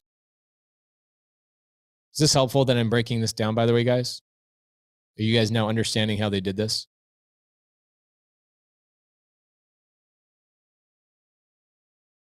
Or did you guys already know? Okay, so where the $105,000 came from is the seller. The seller says, "Hey, I have this 525 that I received in transaction number 1. I will take a portion of that and I will seller finance not only the commercial property too, but I'll also create a second position loan for the $105,000 so that you can renovate and pay for the closing costs." So the buyer literally got into both these properties with $0 out of pocket. And then where Richard and the agent got paid is now the seller, right? The seller received 525 in the first transaction. The seller then reduced $105,000 of that and then gave that as a separate loan to the buyer on the commercial property. And then the seller is left with $420,000. Out of that, this seller then had to pay commissions of $80,000. So the seller essentially received $340,000 in cash is what the seller received. Amazing. Amazing, amazing, amazing. There you go. They did a 100% seller finance deal in transaction 2 with the seller giving the buyer another loan from the cash. And the first transaction is a Morby method. And they didn't even know they did a Morby method. Pretty freaking amazing. So in all the 5 people that we've had come in, the first one is cash deal. Okay, cash deal to a lease option. The second deal is a seller finance to a rental. Third deal that we talked about was it Mounif that came in next? Yeah, Mounif. Mounif came in next. It was arbitrage to Airbnb. So we got cash, we got seller finance, arbitrage. Then Mamadou talked about sub 2. And then Richard and Mitch talked about Morby method. All 5 ways to buy creative finance. The only one that we're missing is purchasing on a lease option. That's pretty awesome. Boom. Absolutely love it. Okay, Jen Shelton, you ready for me? Or are you taking care of the kids right now? What do you got? I'm ready. Pancakes are finished, so we're good. I love it. I love it. Come on here. I need to see your video. Okay. She's getting here, yeah. Good morning. Good morning, Jen Shelton. I have been so just enjoying your content and you talking to sellers and your facial expressions as you're talking to sellers. It's like you're putting on a show for everybody. Thank you. I'm so grateful for you. I mean, like, I'm such a copycat. I'm a sponge and I'm a copycat. And it's so much of it is just like, I'm so grateful for you sharing with us, because some things I've tried and I'm like, I was not genuine to myself. And it didn't come across like it came with you. And I'm like, you still have to hang on to some of your own stuff, like, yes, you have to add your flavor. You have to be yourself. And that's what I've been really enjoying, is watching, right, the framework and the structure that you've absorbed and then you turning it into your own so that it's authentic to who you are. And it's been so freaking fun to watch. I'm glad it comes across that way. That means a lot. It does. Does it not feel that way? Like when you're on the phone, when I'm watching you on the phone, talking to sellers, I feel like you're truly being yourself. Yeah, it feels that way. But because it's your words, and because I am being a copycat, I'm hoping it comes across as genuine. So, Jen, you've been in the mentorship for quite a while. You've been a leader. People have been able to rely on you. How long you're in Southern California? How long have you been in the mentorship? I'm in Orange County, and we joined a year and 9 months ago. A year and 9 months ago. And does it get better or worse as time goes on? So much, I mean, better. I wouldn't say so much better because it was great in the beginning, but now things make sense. Because you like stuck with it. You also, I think one of the things that really makes sense with the mentorship is that when you realize it's a community and that you can help other people get their deals, that the longer you stay in it and you become a leader in this community, you go, oh my gosh, like literally 20%, 50%, 70% of my business could literally come from just people inside the community, because I'm one chapter ahead or 2 chapters ahead of somebody that just joined. Are you helping other people get deals? Yes, I am actually. And I just brought on, like, since the mastermind, my Post-it, your genius idea with, your 90-day plan should be able to fit on a Post-it. One of mine being to expand. But, I think, like, when I saw you outside of the hot seat, you said, like, I was asking myself, why doesn't Jen Shelton have a team? And it was like hearing you say that kind of gave me, like, maybe it was some subconscious thing. I needed like approval to expand or something, or like grow, or, and so I have 3 people now that I brought on in the last couple of weeks. Yeah. What's interesting about bringing people on is that it's not even about, expanding your team necessarily. It's also expanding your capabilities as a leader. And that's hard. I mean, the thing that people don't realize, and like Mamadou said this, he's like, I've become a better husband. I've become a better this. I've become a better brother. I've become a better whatever. Hiring people, delegating really gets you out of, it's me world.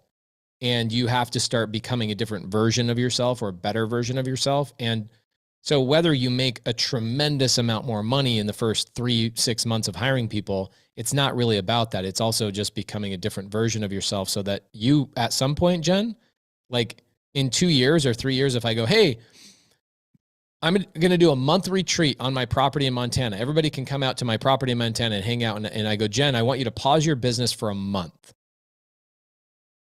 Are you going to be able to do that today? No. Did you mute yourself? No. Okay.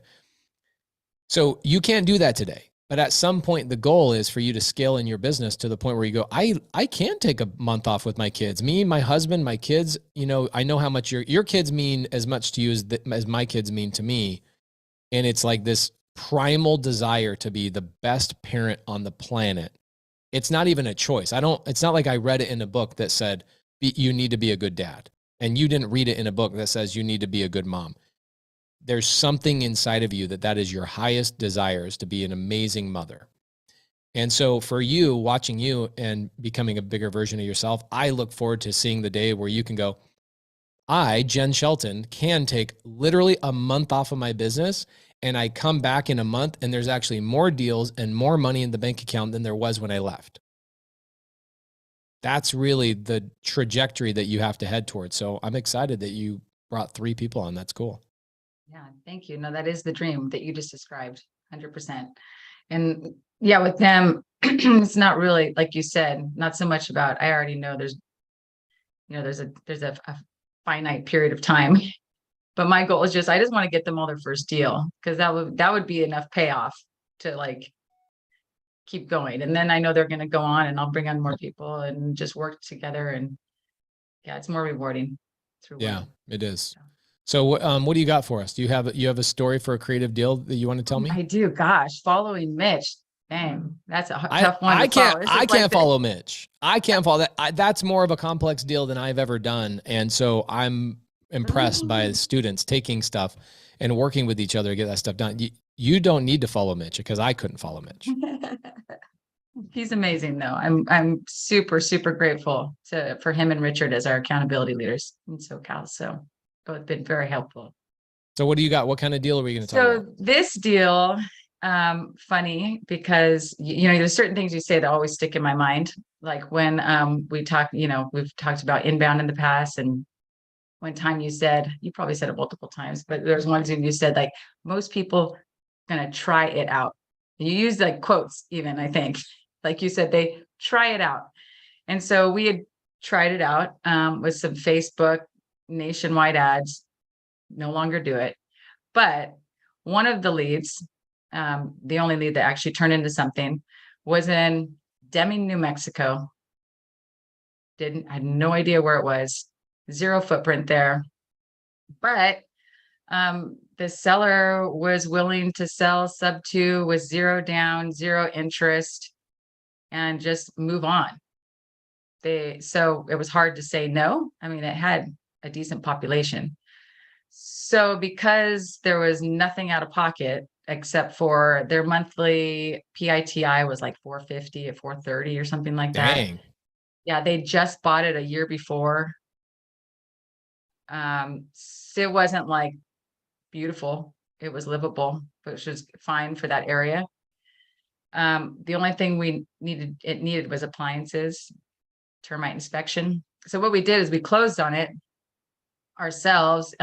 There were no title companies there that did creative. So we self-performed with Constant Close. Okay. And so let me catch everybody up real quick. So you were doing PPC. No, Facebook. Okay. So you're doing Facebook ads. Yeah. Not Facebook Marketplace, but Facebook ads. Facebook ads. Okay, cool. So you were going direct to seller. You spent money on Facebook ads. Who coached you through that? Where'd you learn to do that? Did you watch that on YouTube? Because I don't teach that. There's another program that they were offering. Like if you sign up for this mentorship, then you get 75 leads. So we were like kind of figuring out where to go next with our marketing. And so we thought we'd try it out. Yeah. Because the number of leads that we would get was more than if we were to actually go buy them directly through this company. Right. So that's so it was Facebook ads. Was there a specific type of person that you were targeting with those ads, or was it just motivated sellers? Well, we weren't doing the placement. So you were kind of relying on this other company to do the placement for you. So the lead quality or even the specificity of that lead wasn't necessarily something you were 100% control of. You kind of just outsourced that to them. They brought 75 leads to you. And the one deal that you got out of those leads was this deal in New Mexico. Is that correct? Yeah. Well, we had lots of leads come in that like were in small towns. I couldn't dispo them. That's why we're not doing it anymore. And that's why we didn't, so that was the downside. Yeah, that's the toughest thing with PPC and Facebook is I feel like, just kind of deviating for a moment because people always want to know where did the deals come from and why was the seller willing to do this and what was the problem you solved? Those are like the most important things to this because it really paints a picture for other people. Is you got this lead from Facebook marketing, which it works if you can figure out how to sell the deals. And that is the hardest part because in order to keep the cost of the lead way down and affordable for you, they go to these markets that don't even have a Walmart or even a stop sign in the town, and they're generating leads to you. And you will get leads and you will get motivated sellers and you will get contracts, but the ability to close and sell those to somebody and make money on, that was the hardest part. Is that correct? With the other ones, yes, with all of them. Mm-hmm. Right. So all the other ones, that was your number one problem. So guys, this is why I always tell people I don't love PPC. I don't love Facebook marketing. People go, yeah, but I can get a lead for $12. I'm like, okay, but I can also get a Subway sandwich for $12, but I actually will have a full belly. You know what I'm saying? So I'm going to go spend my money on a club sandwich and some oatmeal cookies at Subway instead of buying a Facebook marketing lead. But you learn that by going out and doing it, and you know that the stove is hot because you touched the stove. And now you're like, I'm off PPC and Facebook marketing, or do you like the Facebook stuff still? Are you done? Are you still doing it?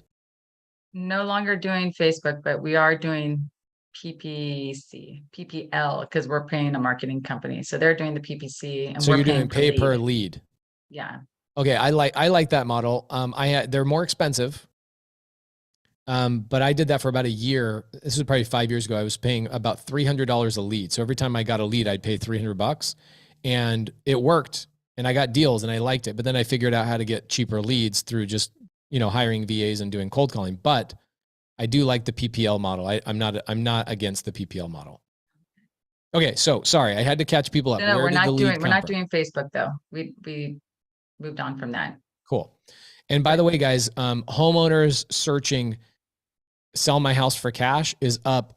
Chris Jefferson just posted this on his Instagram. It's up like 1,500% Google searches.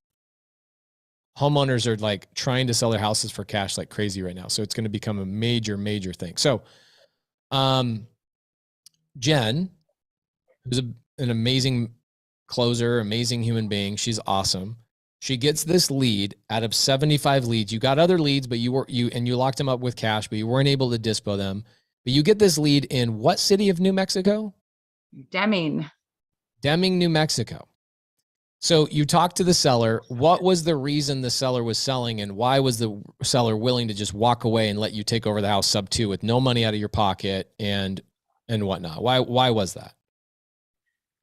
they had found their dream home. They said kind of like in like their country dream home, and they couldn't pass it up. And they actually had bought that on terms. So it was really a blessing that they were already like okay with the idea.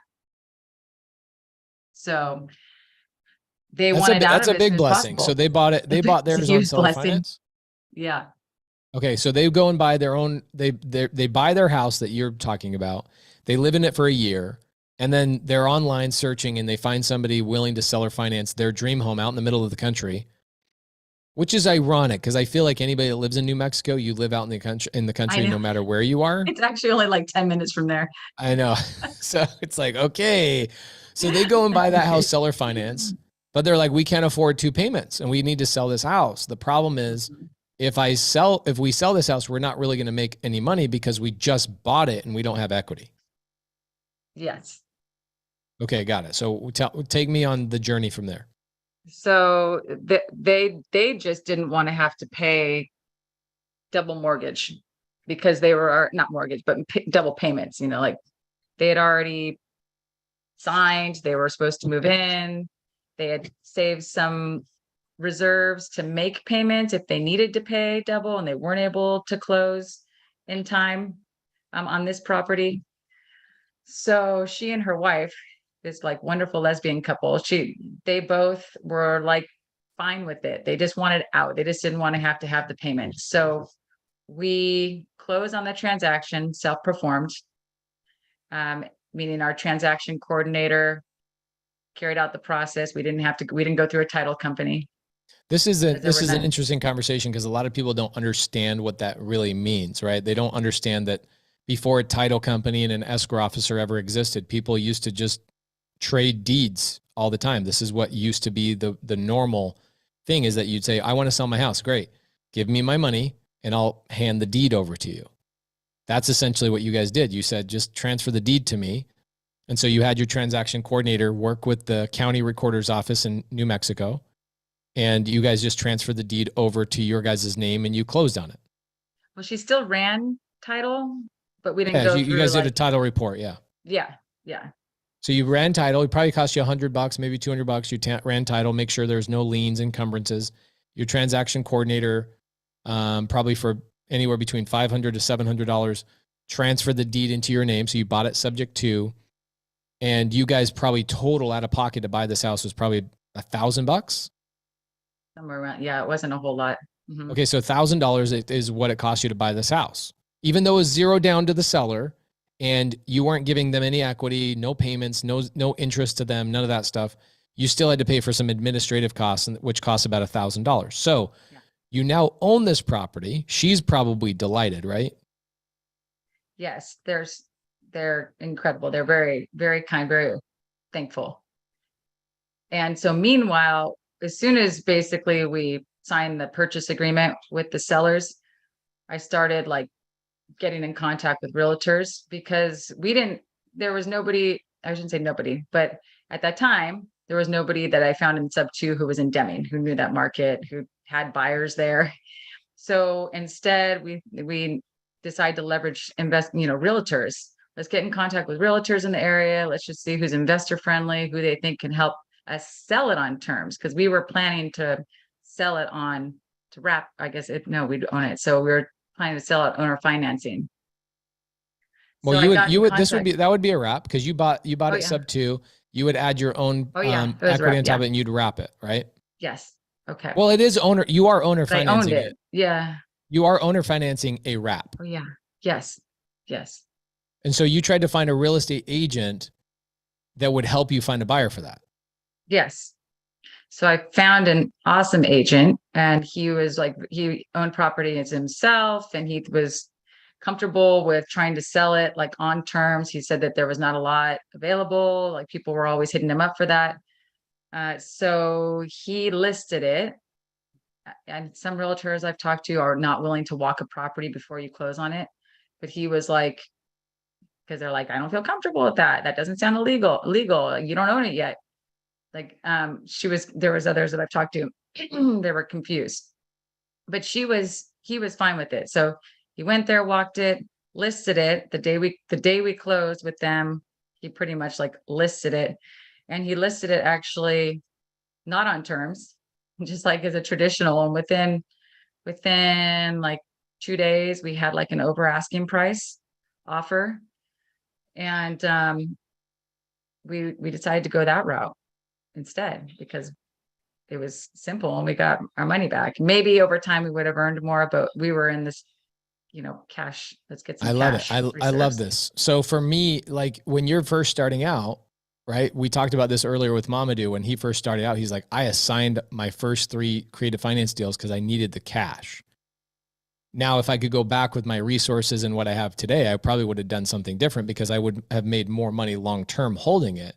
So you made this decision, and we've been friends for a couple of years. So I know your path and I know your trajectory and all that stuff. And there has been and will be more in the future. There has been moments in your business where like, I need the cash this month. I need the cash next week to, reinfuse into my marketing. And so when this cash offer comes in, you guys bought it for what price? It actually wasn't a cash offer. It was he was approved for what's it called? Well, for me, USDA in my mind, loan. Oh yeah. In my mind, anything non-creative is just cash. So he's going and getting cash from a bank, right? So yes, still traditional, right? So he goes, your real estate agent screws up, maybe in a great way, fortuitously. He lists the property as a traditional sale. At what price did you buy it sub 2, and what price did he have it listed for? So the mortgage was 96,000, and we put like 3 months of payments plus 3,000 in appliances because that's what the USDA loan, which is similar, I guess, to an FHA loan. I think I was told. So total, we were in like 4,500. And then from the sale, we actually netted 23,400. So we walked away with 18,400, like taking out the appliances and the 3 months PITI for nothing. Amazing. And it was super easy. I was not stressed at all because the realtor had it under control. Wow. Okay. So you guys sold this. This was a sub-tail deal. You bought it subject to, you sold it retail. The agent got paid a commission. The buyer's agent got paid a commission. The buyer didn't come in and buy it on terms. They went out and got a USDA loan. The USDA lender comes in and goes, hey, we won't give you a loan on this property until you get new appliances in here. We're not happy with the way this is, which happens with USDA and VA all the time.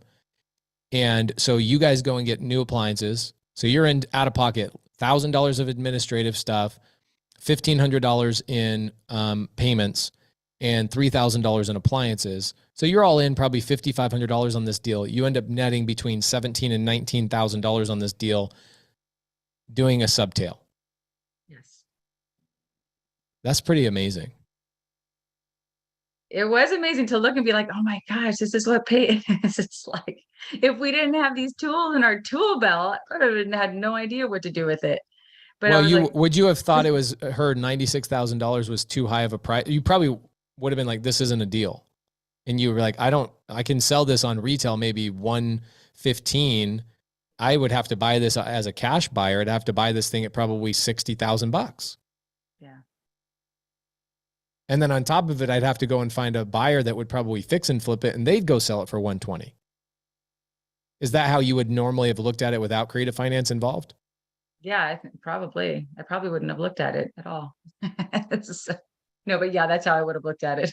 $19,000 on something that without creative, you would have been like, nope, not a deal. The lady owed more money than what you could even offer on cash. Exactly. Yeah, it was so fun. I was like, we got to do more of those. And it was, it was great working with the realtor. It's all about finding the unicorn realtor, like you talk about. Amazing. Someone who's investor friendly and can see the vision that you're trying to achieve. Absolutely amazing. Have you've been helping a lot of other new students get on the phone and close their deals in the last 6 months or so, it seems like, right? Yes. Yeah. I love talking to sellers. I'm always more than happy to talk to motivated sellers, even if it's like a suspect too. As long as I always challenge the students though, like I've been asking, what's their motivation and what's their timeline, at least those things. And if it's not clear, it's like, well, I think there's a little conversation. These are some questions that you could ask, because it doesn't sound like they're highly motivated yet. So I've been trying to like kind of coach them to the next level first and then go take it from there. Yeah. So Tristan Trenberth in the side chat asked a question. He says, did Jen hand over the deed or did she sell it on contract for deed? So Tristan, originally, we covered this, but you might have taken a phone call or something. You might have stepped away for a minute. She originally intended on selling this on a wrap, which she would have made a lot more money long-term, but less money up front. Her agent listed the property for sale at whatever price, but he didn't say it was on terms. They ended up coming in and getting a cash offer from a buyer who brought a USDA loan to the table, and they wiped out Jen, the realtor, and the underlying debt. So it ended up being a traditional transaction where the deed was transferred and all the underlying sub-2 debt was paid off in the transaction. A subtail, a true subtail. Yeah. Jen, how can you help people? What do you want people to utilize you for while you're up here? Got people in the side chat on Zoom, obviously, some new students. And then we've got people on YouTube that are watching you. How can people reach out to you, and what do you want to do with people?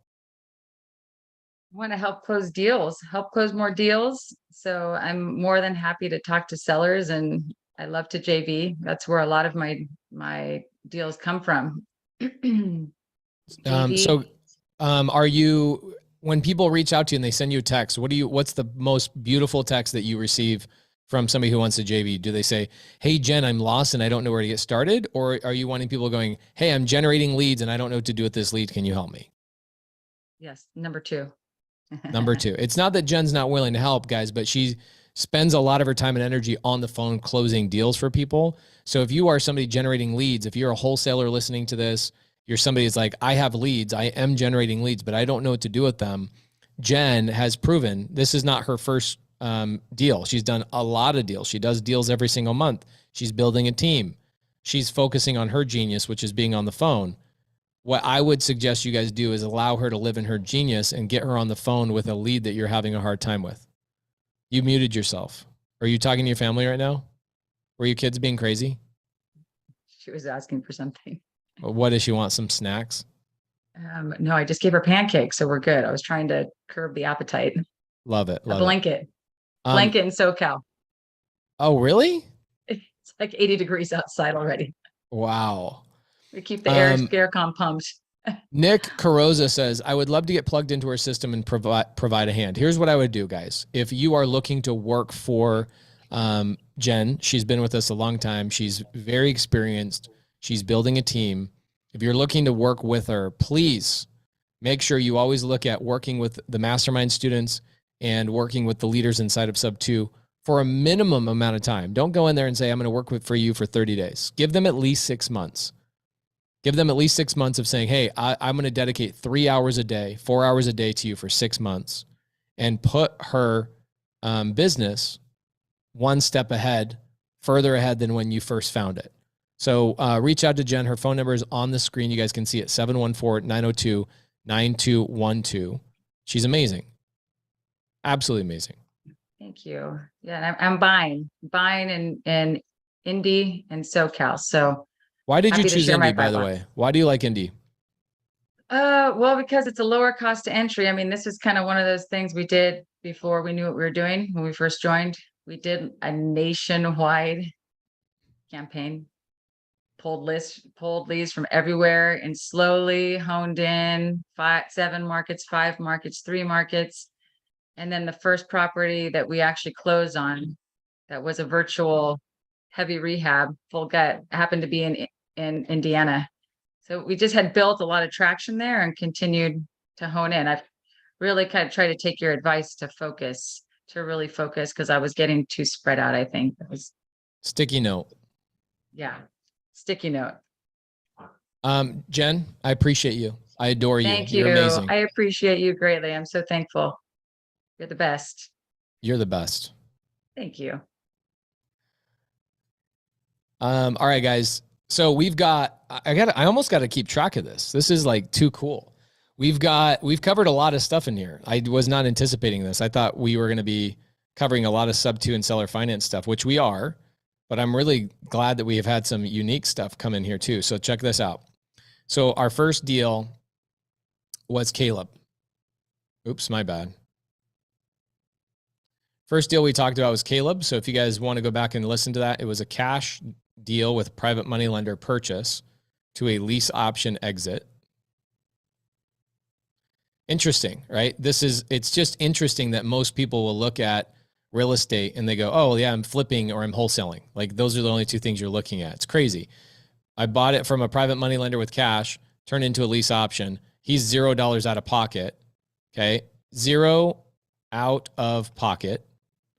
And he got paid up front. He cash flows $430 per month, and he has $30,000 in current equity on that deal. Pretty amazing. He pulled that lead from the trash.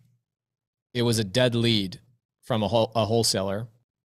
Okay. And it was actually a mastermind student that knew he was leaving leads on the table. And he also knew as a leader, he could bring Caleb into his business and say, hey, Caleb, why don't you work on my trash stuff and let's convert more of these deals? Caleb got paid upfront, and the mastermind student got paid $7,500 in that transaction. Pretty amazing.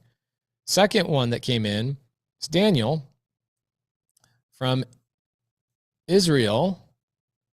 Okay. And he did his lead came from a cold call that he cold called himself personally. Okay. And he got a hold of a landlord who was like, I hate this property. I want to sell it for $100,000. And I already have it under contract with another buyer. So leave me alone is what he said. Leave me alone. And Daniel said, dude, I'm not going to leave you alone. We don't know that that guy's actually going to close. Okay. We don't know that that deal is going to close. So I'll call you one day before and I'll see how the transaction's going. Well, he did. And what ended up happening is he ended up converting that seller into a seller finance deal, 10% down, so 10K down, no renovation, and also 0% interest. His cash flow is conservatively about $300 a month. His payment is $250 a month, and he's going to make that payment for 20 years. Okay.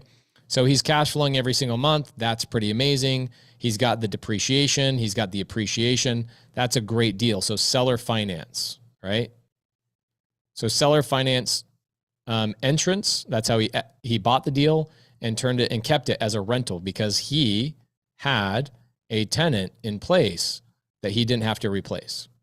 In the next couple of months, he's going to raise the rent he's got renter paying $950 right now. He's going to end up going and probably raising that rent to, I would say, $1,200 because it's undervalued.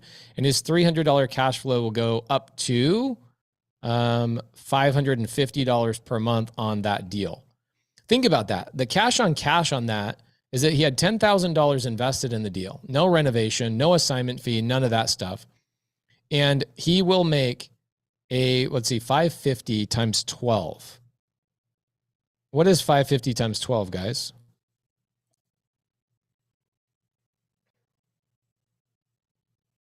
$6,600.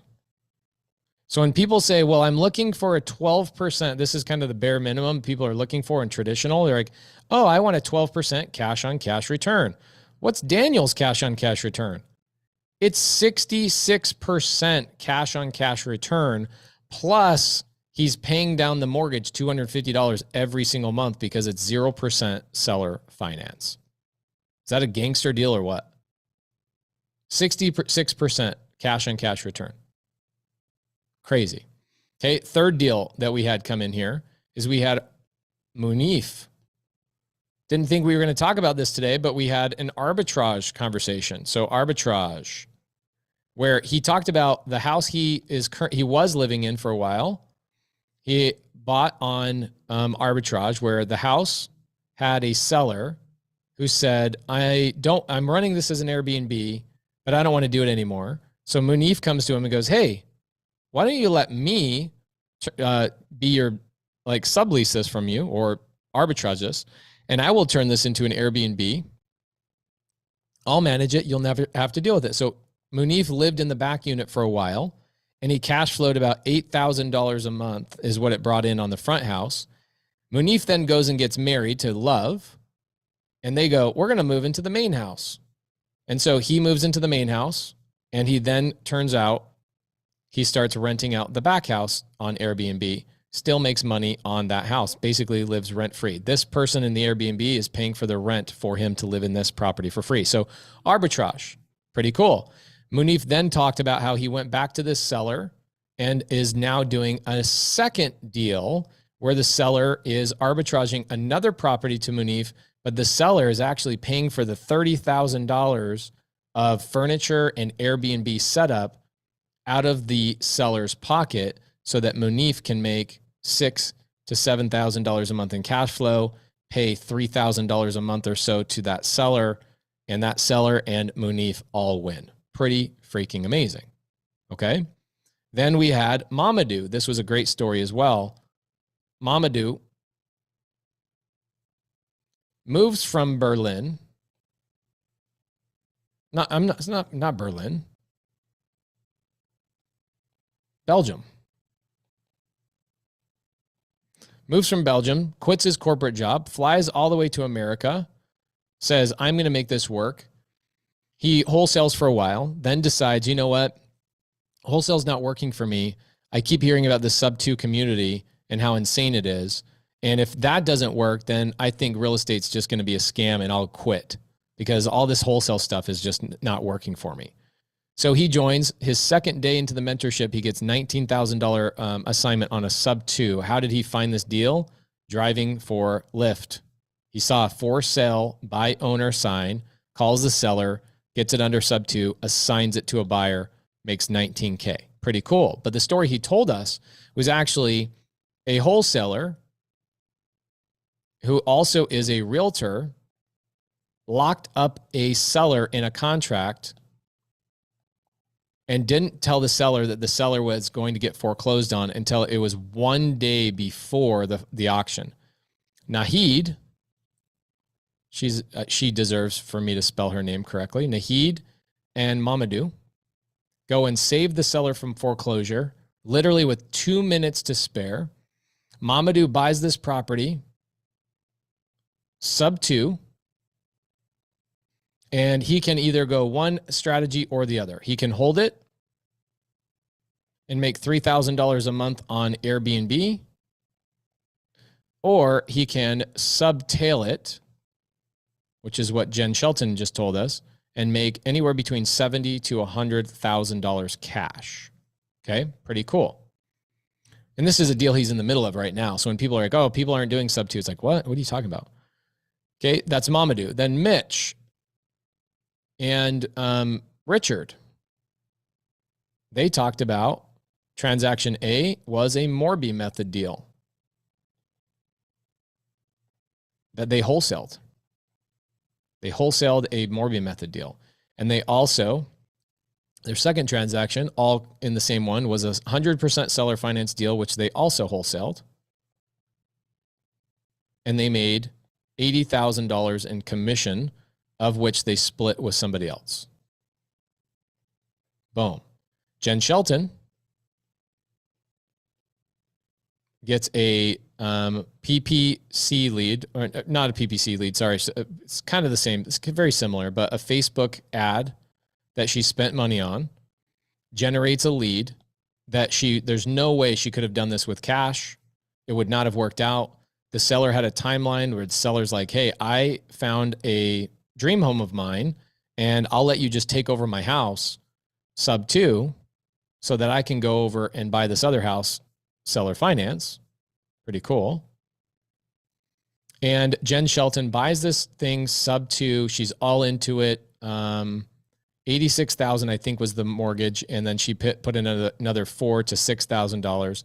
She turned around and sold it through a realtor. A realtor sold it for her. Do realtors sell creative finance deals? Yes, all the time. Okay.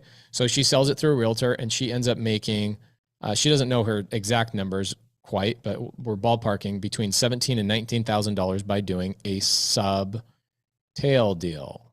We've covered a lot of ground here. Pretty cool. What do you guys think? Do you guys learn a couple of things today? You guys feeling good? Yeah, I don't call realtors realtor. Realtors are not called realtors. They're called realtors. Realtors. My wife, who is a realtor, says they're called real turds. That's what she calls them. Real turds. They are absolute real turds. Anyway, Jordan Fulmer, next up to bat. What's up, brother? How you doing? I'm doing good, man. Happy Look to at be you here. being patient. You've been here this whole morning, freaking hanging out. I love it. Thank you for being patient. Yeah, man. Absolutely. Honestly, like we totally messed up. Like we were like waiting on an email. I didn't know what to expect here, honestly. Like I didn't know what, because my wife actually reached out to you and you emailed her back. And like we were like, is this happening or what? We're like, and then this morning, like we look at our emails like, well, I guess I don't know. And then she opens her Facebook. She's like, oh my gosh, it's going on. So anyway, we're a little late. You guys are good, man. This is perfect. And I went long. I just wanted to make sure we gave enough breath to everybody's story. Yeah. And make sure that everybody has an opportunity to be in the book. I really want people to be highlighted in the book. I know we have hundreds and hundreds and hundreds of stories, but today we'll get through as many as we possibly can. So thanks for coming in here. Jordan. Yeah, man. Where do you live? What's your experience level? Yeah. So I'm in Huntsville, Alabama. So I've been doing real estate for about 4 years. I've actually only been in sub 2 for about 2 weeks. So happy to be here, man. So the deal I'm going to talk about, we did before we were in sub 2. But we've got some experience with it, but just wanted to join to get better, to grow. Yeah, I mean, honestly, just what I'm seeing so far, it's super exciting. Just have you met Chris Davis yet? No. So I've talked with Jeremy Gonzalez. He's our accountability group leader here, or one of them. Yeah, he's partners with Medium Wave Dave, who's one of my favorite people on the planet. Oh, sweet. Yeah. So we meet every Thursday. I've had something every Thursday, but yeah, I'm definitely getting plugged in with the accountability group here. I'm excited about that. Love it. So, yeah. So you did this creative deal. Yep. What kind of transaction was this? So it was actually a lot of them wrapped all in one. Actually, it was 2 deals from one seller. They loved it so much. They're like, hey, we've got another house we need to sell. So it's basically, I mean, the acquisition was the sub 2. And then we sold it on a lease option. So, okay. So you've got a story to tell us about a sub 2 to lease option exit. Yep. And then the second one was a sub 2 to wholesale exit. Love it. Okay, great. Yep. Perfect. We got some good stuff to talk about. Okay. So yeah, man. Yeah. Let's start with the first one, the sub 2 to lease option. Is that the first transaction? And then the seller came back to you for a second one? Yep. Exactly. Perfect. Okay. As soon as we basically presented them with, what we could do for them on their first one, they're like, hey, we've got another one we need to sell you. Can you do the same thing for that one? And I was like, yeah, absolutely, man. Okay. So what we got to make sure we answer all the time, and I'm going to let you talk. Yeah. We always have to answer. Everybody knows this. I think everybody's kind of, I'm getting text messages and DMs and people in the side chat saying, thank you for backfilling in the information. I would say when people are brand new, they always, and same thing with you, Jordan, when you were brand new, you're probably like, where the heck do these deals come from? Yeah. Right. Right. So we want to know, where does the deal come from as a number one thing? And number two, what was the pain that you solved for the seller that you felt like you brought to the table nobody else could do? And I'm going to let you tell this story. I'll only interrupt if I need to backfill. Yeah, absolutely. So how we found the deal, this is a pretty creative strategy for people that a lot of people may be doing it. But so we were doing direct mail, and some of the postcards, as you guys know, bounce back as, vacant or whatever, or for some kind of undeliverable, something like that. It just bounces back to you, to the return address. So a lot of people throw those away, but I took it and skip traced that person and said, because, hey, nobody else that's doing direct mail is going to be able to reach this person. Everybody's getting their mail bounce back. So yeah, skip traced it, called them, and just came in and said, hey, I'm looking to buy houses in the area. I was wondering if you'd like an offer to buy your house. And she was like, oh my gosh, yes. So we set up a time to kind of meet, talk a little more through it, because she was in the car at the time. So yeah, and just talked a little bit further the next time. And so it turns out, so her and her husband had, recently gotten married the last couple of years. So she had lived in the house previously. And when they got married, they bought a new house, a couple cities over. And so this one, well, her daughter moved into it for a little while. The deal was her daughter was supposed to fix it up. That never happens, of course. And then, daughter moves out, and now it's sitting empty. And so they're carrying a payment on it. And, it's just sitting there. So, and it needed work. We ended up putting about $32K of repairs into it. So it definitely needed to be spruced up, no doubt, to sell it or whatever. And so, anyway, so that was their pain. They had. So we gotta make sure we hit home on this before I let you go forward, because this is really good. Okay, so guys, when you do direct mail, which direct mail really does work, it can get expensive in the bigger markets, but in the non-massive markets, like Phoenix is very expensive. The cost per contract on a direct mail campaign is like $10,000. You got to spend 10 grand to get one contract on direct mail, because there's so much competition. People are getting hammered with mail. But when you're in like Alabama, Missouri, some of these a little bit medium-sized markets, you can really cause some damage on direct mail. The challenge that Jordan just pulled out was that sometimes you send out these direct mail campaigns and you're mailing to a vacant property. Yeah. Or maybe the address is wrong, or maybe the seller's name was spelled wrong, or something weird, and you get all of that mail comes back to you. Okay. And what I see is I get people that do direct mail go, man, my direct mail keeps coming back to me. I'm like, oh my gosh, that's the greatest thing ever. They're like, toss it in the trash. They do, bro. They do. Jamil and I, no joke. This was 3 years ago, before I ever thought about even becoming a coach. Jamil and I were traveling around the country. We go to Fresno, we go to a wholesaler's office, and we go, hey, tell us about your business. Let's coach you through like what we're doing. And I look over in the trash, and their whole trash is full of the postcards that came back the day before. And I was like, there's $100,000 sitting in this trash can right now. Yeah. Because like I said, the thing is, everybody doing direct mail can't reach those people.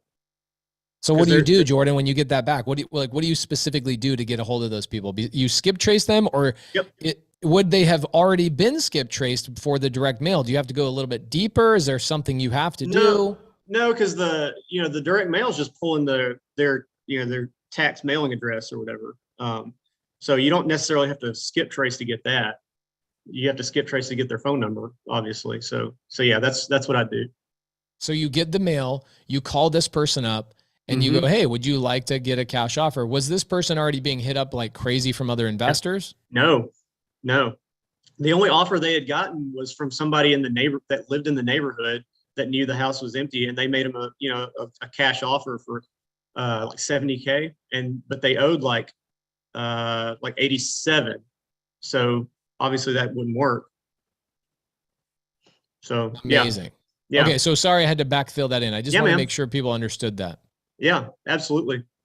Yeah, so just met with them and took a look at the house. And I mean, honestly, like, you know, people talk about negotiations, like a lot of times it's not this like bare knuckle haggling process, you know, it's like literally you're just talking with somebody, building rapport. And like, I mean, the guy told me how much they owed on the house, like without me having to like tease it out too hard, you know. And then I kind of mentioned how we buy houses multiple ways, you know, cash, but also do terms and, you know, creative deals as well that helps us to pay more.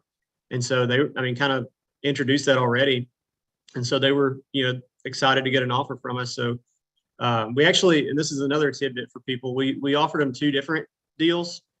So one, we offered them just a sub 2 with a little bit of cash, and then also a wrap, just with less. So basically the trade-off is with the sub 2, they got some cash from closing. The wrap, they got a higher price, but less money right up front. And they'll make more money. They'll get some interest on a payment. So you'll make a payment to their underlying mortgage, and they'll get a chunk for themselves plus some bearing interest. Right. So I take it they didn't take the wrap. They probably wanted the cash up front. They did. Yep. And honestly, so we started with taking it sub 2 plus 10K. We were going to give them 10K at closing. We ended up backing it down to 5 just because we found some stuff in the inspection that just did, you know, we just kind of backed it down from that. But anyway, but yeah, what ended up happening, we gave them 5K on top of the sub 2.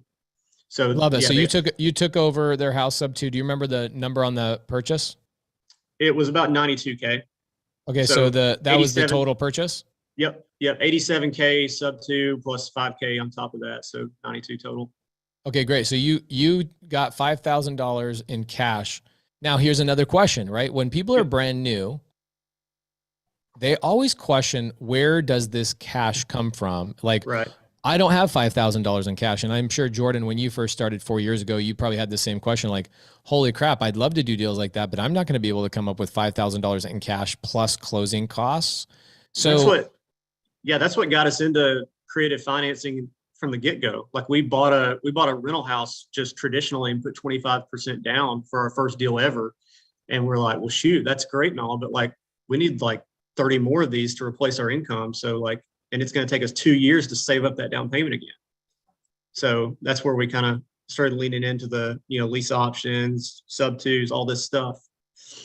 So a lot of people don't realize that. And people that have never purchased a property before, when they go, oh my gosh, you put 5 per, like, for example, Daniel, you know, a couple hours ago talked about this seller financing deal, deal where he came up with $10,000. And for guys like you and me, Jordan, we're like, I'll do that all day long, 10% down at 0% interest. But newbies, what they do is they go, wait a minute, I thought creative finance means that I don't have to ever come out of pocket ever on deals.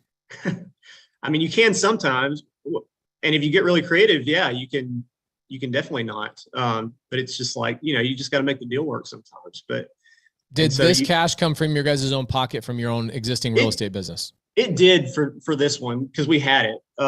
But yeah, I mean, obviously, it's especially being part of this community. Shoot, you got people that would help you out with that all day long. Yeah, but guys in the side chat, we tonight, it's Sunday morning, so we have less than 200 people. Usually we have 300-400 people in the side chat on our Zooms. Who in here actually would lend money on a deal inside of sub 2 to another sub 2 student? Anybody, any private money lenders in here? Yes, no, maybe so. Bo Howard, what's up, Bo? Okay, me, I would, There you go, I man. have. Tristan Trenberg says, I would, I have. Tristan's another person I helped Tristan do his first sub 2 deal he ever did in his life. I still own that. I'll show you guys the P&L. It's an Airbnb out in Goodyear, Arizona. And he's going to come on here. I don't think he's going to tell that story. I think he'll tell another story of dozens of other deals he's done since then. But so Jordan, as we're telling the story, I want to keep you going, but I want to make sure we highlight this. This scares most new people. You can't let that do it to you, man. Because like this deal, even spending some extra money to borrow that money, it's a home run deal. This is a home run deal. Like you said, 25%. Most people would put 25 to 30% down to buy a rental property. Yeah.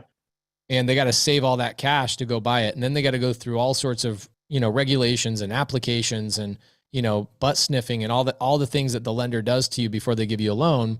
Meanwhile, if you just need $5,000, literally 30, 40 people right here in the side chat are like, I got the money. They'll lend $5,000 to you so that you don't have to come out of pocket that $5,000 bucks. Mm-hmm. Now, Jordan was already at this point a somewhat established real estate investor. And so he had cash coming in from wholesale, probably some fix and flips, even some of his own rentals. And so this is an easy investment for him to make, especially when previously him and his wife had put 25% down on another deal. You guys couldn't wait to write a $5,000 check on this deal. Heck yeah. That's nothing. It's nothing. And so when you guys are brand new, please understand the difference. On a traditional deal, you're going to be in this world. And honestly, when you're doing the BRRRR strategy, a lot of times, I know people, a lot of times they go, well, you're going to get all your money back. Guys, I own a title company. We do a lot of BRRRR refinances. We see them all the time. It's more than 80% of BRRRR deals do not get their money back. They are stuck into those deals. 25 to 30% of the deal needs to be stuck in the deal. Okay. So if you go out and you do a $500,000 house and you refinance it, you're going to have about $150,000 in equity in that deal to go get a loan for $350,000. So in order for you to get a loan for $350,000 on a $500,000 house, I know this is not Alabama numbers, but this is Arizona numbers. In order to get a loan for $350,000 and get all your money out, you got to have bought that house for like $175,000, maybe $225,000 max. And put maybe $50,000 max into it. So you got to buy that house for like 30% of ARV to get all your money back. Right. And that's going to be tough. Yeah. That's a hard sell. That's a hard sell. So you're going to sellers, and what you did, Jordan, is you're like, I'll pay 100% of what you owe plus $5,000 in your pocket today. We don't have to go through any applications, no banks, no nothing. Yep. Yeah. Close in a week or two. And yeah, there you go. And on top of this, guys, most people that are doing the BRRRR strategy, okay, because Jordan's going to go to his next story is going to be sub 2 to a wholesale. So you have to understand how powerful wholesaling a sub 2 is, because this means everybody out there doing the BRRRR strategy, remember what these R's stand for. The BRRRR rental means, or the BRRRR strategy is buy. But how are people buying these properties? Is they're getting hard money lenders and private money lenders at an average interest rate of probably 10%. Okay. Then they're renovating. They're renting it out. And while they're renovating and renting it out, they have a hard money payment and a private money payment until they refinance 6 months later. They have made all these payments of hard money and private money for 6 months, eating away their equity on this deal just so they can refinance a portion of their deal out. Yep.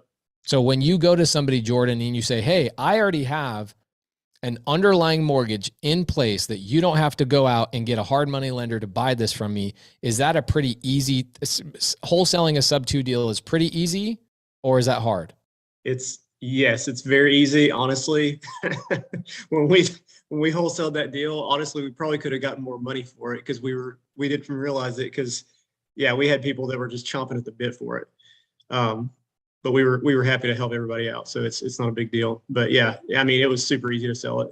Okay. So you going back to the first story, I just wanted to make sure we backfill some of that information for people that are watching on YouTube and might not have the training. So you get this house under contract sub 2. You give the seller $5,000, you close on it, and you guys ended up doing what with the property? So at first we had to renovate it. So we ended up spending about $32K in repairs. A couple of big things. It needed a new roof, needed HVAC unit, and then just a lot of stuff on the inside, but it ended up being about $32K. And then we did a lease option. So the payment that we had, the PITI from the sub 2 was $960 a month, and did a lease option for $1350 a month. So cash flowing about $400 a month. $1350, and you have your lease option tenant is in charge of the repairs. Is that correct? Yeah, I mean, we cover some stuff sometimes, like the bigger things, but yeah, I mean, we rarely get calls on stuff. So you bought this, you were into it for the 87 plus the 5 plus the 32,000. Yep. So you were into this deal 110, 120, basically like 120. Let's just say, let's round up to 125 just for like utilities and whatever else. Yep. Yeah, exactly. And then, you know, part of the lease option is they put the option fee. So that kind of helps offset some of that. So we got a $7,500 option fee from the tenant buyer. So it kind of that's one of the perks of the lease option, because it kind of knocks down that cash requirement. The money. Yeah, exactly.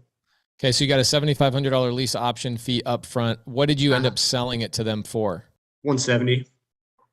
Amazing. Yeah. This is kind of a tangent, a quick tangent on it though. Cause so they actually haven't purchased it yet. Obviously that's the option price, but when I was looking at the numbers on this deal, I started pulling comps in the area. I mean, the house has appreciated like 100K since then. So yeah, you probably you undersold it. This is, bro, I'm so glad you're saying this, because this is one of the reasons why I stopped doing lease options. That's why I'm not doing them right now either. Because when you guys sold this at 170, yeah, you were probably high-fiving each other. Yeah, yeah. Absolutely. And a year later, you're like, no. Yeah. So it's like, it is what it is. Obviously, it's like we're gonna perform on what we committed to for the folks, but yeah, it kind of stings a little bit. You can't help it. You can't help but feel that. But yeah, so that's another thing to consider about lease options. Like if we would have what's your time frame on the option? So we gave them 5 years. No, we gave them 2. How much time do they have? A couple months, but they're about ready. They're about ready. Here's a question. We'll go on a tangent for this. Yeah. If your lease option tenant comes to you, let's say in 2 months when they're supposed to execute their option, and they go, "Hey, Jordan, will you extend my option an extra 6 months? We're still working on financing." Mm-hmm. What do you say in this particular situation? I mean, honestly, what I want to say is, hey, this house is worth about 280 right now. Like if you were to buy this on the market, it would be 280. But I want to honor what we kind of agreed to with you. So maybe meet in the middle somewhere. I like that. I don't know. That way you're still getting for like 225 with a 6-month extension. That way you're still getting a great deal. You're walking in with, $55K in equity. Maybe something like that. So I had this lease option down in Chandler, Arizona. And this was like one of the only deals that I did that we went to dinner to celebrate how good of a deal this was. Really similar to you. Sub 2 deal, $5,000 to the seller. We clean the thing up, sell it on a lease option for like $100,000 over what we bought it for. Yeah. And we're like, toasting Diet Coke, just feeling good about ourselves. Yeah. Then the market just goes crazy. Yeah. This guy, $200,000 above what we sold it to him for, goes in default. And so it said he kept being late, right? He kept being late on his payment. It was starting to become like a thing. Yeah. We were going, oh my gosh, there's $200,000 on the table, and we were a little bit regretful that we sold it to him at such a low price. Yeah. And we were about to take the property and evict him. And he comes along with a hard money lender because he realized I have $200,000 in equity. Even if I bought this thing on hard money, I could flip it on the market and get my $200,000. Exactly. Yep. Yeah. He realized I can't let this go.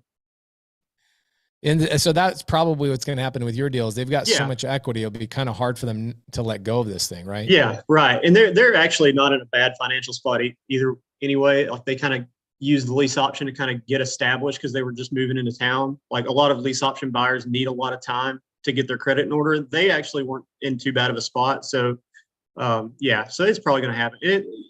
You learn from it, and we're still making money. It's like, I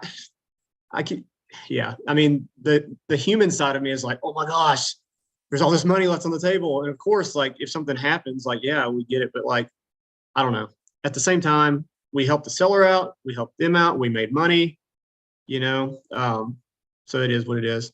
It is a big part of it too. Like in a lease option, why you can't really take too much money as an option deposit is because your job really is to help these people become homeowners at some point. Right. And so you've done a really good job of that. They could go out right now and get a loan and basically have no money out of pocket to refinance you out. Oh yeah. Well, plus he would probably get a VA loan too. Oh man, he'd probably get some cash out of pocket on that deal. Mm-hmm. Holy moly. Yeah. So yeah, I mean, gosh, I was thinking about something, but I forgot. Here's a good question. Dennis just asked, and I like this. Dennis says, so if you didn't do a lease option, looking back on it, what would you have done otherwise?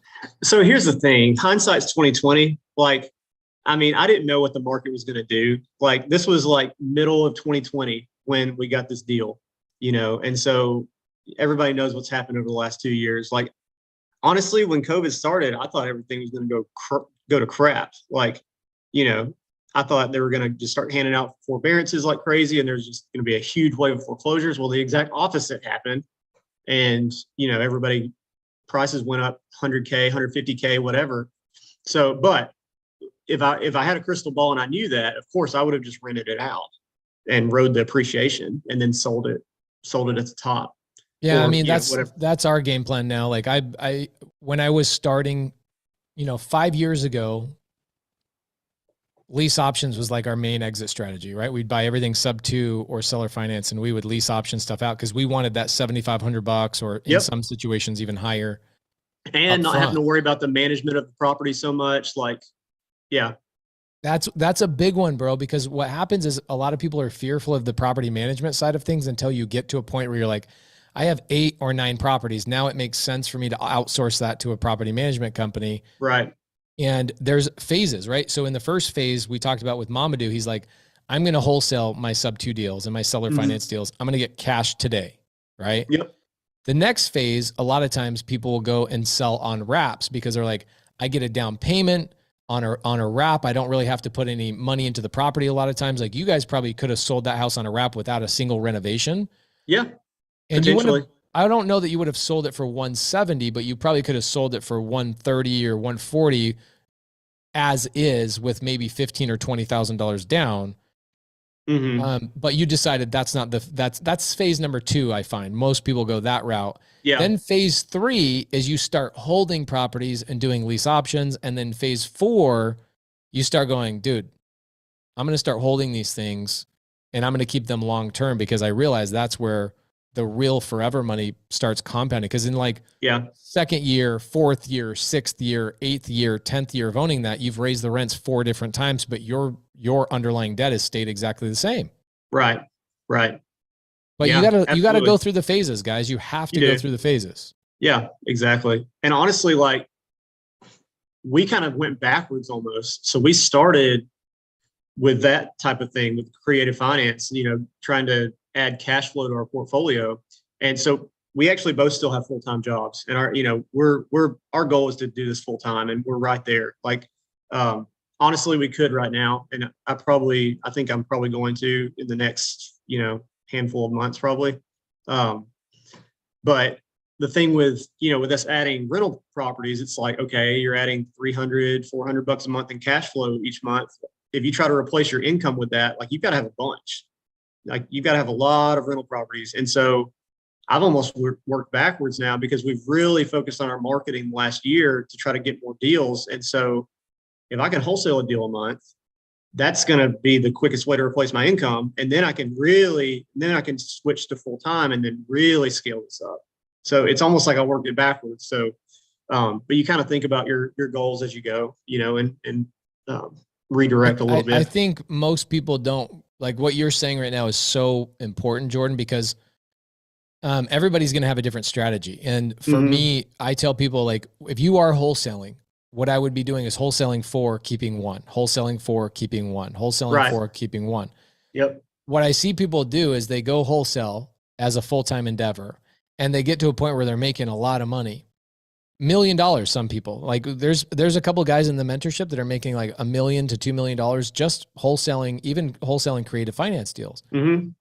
But they're paying 50% of their income nearly in taxes. Mm, And then what they're That- doing is they're freaking elevating their requirements of their living expenses to $30,000 a month. And now their wholesale fees don't allow them to have any more money to put to the side, which is what Jordan's doing. Jordan's saying, if I wholesale one a month and I pick up one a month that I put in my rental, and then I fix and flip every once in a while, sometimes you just have a really perfect blend that satisfies all your goals simultaneously. Yep.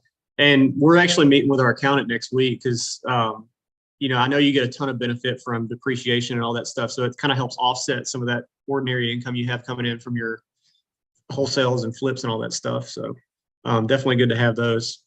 That's a big deal. In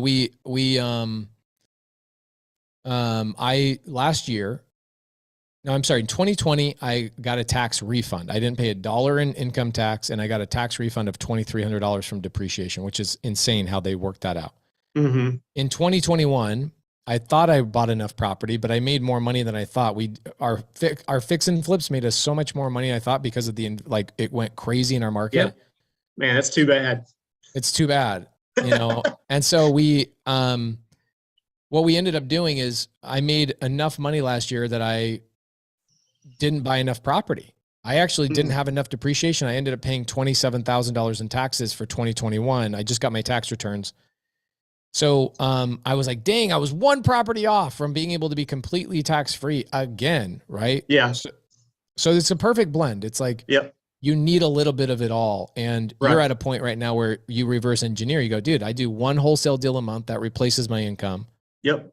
I do a second wholesale deal every month. I can use that cash to go and invest in a buy and hold every single month if I choose to do so.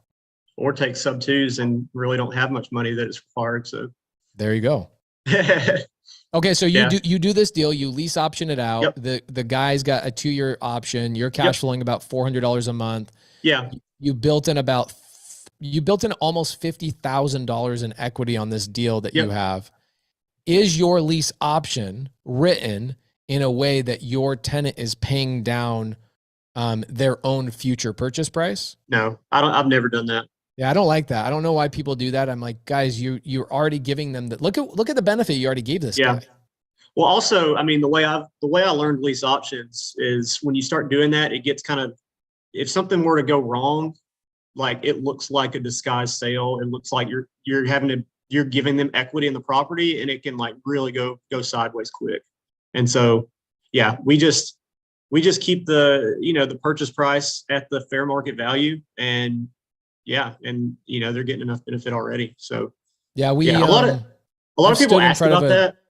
I stood in front of a judge twice on this. Yeah, because I did that when I first started. No, I was taught incorrectly, and I sold. And the judge I stood in front of twice said that you have inferred ownership. Yep. Like what you said, you've disguised a sale. It's inferred ownership. What you've done is you've taken a down payment, is what I used to call my option. Took a down payment on a rent to own. Yep. So I don't call them rent to owns anymore. And I also was letting their payment pay down a portion of their principal. Yep. And the judge is like, don't do that. It's a lease option for a reason. I was like, man, I had to get in front of a judge for somebody to teach me the right way. That sucks. Yeah. Yeah. So what we tell, and we get a lot of people that we have approach us about the lease options, ask about that. And what we tell them is, look, we keep the purchase price at market value. We keep the rent at market value. So like a lot of people that do the payment, the principal pay down, they'll raise the option for the monthly payment higher than market rent and just take that extra and apply it to the principal amount. And we just keep the rent payment fair and just keep it that way, keep it clean. Love it. Okay. So great deal. Love that. So sub 2 to lease option. Then the same seller came back to you. You said they were getting a divorce. Is that correct? No. They were married. And they had bought a house. Okay. So she had this house that we've been talking about. And they got married, moved into a house, 45 minutes away from that one. Now, we didn't even know it until we made them the offer to take it sub 2, but he's like, hey, do you guys buy houses in Pelham, which is like 2 hours south of us, about 2 hours south. And we're like, yeah, I mean, we'll take a look at it because they're like, we love what you did here. So like, hey, could you do that again for another one? So like, sure, we'll take a look at it for you. And so, yeah, went down, met with them there, took a look at the property, and yeah, basically structured the same kind of deal. This one, definitely needed a lot of work too.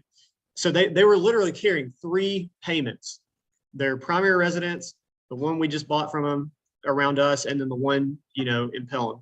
So 3 payments every month. Like that's pain, and that's motivation right there. Like, they've been doing it for years too, carrying that payment. So, so we structured the sub 2 with them there, and we actually thought about keeping it for ourselves, but I quickly realized that was a bad idea for us, like, because it was 2 hours away, trying to manage that rehab. I mean, it was a significant rehab, depending on which direction you took it.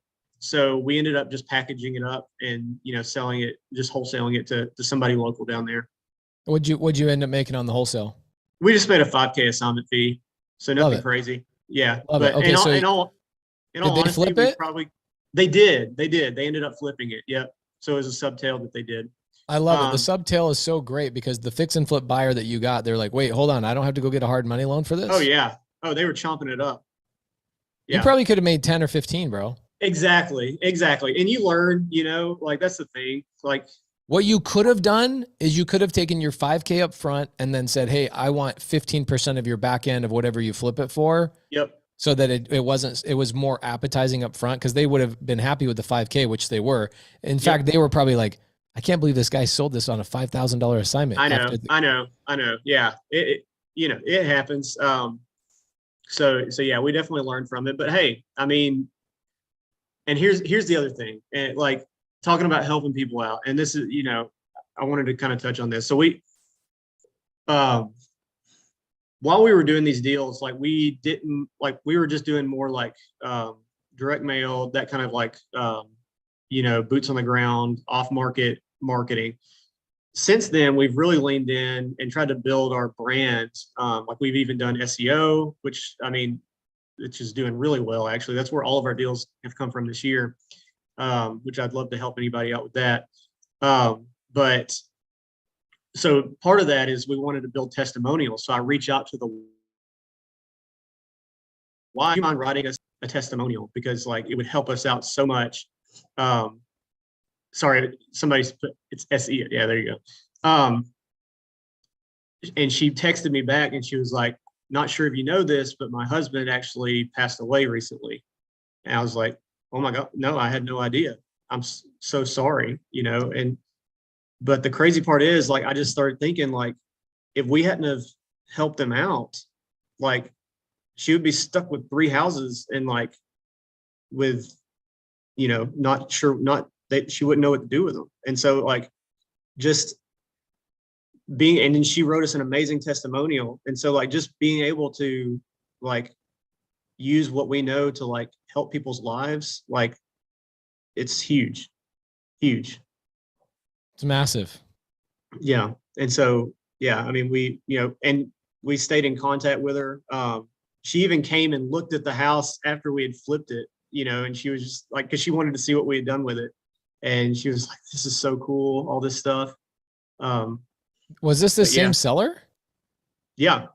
You bought 3 deals from this lady, 2 sub 2 and 1 cash? No, the first deal we bought. Oh, got it. Okay, got it. I'm like, oh my gosh, you got 3 deals from this lady? 2 deals is miraculous. That 3 deals is like unheard of. Yeah. So yeah, I mean, just like knowing that we used what we knew to help them out, and like even like long term, it helped them out even more than they would have known. So, yeah, it's huge.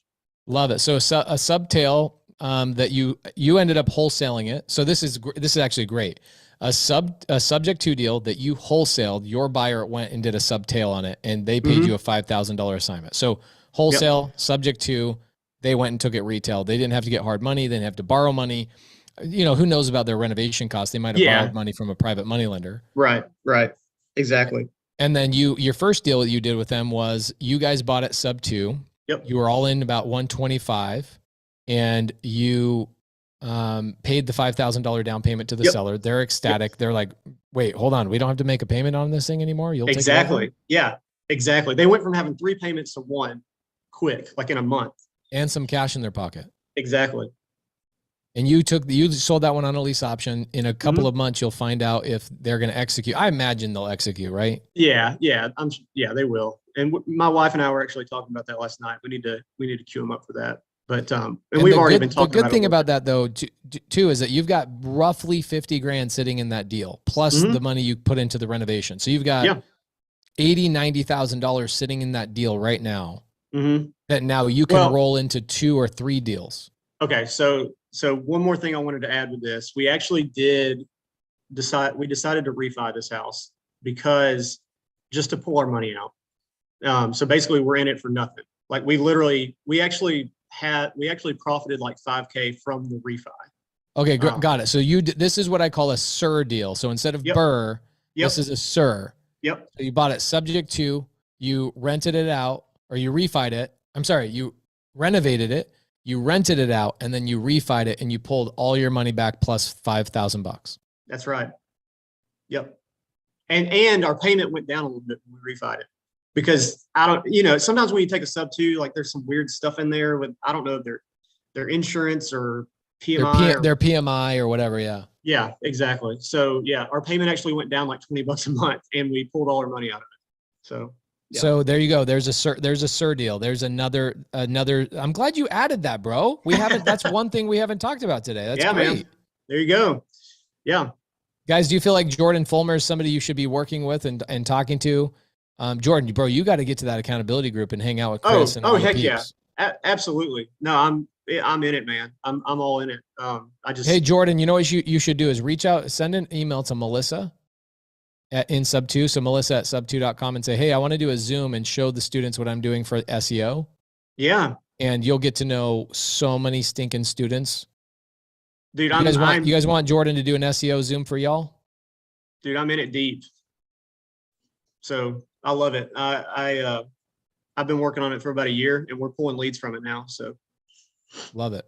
You guys he'll cut down your, I don't do SEO. So this will be a great strategy for you guys to see from Jordan. Jordan, thank you, brother. I appreciate you. Yeah, man. Absolutely. What a great bunch of stories. I appreciate it. This is awesome. What a great addition to the Sub2 community. I saw your wife on here with you for a minute. Was it just too long? She had to go. Yeah, that's why. Yeah, she had an appointment at we're on Eastern time right now. We're actually in Atlanta for this weekend, but she had to go at 2. She had something. I'm sorry I missed her. That's unfortunate. You're good, man. You're good. Like I said, we called in late. That's all good, bro. Thank you for coming in here and thanks for laying down some knowledge for everybody. Absolutely. Appreciate you. Wow. One of my favorite human beings right here, medium wave Dave. Look at this shirt, dog. What is up? My Sunday shirt. Is this your Sunday best? No, I had to put a shirt on just for this. I'm going to the beach after this. Oh, wow. Amazing. So guys, medium wave Dave, amazing man. He's been a leader in Sub2 for quite some time. Become a good friend of mine. I just love watching what this guy does. You've got a story for us today, bro? I have so many stories, but I know that we get story heavy. So we're going to stick to one fun deal that has a whole bunch of pieces to it. Love it. What market are you focusing on right now? What is your guys' business model and how can people utilize you or reach out to you? What do you need in your business before we get started? Yeah. So, Jeremy Gonzalez, my partner, is based in Birmingham and he's the South accountability leader. We stay heavy in, in the Southeast. We've been doing a lot and we were marketing heavy. So, my avatar, like we were heavy direct to seller. But the funny thing is, it's like, I feel like I've had 5 different businesses since I've been in Sub2. It's amazing. Like watching everyone else's journey, like hearing Mounif's story and Mitch's story and like all these stories, like the journeys of like the progression of, where your business starts and where it goes. Like, I feel like I'm on my 5th business already. And so funny enough, even though we're heavy direct to seller, most of our deal flow comes from JV deals. Love it. We have a ton of amazing JV partners and it comes from doing like literally following exactly what you said, being consistent, showing up, offering value, just like meeting people, And Jeremy's been amazing on social media lately and stuff, and just an accountability leader, and like his visibility coming up. Like there's people that we've spoken to over a year ago that like are coming back now. It's like the reputation is finally catching up of like, hey, if you have anything in Alabama, or if you have, bring it to Jeremy, bring it to Dave. Like, it's awesome. It's super cool. Love it. So your main business model is being a leader, providing value. People bring opportunities, leads, maybe contracts even to you guys, and you guys JV or joint venture with those individuals who you guys have more resources, more experience, more tools in your bag that you can solve problems at a higher level than they can. And so because you've put yourself out there for enough time consistently, you are in a position to help those people and cut their learning curve down. And essentially you guys get paid to do that. I think that's an amazing summary. Dang, I should write that. I should write that down. Somebody take notes on that. That was a really good one. No, like literally my role in our business is partially to go be visible. Because I run the front end lead gen side, which is like the integrator stuff, which is super like in the shadows and boring. But because I've been able to put systems and processes in place where a team of VAs runs that for us, it frees my time up to go do other things like raise private capital, go jump on Tuesday night Zooms, be amongst the leaders, be talking to people. So it's like, even though I function as an integrator within our business, my bigger role in our business is going out and meeting people. Love it. Yeah. So, yeah. So what kind of deal do we have? Actually, how do people reach out to you, dog? If I have a deal, if I have a lead, if I have a problem, if I have something, how are people reaching out to you? Do you have a phone number, an email, or something you can put in the side chat? What do you want? Yeah, I send everyone to Medium Wave Dave on Instagram. It's the one thing that, like, unless I get hacked, which hopefully I don't, is like the easiest way to respond. Like, I probably check it the most during my day. Now I have a reference point of like, I could see your social media. Like, we'll never lose each other. We get to know each other, we see each other's stories. We stay like front of mind. Like, I prefer that to text, even with my personal friends, like people I've known 20 years. Yeah, I'm kind of the same way. I love the ability to send voice memos really quickly, a video through Instagram. I can see what you're up to. I can see things that you're doing on your daily basis. And so I don't have to talk to you every day because I am talking to you through watching your stories. Yeah. Yeah, I love that. Okay, so what kind of deal do we got? Tell me the type of deal. What do we got? Yeah, so there's a lot of moving pieces here. It was brought by a wholesaler. So didn't pay to generate the lead. It was an auction deal. And it had a high entry fee. So we found that's been an interesting niche for us, right? The high entry fees weed a lot of people out. Again, because my visibility in the community, you mentioned my name a lot, thank you. It's built a level of trust where like it's been easier for me to raise private capital. So knowing that is an asset that I have in my quiver, I can go and like, we can say yes to things that a lot of people say no to. Like a higher entry fee is just one of those little niches that we found. We're like, oh my God, there's an unserved void in the market here of people that don't have large entry fees. Because we have the ability to go reach out to people who, seemingly trust us, that we can go raise capital to get into those deals. So this was an auction deal brought to us by a wholesaler. It had our purchase price all in is 306. Okay, so all in, is it a sub 2 deal? So yes, so it was a sub 2. So it came to us as a sub 2 hybrid. So sub 2, and then portion of seller finance. The seller must have had a good amount of equity in the deal. Decent equity, but a big chunk of arrears. So okay. Let's start at the top. Let's start ARV on this. A recent comp like down the street was 445. Okay, this is in Alabama. The underlying first was 186, 2% interest. Dang, that's good. Hell yeah. Yeah, we wanted to keep this one. There was like over 100K arrears that got negotiated down to 70. Seller wanted 70K. We were going to give them 20 down and a 0% interest seller second with a 5-year balloon. Okay, great. So they wanted 100K down, but you said we'll give you $20,000, and then they wanted 70 of their equity. Oh, 70. I'm sorry. Yeah. So they wanted $70,000 as their equity. you said we'll give you $20,000 down, and then you guys need to seller finance the other 50% or $50,000 to us at 0% interest. Correct. Got it. Okay. 5-year balloon on that. So there was a tenant in this thing. It was going to auction. We didn't get into it till 4 days before the auction. Dang. That's a tight timeline. Super tight timeline. The interesting thing here is the seller was in the military. And if they didn't figure this out, they were going to lose all their military benefits. So they had a lot, there was a lot of reason for them to play ball on this, right? So they had a lot of bunnies. They had a lot of bunnies. Yeah, we found the bunnies that they were, it's funny, right? Because they were playing hardball, but we kind of knew their bunnies. So it allowed us to step away and be like, hey, look, this is the only way this works. Not because we were being dicks, just because it was we were bringing to the table 120K of private capital, which was our whole entry fee, right? So we had 15K to the wholesaler. Okay. We had 20K down payment to the seller. We had 70K in arrears.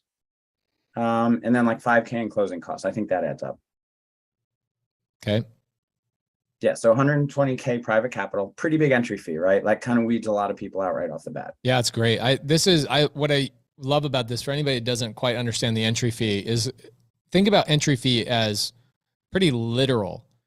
I'm going to enter into a deal, sub 2, seller finance, lease option, whatever it is. I'm going to enter into the deal. There's going to be a fee associated with that. Down payment to the seller, arrears, wholesaler needs to get paid, renovation, closing costs, all those things. Yeah, I'm going to take over, in Dave's situation, I'm going to take over a first lien position subject to at 2% interest.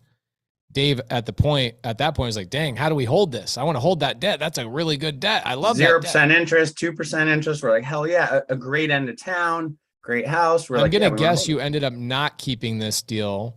No. Because the entry fee was so high that you were like, you know what, I'm going to guess that you probably sold it retail.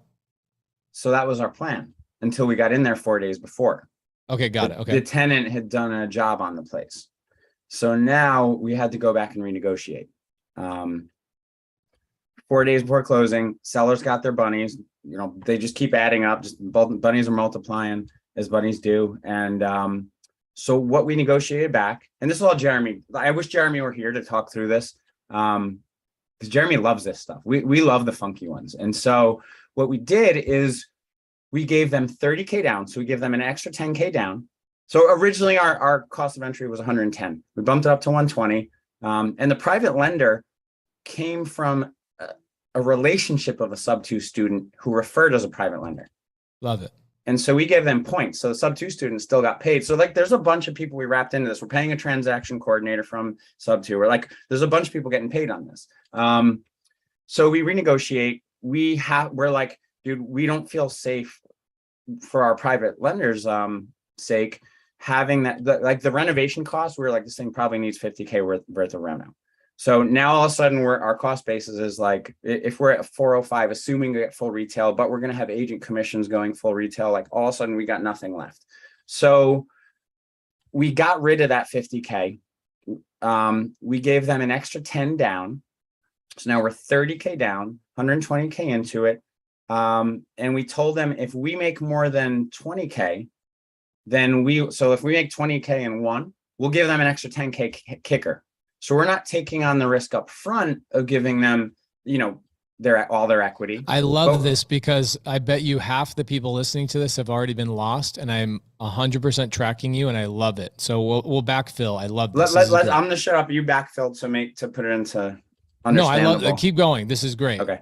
Keep going. You're doing a great job. So everyone understands, we basically, once we found out the repair costs, it ate up our confidence in making a profit to protect. What do we care about most, right? We care about our private lender. I don't care if what are we doing? We're collecting stories, right? We're helping someone in a tough situation. We're getting, referrals. We're making a wholesaler money. I care about transacting more, but what I care most is when I'm using someone else's capital, I'm responsible for that. So I want to know that 120K is protected. That's my number one concern in this whole thing.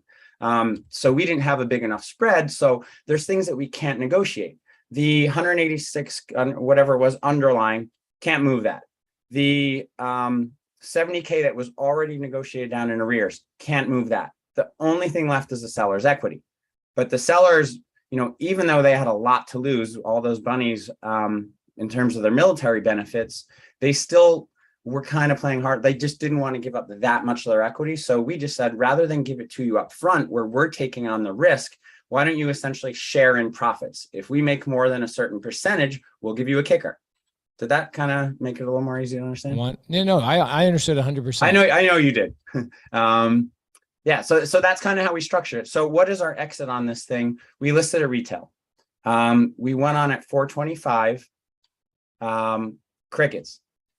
We did a price drop. Now we know, like, this is a beautiful house. I mean, even so, we went in. Jeremy went in and actually personally, you know, spackled. Did like the minor cosmetics, which isn't like the best use of his time, right? Like, we're running a business, but like, he wanted to do it, and so I was just like, okay. He went over on the weekend. It's like, it's great content. He goes with his son. It's family time. I saw him doing it. It was great. Totally. I saw him on his Instagram. I was like, he's doing a great job on the content. I was so happy to see that.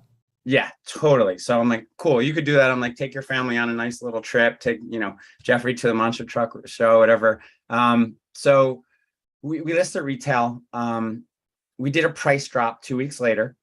And, you know, we're kind of getting antsy, right? So we call a local realtor, and through a relationship through Sub2, someone in the South Accountability Group that Jeremy leads, and got some amazing insight, which would have been good information to have ahead of time. And it, you know, my realtor intuition was like, maybe this makes sense to kind of get a local, you know, expert in the market, which, as much as we all talk shit about realtors, and a lot of us are realtors, a good realtor knows everyone's business. They're like the flower shop. They know everything that's happening in town. And so as it turns out, and this was kind of my theory, right? Over 400K, no one takes you seriously without a realtor listing it. So we were just over 400K. It was hurting us to not be listed with a realtor. So we're pulling it off the market. And now, so getting back full circle to the evolution of our business, you know, we're at a phase now where we've done the wholesale thing. We've done the cash up front. We stacked a little bit. You know we want to be liquid moving into things. We know we want to lend to ourselves. Like, we've started checking those boxes. Now we're at a phase where we want cash flow. So we fell in love with Eric and Nick's note strategy. So our exit on this now is we're going to wrap it, and we're going to take the first note. We're going to cash out our private money and all the underlines. And then we're going to be sitting on a really nice second that'll probably give us 500 and change a month with no skin in the game, no headache being landlords, no nothing. The wraps are amazing. They're super. Jeremy's done them before.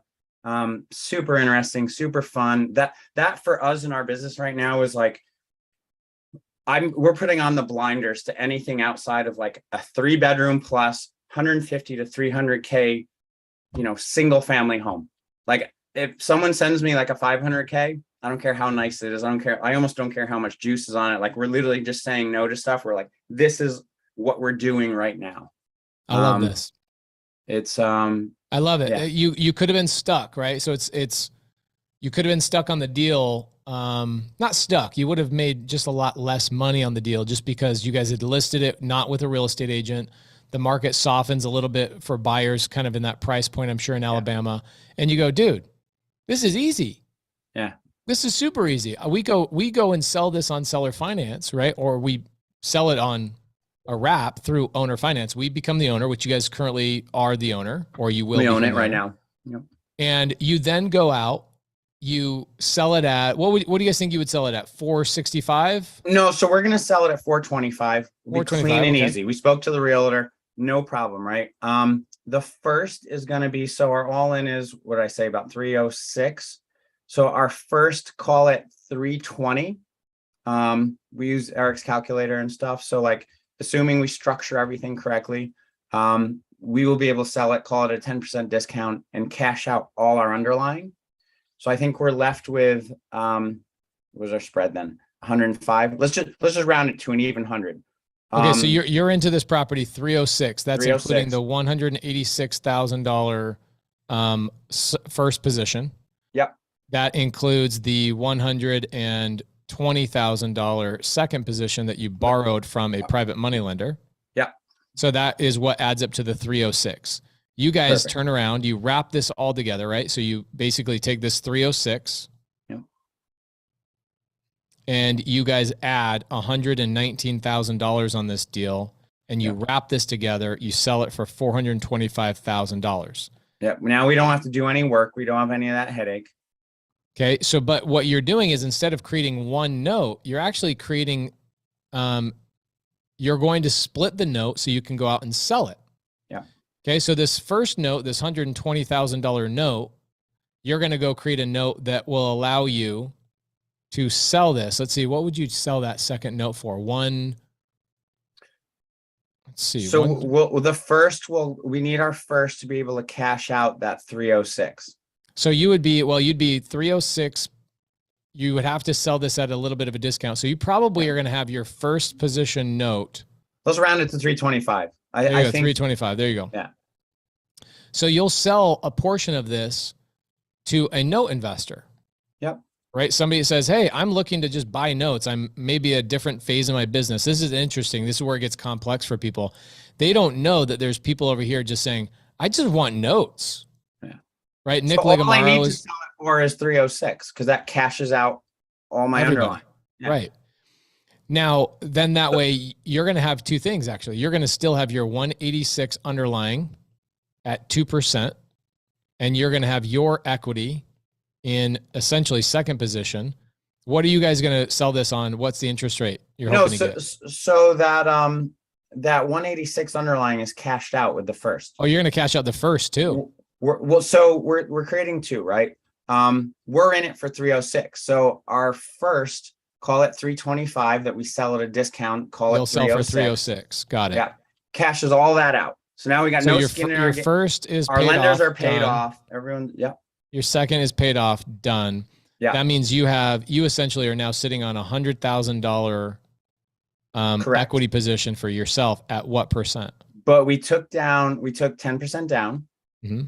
So we take 42K. So what's the balance on that? 58,000. Yep. So we're sitting on, so we took 42K in. So we have closing costs on that. We have to pay the profit on our private money, but we walk away with something there. And then we have a 58K second at probably 10%. Love it. Okay, great. So you solved a crap ton of problems for people. Yeah. You brought in, this is amazing. Here's who's involved. We made a homeowner that wouldn't have qualified for a bank loan. Yep. You have a seller involved, they win, right? And they were going to lose their house. The seller wins, who's in the military. You have a wholesaler who brought this deal to you. They're going to win. Yeah. They couldn't have done the deal on their own. You've got a TC, a transaction coordinator getting paid on this. Yeah. You and Jeremy on this deal are getting essentially $58,000 at 10% interest for 30 years. So you guys are going to make a ton of money on that. There's cash flow there. We assume based on Nick and Eric's calculations, you assume, they cash you out a refi after 10 years. So like it's worth basically that 58's worth 110, call it. Right. Amazing. Over the next 10 years. And then you've got a note buyer who they're going to make money. They're going to be happy. Yeah. Right. They're coming in. They bought a note at a discount at 10, I think 10.5%. And then you have a private money lender that made money on this transaction as well. Yeah. And the thing is, we gave our private money lender a 3-month minimum. And so what we try and do with our private lenders is cash them out early so we could just keep them happy. Be like, hey, do you want to double dip? We got another deal. Love that. So you give them a 3-month minimum. So even if it took you 1 month to get the transaction done, you'll pay them 3 months. So they're like, oh my gosh, dude, I freaking won. Yeah. What a great way to structure. Look at all these people that made money. This So was like a deal that was going to get there. foreclosed on. This was going to get foreclosed on. You had 4 days before the foreclosure. Seller makes money. Wholesaler makes money. Your TC gets paid. You guys get paid. You sell this to a note holder and your private money. Everybody makes money in this deal. Yeah, we got money down. So we got cash now, we got cash flow, and we got cash later. Freaking insane. Yeah. So you guys, I'll do those all day long. How much money in your pocket did you get up front? We're going to list the wrap this week. So you haven't worked that out, but you probably anticipate somewhere around $40,000. Yeah, and then minus our fees on it. Okay, so you'll probably get 40,000 up front, and you'll probably have, you know, miscellaneous fees and whatnot. So you and your partner will probably have about $30,000 of upfront cash that you make for putting the deal together. Oh, and our I think we pay our acquisition guy. I think got something for being a part of that. I think our VAs, we give a little bonus as well sometimes. There you go. There's your team. Yeah. Look at all the people that made money on this deal that was going to get foreclosed on. So you structure a deal, you guys get paid $30,000 roughly upfront after all your fees, plus you have a $58,000 note that's bearing interest at 10% interest for 30 years. And that's the sexy part right there. That's like, you know, in the evolution of our business, it was first we both needed cash. I needed to quit my job. You know, we both want to buy our personal residences. So like we played that card for a while and then realized like, hey, we don't want to chase paychecks forever.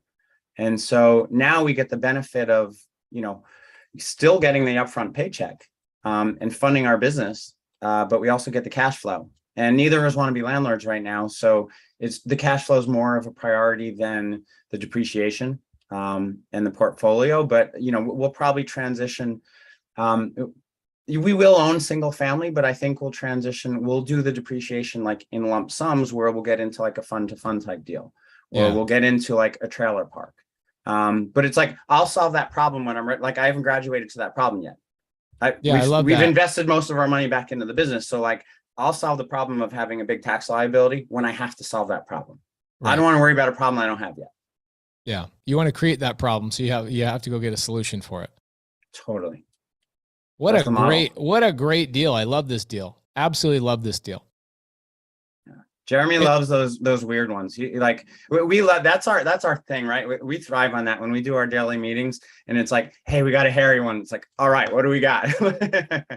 What I like about it is that you unapologetically are following your own business model, right? Which is right now we're focusing on cash flow, right? We don't necessarily need the big chunk of money because you could sell it retail and just walk away and go, look, we're not going to create the note and do the thing. You'd make probably a little bit more money as a upfront chunk than 30 grand, but then you miss out on the $58,000 bearing 10% interest that you guys are going to have every single month that helps pay for the team and helps you get guys reinfuse, marketing costs. And you go do another one and another one and another one. And at some point you guys will phase into, and you're behind the scenes with me working on some of the multifamily stuff, the fund to fund model. You can do that simultaneously while continually creating notes. I'm talking in capital all day long anyway. That's where I've evolved to in our business. But like the other part of this, right? Like I learned a lot of really powerful things from you, but like the really interesting one is like, once your bills are paid, like this becomes a game.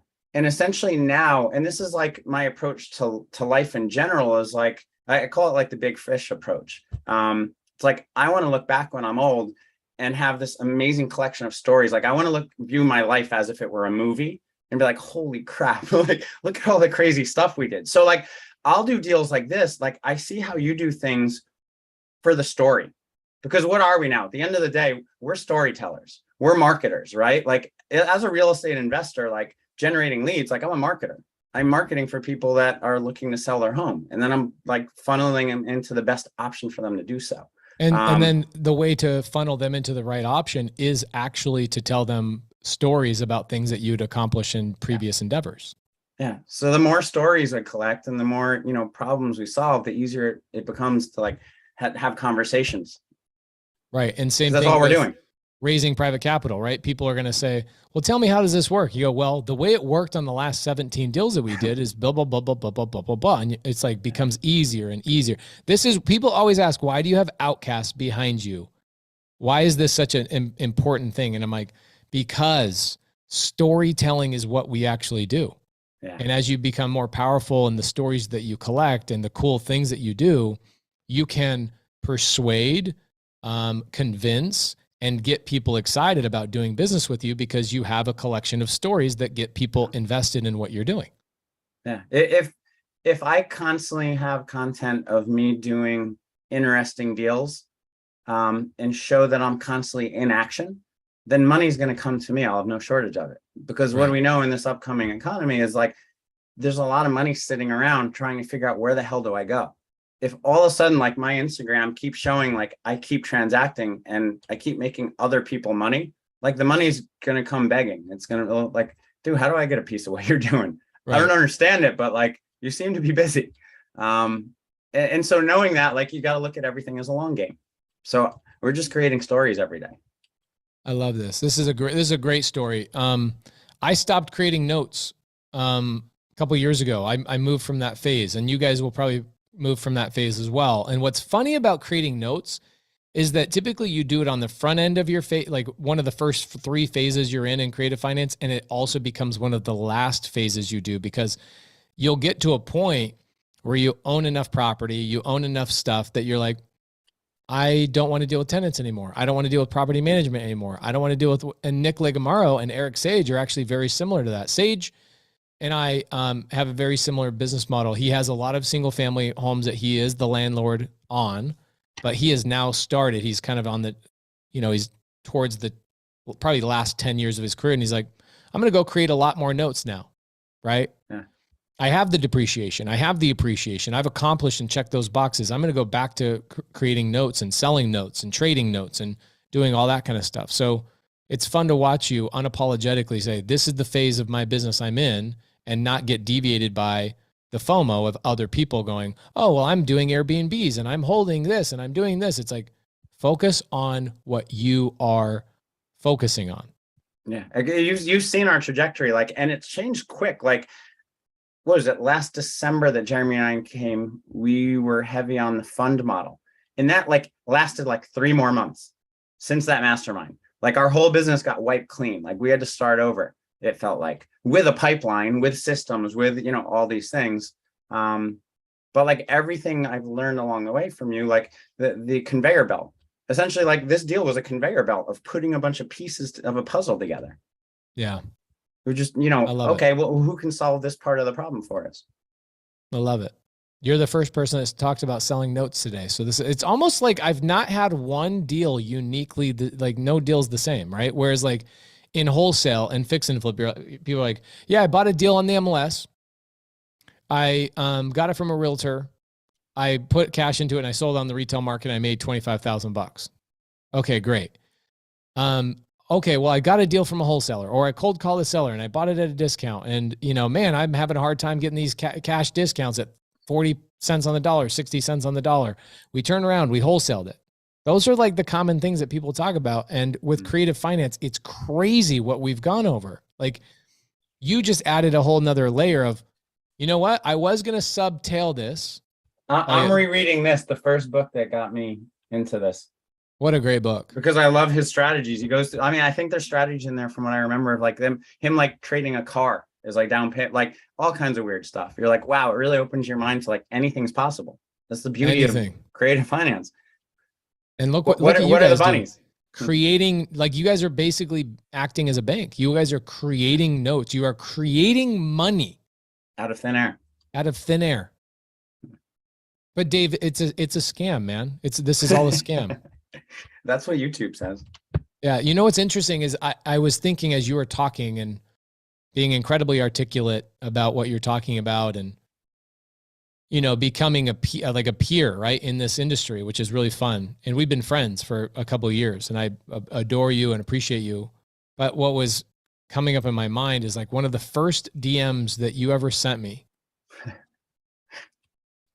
is you were like, hey, I'm really excited. I'm jumping into this. Once a year, I'm always like taking a mentorship to stretch myself and And you came in and some of the questions you were asking when you first joined the mentorship were completely different than where you are today.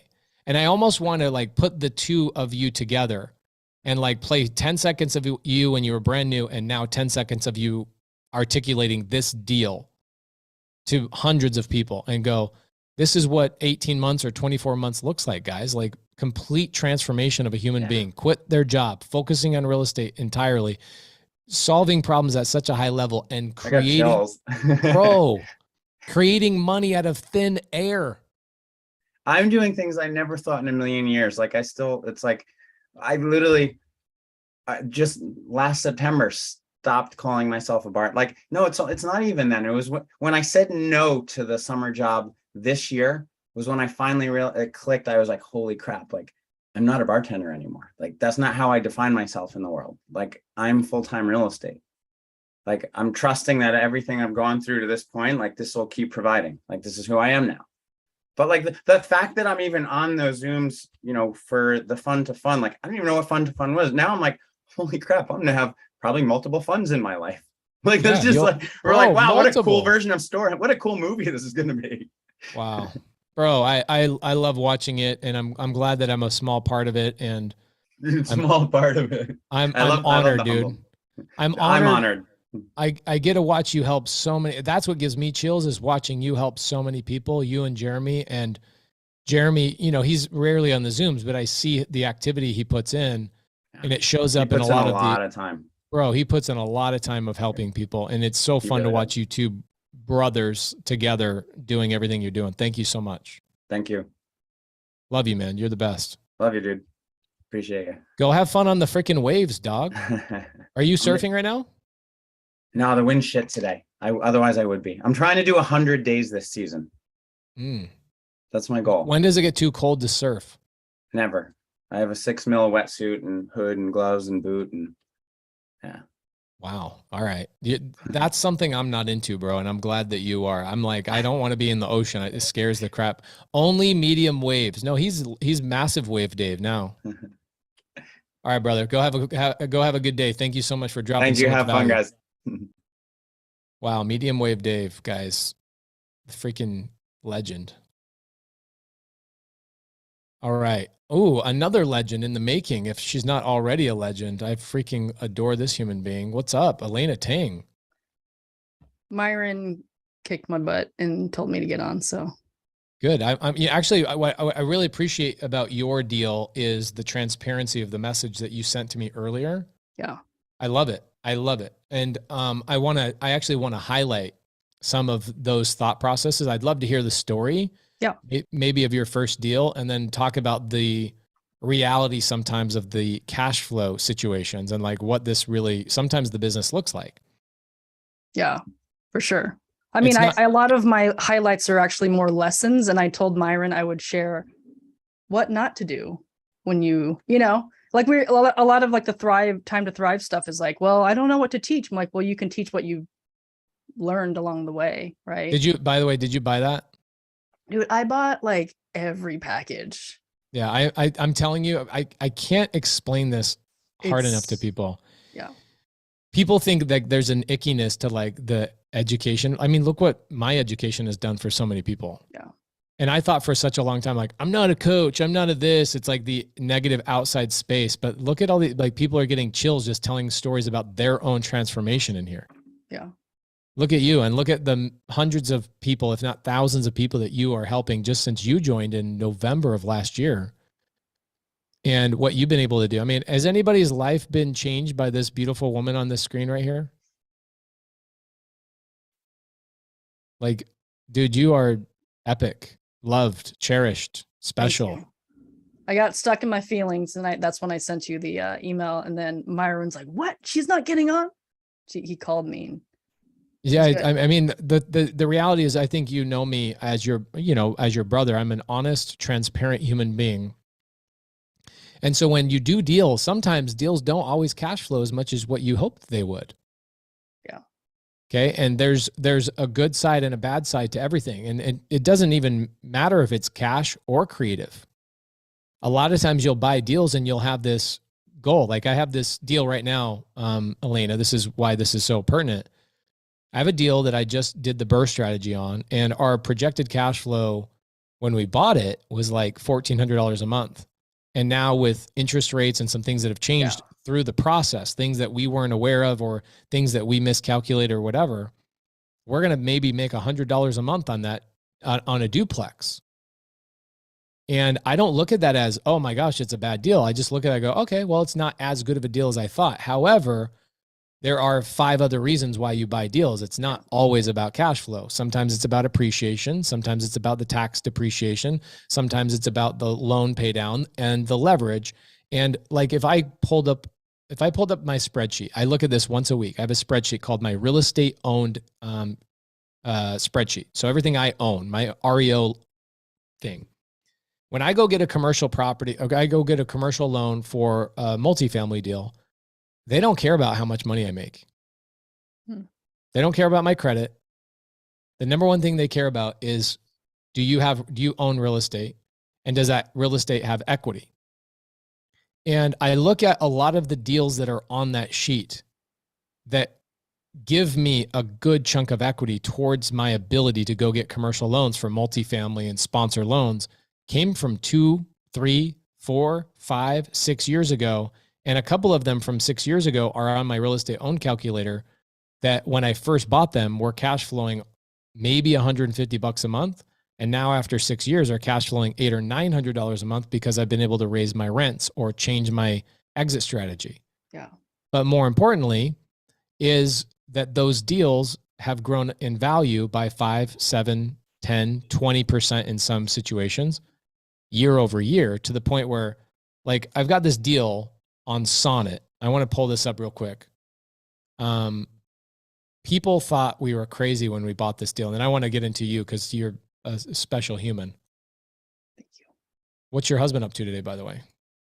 He's always, we always tag team. So taking care of the kiddos, playing Legos. Oh, he's playing Legos? Our house is infiltrated with Legos. Love it. Okay, check this out. Here's the terms of this deal. This is a deal I bought not too long ago. So seller carrying a note for $465,000. I gave a seller $10,000 down on a seller finance deal.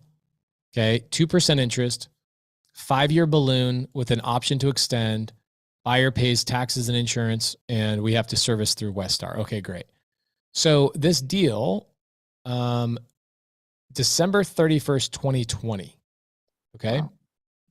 At the time when I bought this, the purchase price on this deal was Zillow price plus $20,000. That was the purchase price, literally what I wrote in the contract to the seller. So the seller's like, I don't want to do the deal. I feel like the market's trending upward. And I go, well, why don't we do this? I'll give you the benefit of the doubt. The contract price will be Zillow price plus 20 grand on whatever the day is that we close escrow. So you get the highest dollar amount that we close, plus I'll add 20 grand on top of it for future appreciation. Yeah. And she's like, wow, you could do that? And I go, yeah. If you can think of it, you can write it down. If you can write it down, you can make it legal. So we do this deal and I close escrow on this. And the person that was doing the paperwork for me at the title company is like, you're absolutely crazy that you guys are doing this. I've never seen somebody do a transaction like this. So they thought we were crazy because because of what the property was worth at the time. So let's see, property address is 6761 West Sonnet Drive in Glendale. Let me pull this up just real quick. 6761 West Sonnet Drive in Glendale. And I'm hoping to give you a little bit of love on this for a minute. Because anybody that buys a deal that doesn't cash flow as much as they thought that it should, or you bought it for full retail or whatever else, this is what the house is now worth. Wow. Okay. I bought it. Listen to this. I bought it for $465,000. ARV at the time was $445,000 and it needed a renovation. So did I overpay for the property on paper? Technically. Yes. On paper, from an outside perspective, somebody that looks at things just from a traditional standpoint that doesn't understand real estate. I overpaid for it. But guess what? I only had to come out of pocket $10,000. And this property didn't cash flow a lot for the first year. Okay. It wasn't until we adjusted a few things and raised things up in second year that we started making more and more cash flow on the deal. So sometimes your cash flow doesn't make a lot of money in the first year, second year, sometimes your third year. But remember, your cash flow always goes up, but your underlying debt that you acquired is fixed. Yeah. Right. So it's an investment that you'll make, that you'll wake up in 36 months. And by the way, you've been in this mentorship since November. So has that time flown by pretty quick? So fast. And I think also looking at your children, like when you look at your children, you blink your eyes and they're bigger. Yeah. And you realize how fast time flies by. So I look at this and I go, okay, in Elena, forget about the lessons, forget about all the amazing things that you've gone through, forget about like your level of understanding of creative finance at this point. Think about what you invested in, and in 12 more months and 12 more months, you and Kirk, your husband, are going to look at these deals and go, oh my gosh, we are so glad we bought these when we bought these. Yeah. Right now it's like, we thought we were going to be cash flowing $5,000 a month, and now we're collectively on 5 deals cash flowing $1,000 a month. Yeah. But I look at those deals and I'm like, oh my gosh, you have future appreciation, you have depreciation, you have loan pay down happening. You have the ability to now at some point in the future, Elena, when somebody comes to you and goes, hey, Elena, I want to do a multifamily deal and I need a sponsor for a loan. When you go to a commercial lender and that commercial lender says, Elena Tang, please send me your schedule of real estate owned document. You're going to send them these 5 deals and anything else you accumulate between now and then. And they're going to say, wow, you have $1 million in net worth just in these 5 or 6 properties. Yeah. And that alone, just your net worth on those properties alone will get you into multifamily deals that you'll go, holy crap. When Pace says this is a lifelong pursuit, he was 100% right. Yeah. And it's incredible. I think even when they mentioned in the Time to Thrive challenge that everyone in our journeys, we are just a little bit further than someone else that needs to know our stories.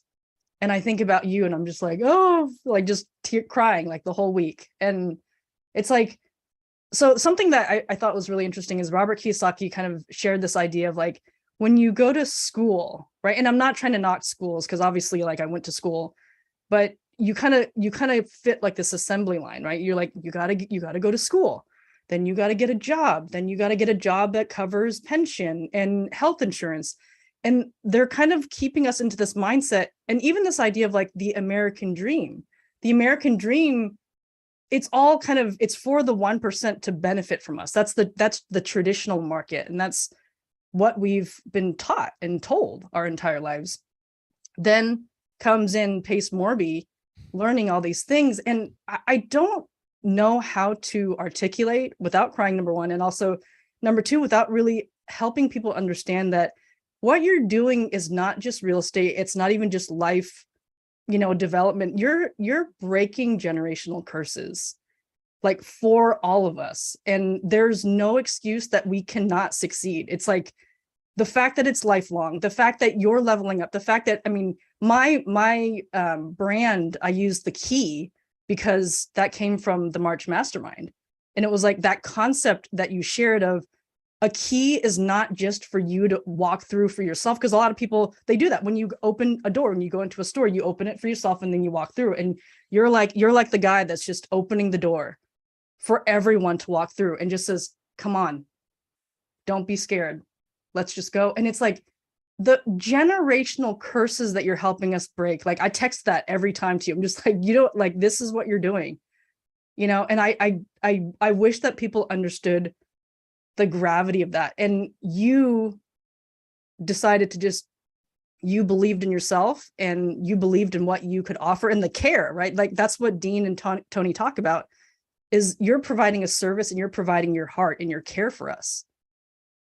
And everything that you're learning, you're just like, come on, let's go. And so like, now I want to get into multifamily. Now I want to get into whatever you're getting into. And literally people are like, what's your buy box? I'm like, look up Pace's buy box. That's my buy. I don't want to, why recreate the wheel? Like that's one of my lessons in the properties that I bought, 5 sub-2 properties. And I'm like, don't go nationwide.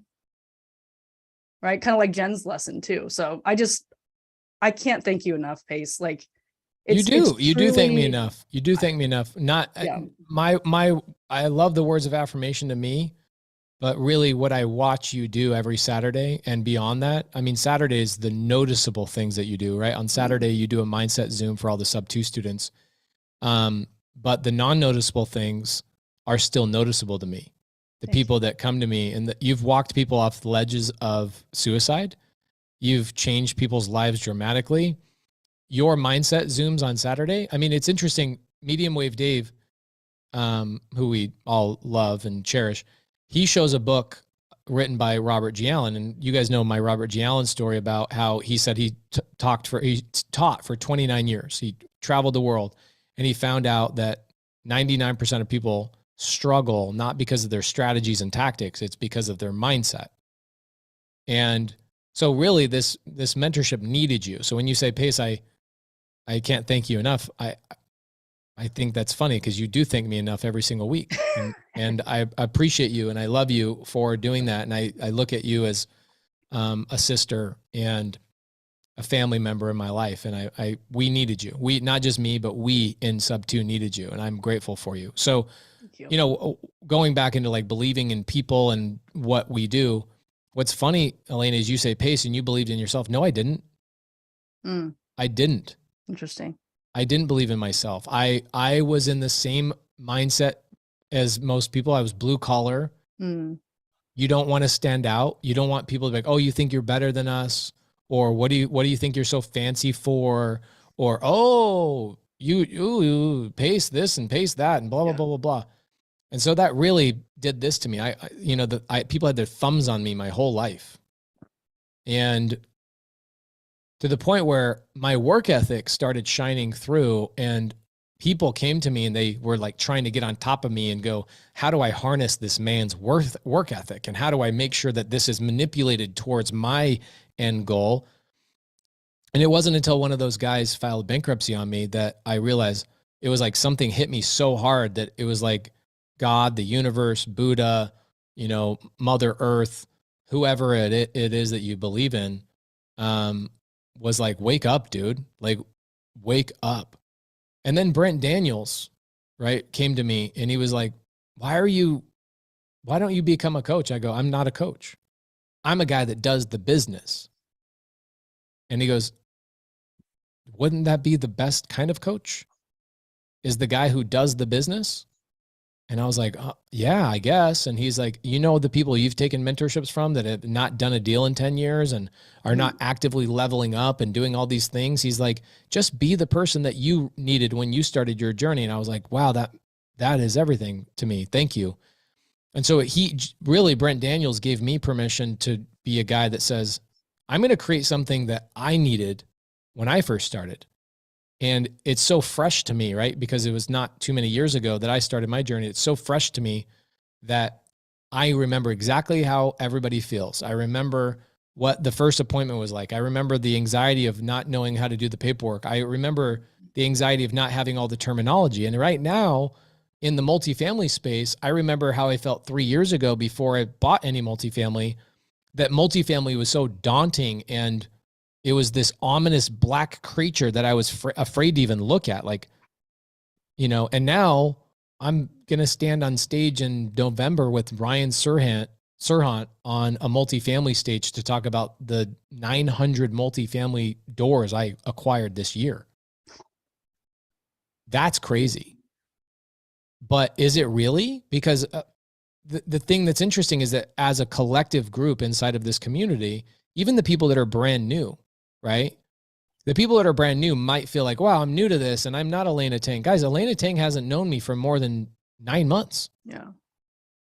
You guys got to understand that this is a lifelong community that will continue to change your life, and you have the opportunity to change other people's lives, like Medium Wave Dave, Mamadou, Mounif, Daniel, Caleb. Look at what Caleb Christopher's doing. Yeah. Guys, like this is an unstoppable force that we are creating here. And none of this could have been done without you guys. None of this.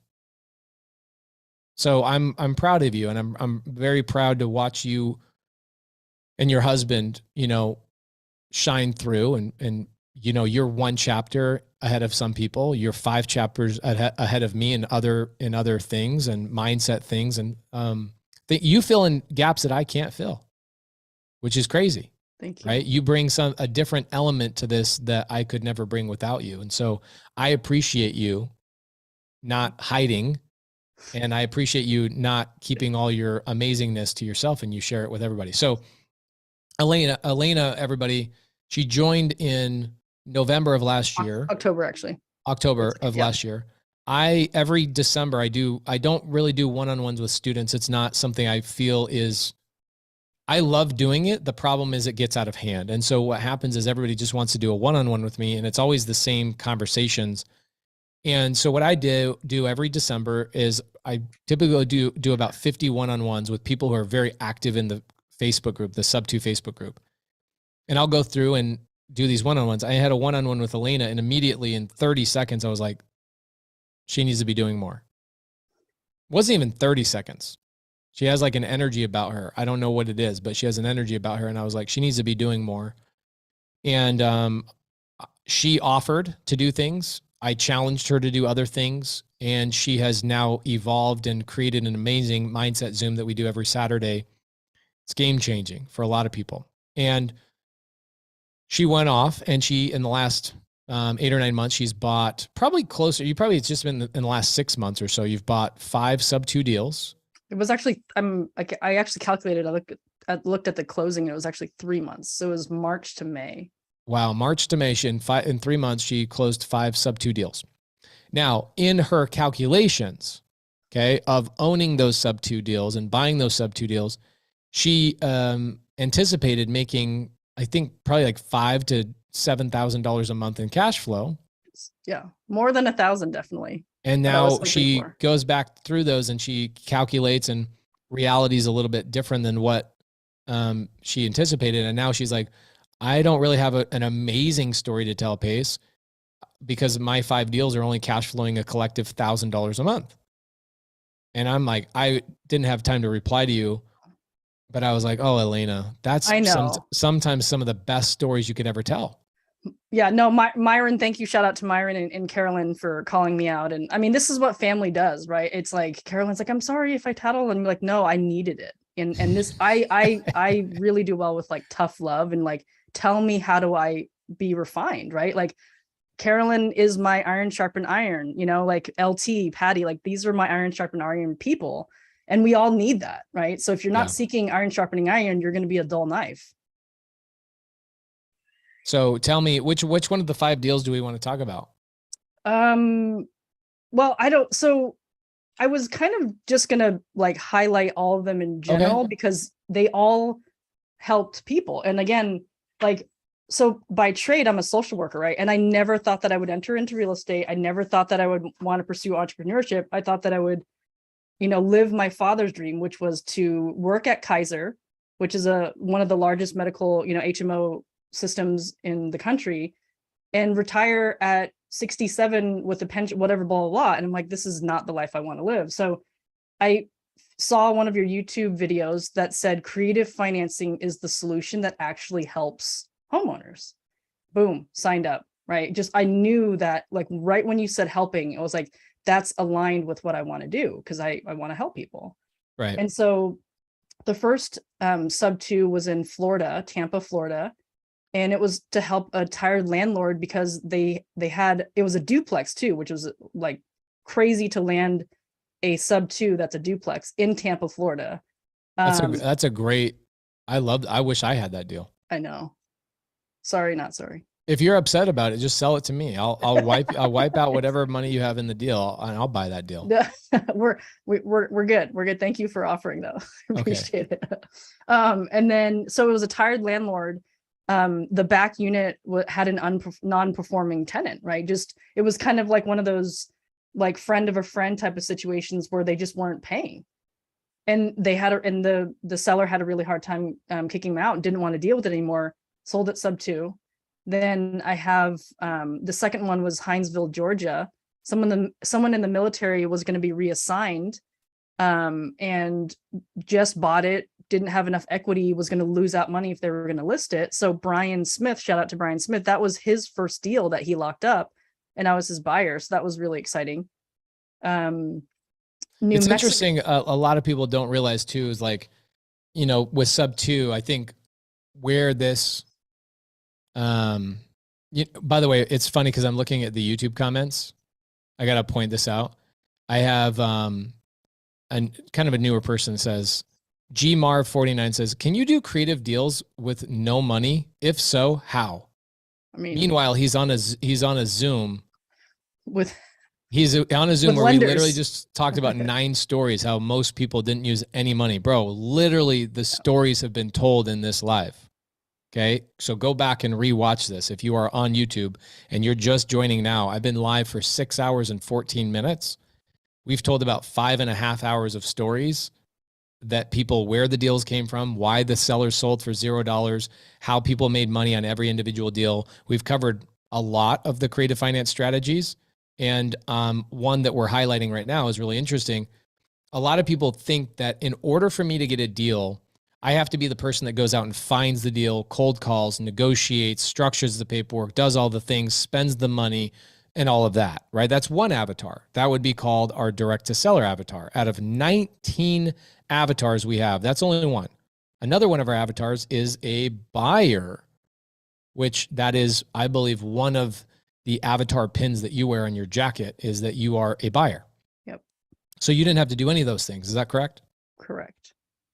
And it was $0 out of pocket for us to purchase these 5 sub-2 deals. Wow. Wow, wow, wow. The third one was wait. The first one. Oh, now sorry. I'm trying to figure out how can I manipulate you into selling this Tampa deal to me. That Tampa one, that was like the first that gave me. The other thing too, mindset shift wise, is I grew up with a little bit of a scarcity mentality. Not a little bit, a lot of scarcity mentality. And since joining sub 2, that's a huge shift. Abundant mentality. Mm-hmm. Abundance. If we look at life through the lens that it is abundant, we will find abundance. But if we're always like, no, it's not gonna, that's not enough. It's never gonna, I'm never gonna get it. Then yeah, you're gonna prove yourself right. Because that's weird. what you're gonna look for. It's so weird. It's weird that a lot of these catchphrases and like cheesy things that people say that are like motivational, you get older and you realize, dang it, they were so right. Why didn't I come up with that? Yeah. Yeah, exactly. Or like, believe you can do it, or believe you can, or believe you can't. Either way, you're right. And you're like, hey, whenever, Yeah. I'm just going to work harder. Yeah. So good. So the paradigm shift of like, holy crap, I didn't have to cold call the seller. I can buy a duplex in Tampa with no credit check. I don't have to go to a bank. I don't have to go raise capital to purchase the deal. Like on the front end, meaning I can just take over somebody's mortgage, which is amazing. All of those mindset shifts happen on your first deal where you're like, oh yeah, holy moly, this is possible. Yeah. That's what you're talking about? Oh yeah. I felt incredibly fortunate because there were probably 30 or more comments. And I texted her because Jay's, shout out to Jay's. She, I said, hey, I would love to be your buyer. If you're willing, and just, she saw that what I was doing. That's the other thing too, is my efforts was, I paid $0 out of pocket and I didn't do any direct to seller marketing and whatnot, but my marketing was just serving because I knew that that's what I was best at. So I created a reputation of trying to serve the community and just trying to provide value. I love that. So you learned it from the best. You get a direct to seller, wholesaler is out cold calling. They are a sub 2 student. Yep. They know how to lock up the paperwork. They know how to negotiate. They lock up the deal. And I'm sure the seller wanted a down payment and some closing costs had to be paid for, and you had to pay an assignment fee. Did you raise private capital to come up with that money? I did. Okay. And where did that money come from? All sub 2, baby. So you got the deal from sub 2 and you got the private money lender that came in with the assignment fee, the closing costs, all that kind of stuff also came from sub 2. So you guys were on that duplex in Tampa, Florida, bought it sub 2. What are you doing with it? And you're out of pocket, no money, which is amazing. What are you doing with it? Just renting it long term. We were going to try to do corporate, but the area is like up and coming. So it's not like the ideal corporite rental area. Up and coming means it's up and coming, but it's not there yet. It's coming soon, few years. But yeah, so that's definitely one where we want to hold for a while. It's the equity on that, I mean, definitely is, obviously it's in Tampa, Florida. So that one's sweet. Sorry, we can't let go of that one. That's a great deal. I mean, is that one cash flowing at all? It a little bit. We were hoping that it would cash flow obviously a little bit more, but I think just with the markets, I don't know exactly what it is of why it's not renting as high as we wanted to. I think that our property manager really wants to find like quality people, obviously. And so we just had to lower it to try to get it to be a little bit more affordable, which we're okay with. Okay, great. And I like that you have a property manager, especially since it's out of state. Yeah.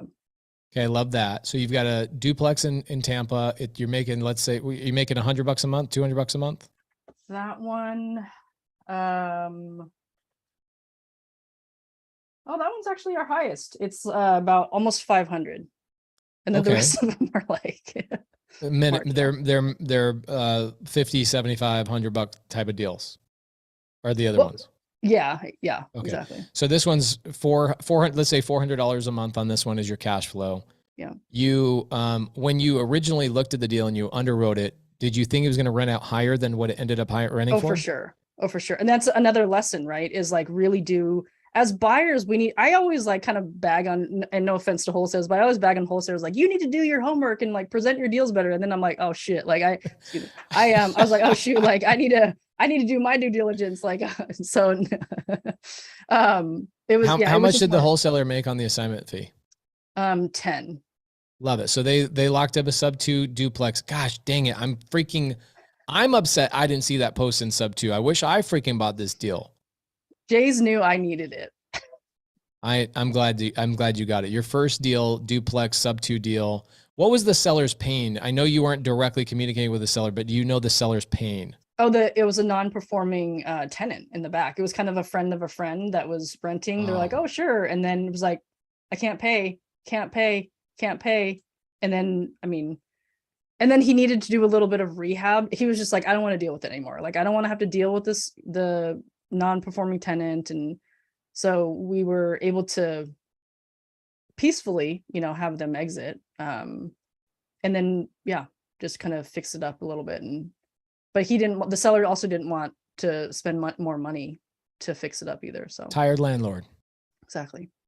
So a couple of people in the side chat asked about the Avatar series. How good, anybody that's watched the Avatar series, please in the comments, give me a little bit of love. Tell me how good that series was for you guys. Did you already know your Avatar by that point, Elena, before I did that? Yeah.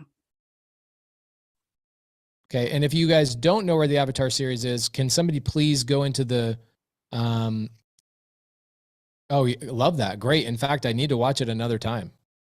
Yeah. I love it. It's definitely worth watching over.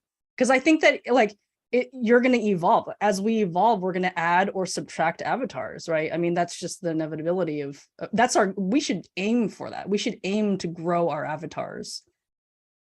Yeah. I mean, I'm growing my avatar even, I change my avatars. I don't change. I'm trying to add more and trying to be able to delegate as I go. So like direct to seller, I'm not involved in anymore, but we still do it.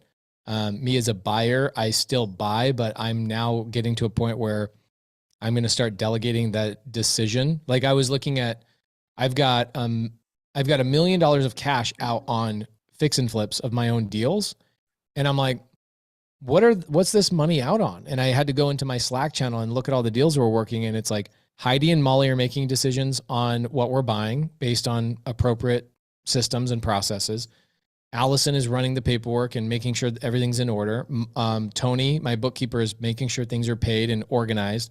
And then my wife goes and sells the property and I'm literally not involved. So I can go and double down on a multifamily, like raising private capital and doing big deals as that additional avatar. And that's what you're talking about, is maybe evolving and changing your avatar and adding additional skill sets. Yeah. And even like with what you were telling Mounif earlier of like hiring people, right? And then like you get freed up to evolve into different avatars, more powerful avatars, like what you're doing. Right. I love it. Okay, great. So you've got 5 deals. Yep. And your first one's a duplex. It's making $400 a month. You've got 4 other deals that combined are making about $500, $600 a month combined between 4 deals. Right. And you guys look at that and you go, man, we put we put a lot of time, energy, effort. We raised capital to do this, and now we're cash flowing 1/5 of what we were thinking. Yeah. And so you feel somewhat deflated in that thought process. And for me, all my best deals and my best stories, it's like always a year later, 2 years later, 3 years later, I look back on them and I'm like, I raised my rents. My rate and my payment did not raise. So I have that additional cash flow. I paid down my mortgage. I got my tax benefit. Have you guys been using depreciation yet or not yet? Not yet, because this is our first year. But again, that's going to be another huge, huge thing where it's like, if you keep it, I mean, we're hoping to not pay taxes at all. Yeah, it's a big deal. So for you, like, what would you say is your total purchase price of all those houses? I mean, they were all creative. So like each of them was roughly around 30 each. No. Your purchase, like your total purchase price. For including the underlying debt. Oh, what do you want me to go just do the Tampa one? No, like, well, you got your tell me the Tampa one. What's the Tampa one? You took over a sub-2 loan at what, and add your private money on top of that. What's your total? Where'd it go? Kirk is my numbers guy. I'm trying to read his so for the Tampa, it's 285. Okay, that's total. That's your underlying first sub-2 deal plus your private money. Okay, so 285. Yeah. So would you say you have $1 million in real estate and under management, or maybe closer to 1.5 total? I would say, let's see, is your average house is about 300,000? Yeah. Well, okay, so about, yeah. So let's say it's 250. So 250, that would mean that your total real estate under management is $1.25 million. Okay. So people are always bragging about real estate under management. You'll see this all the time on multifamily people's like bulletin boards and their Instagram. They're like, I have $400 million in assets under management. It doesn't mean they own them like outright. It means they own them and control them, but they have debt against them, right? Okay. And so you've got $1.25 million in real estate under management outside your primary residence. That's pretty cool. The growth of your appreciation, your growth of your mortgage pay down, all of these things are accelerated, which is great. But $1.25 million in real estate, for me, every time I buy $1.5 million in real estate, I'll tell you what I get back in tax returns or tax refunds for the year. Yeah. That works out to, oh my gosh, that's a good number. For my first year, I would get $318,000 in a deduction. $318,000 in a deduction. That's huge. So you and TJ in the side chat, TJ, he's saying, how do I do the math? Here's how you do the math, guys. Pull out your calculator. It's very easy. Okay. So $1.25 million, put that in your Androids. It's the only thing an Android is good for is a calculator. So I just assume that's what you guys got. It's a good Android. Pull out your Android. So $1.25 million, put it in your calculator, divide it by 27.5. Okay. And if you guys want to learn this in sub 2, I have a whole series about my corporate structure, and I show you guys tax depreciation and all that kind of stuff. Okay, so that means, what's that number? Do the math, guys. Put it in the side chat. $1.25 million divided by 27.5. 45,454. Yes, there you go. So 45,000. What's the 27.5 for? Well, that's not something I created. That's just what the IRS says. Hey, if you own a property, we will let you take an incremental deduction every single year for 27 and a half years, because we believe by our calculation that property will go from being worth $285,000 to being worth $0 at the end of 27 and a half years. That's their own calculation. I didn't make it up. They did. And so they're saying it will incrementally decrease in value if you don't do upkeep.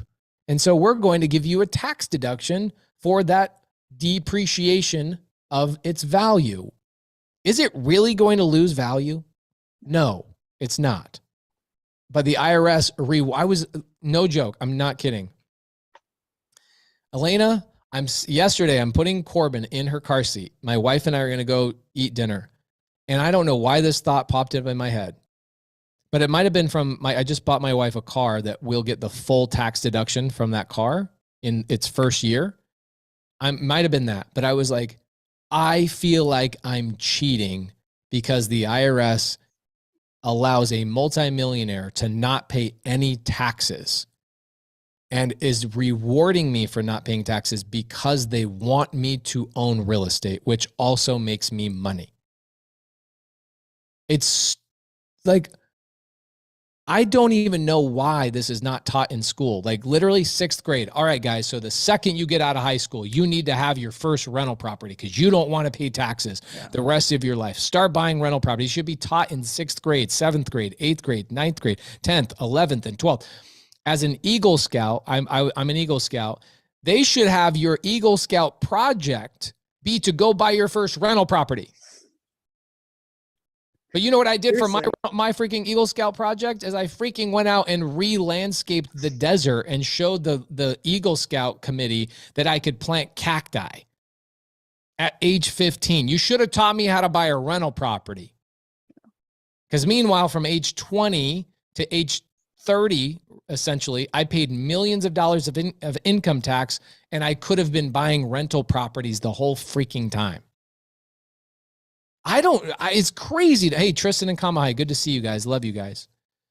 It's crazy to me. So for the real estate you currently own right now, for the next 27 and a half years, you and Kirk can write off $45,000 every year for 27 and a half years of ordinary income. So Kirk or you can wholesale, fix and flip, do some, maybe mindset. Like I know that you're starting to do, would you call it coaching? Coaching, yeah. Okay. So you're starting that, and you have started that, and I've heard really great things about it. And so you'll have income generated from that. Yeah. Just like absolutely justified, amazing income. But because you own real estate, you'll get to keep all your freaking money. I told Kirk, because Kirk is an entrepreneur, and I said, how much do I need to save of the money that I'm making from coaching? And he's like, keep it all. I was like, really? Yes, because you own real estate. It's powerful. It's so powerful. So when people are like, I'm only cash flowing $100 a month, and I'm like, are you really though? Yeah. Because think about this, at your tax rate, okay? So $45,000 at your tax rate, let's say it's 20%, 30%. My effective tax rate when I get hit with taxes is 43%. Okay, that's state and federal. 43% because of the bracket that I'm in, right? Luckily, I pay nothing because I have I can't even believe this is real. I feel like I'm lying when I say this comes out of my mouth. Yeah. I will release my tax return to you guys so you can show you from 2020, 2021, combined between 2 years of making millions of dollars, I paid a combined tax of $27,000 between 2 years. There's people making $100,000 a year paying more money than I'm paying. Real estate is the biggest loophole that the 1% have kept a secret. And that's why, again, it goes back to my sentiments of like what you're doing is breaking generational curses, mindsets that the sort of commoners couldn't figure out or didn't believe that they could do. Yeah. And look at you, like, let's say, so here's what you've got. You've got $45,000 at an effect. You're in California. Yeah. So your state and federal probably at your tax bracket is probably 30%. So you're going to save by having a deduction of $45,000. You're going to save probably $15,000 this year in real money. People think of write-offs as fake until you actually guys, I'm in masterminds with people that don't own real estate. And they're like, I paid $900,000. We made roughly the same amount of money, right? And they're like, I paid $900,000 after all my deductions, after all my write-offs, after all my expenses, after everything. I still paid $900,000 in taxes. How much did you pay? And I'm like, nothing. Does that not mean that I actually made $900,000 more than they did?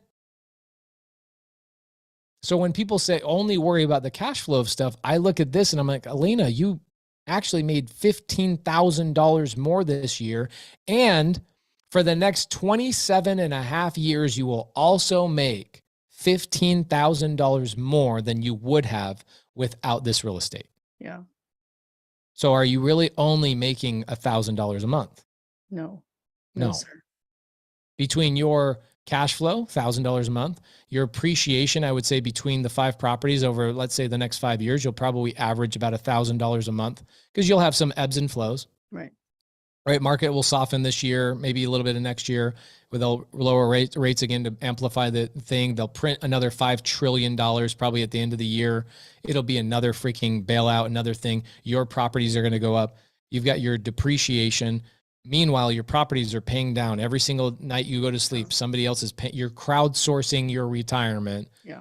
And then when you are starting to get heavy into multifamily now, 18 months, 3 years, 5 years down the road, your real estate, your schedule of real estate owned that you bought this year will help you leverage into multifamily deals.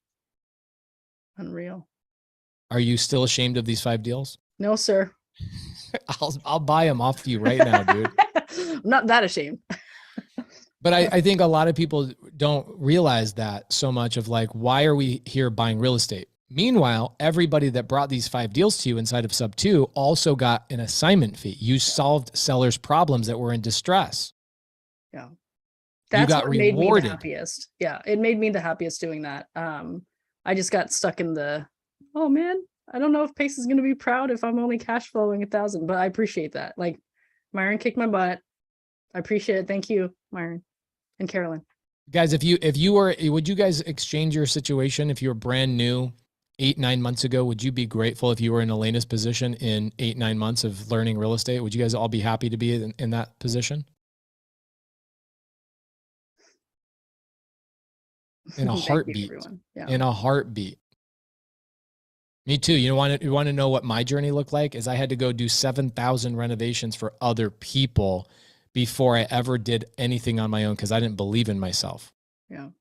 Look at you. You're freaking baller, dude. Thank you. You know it. In a year, I'll take you out to sushi.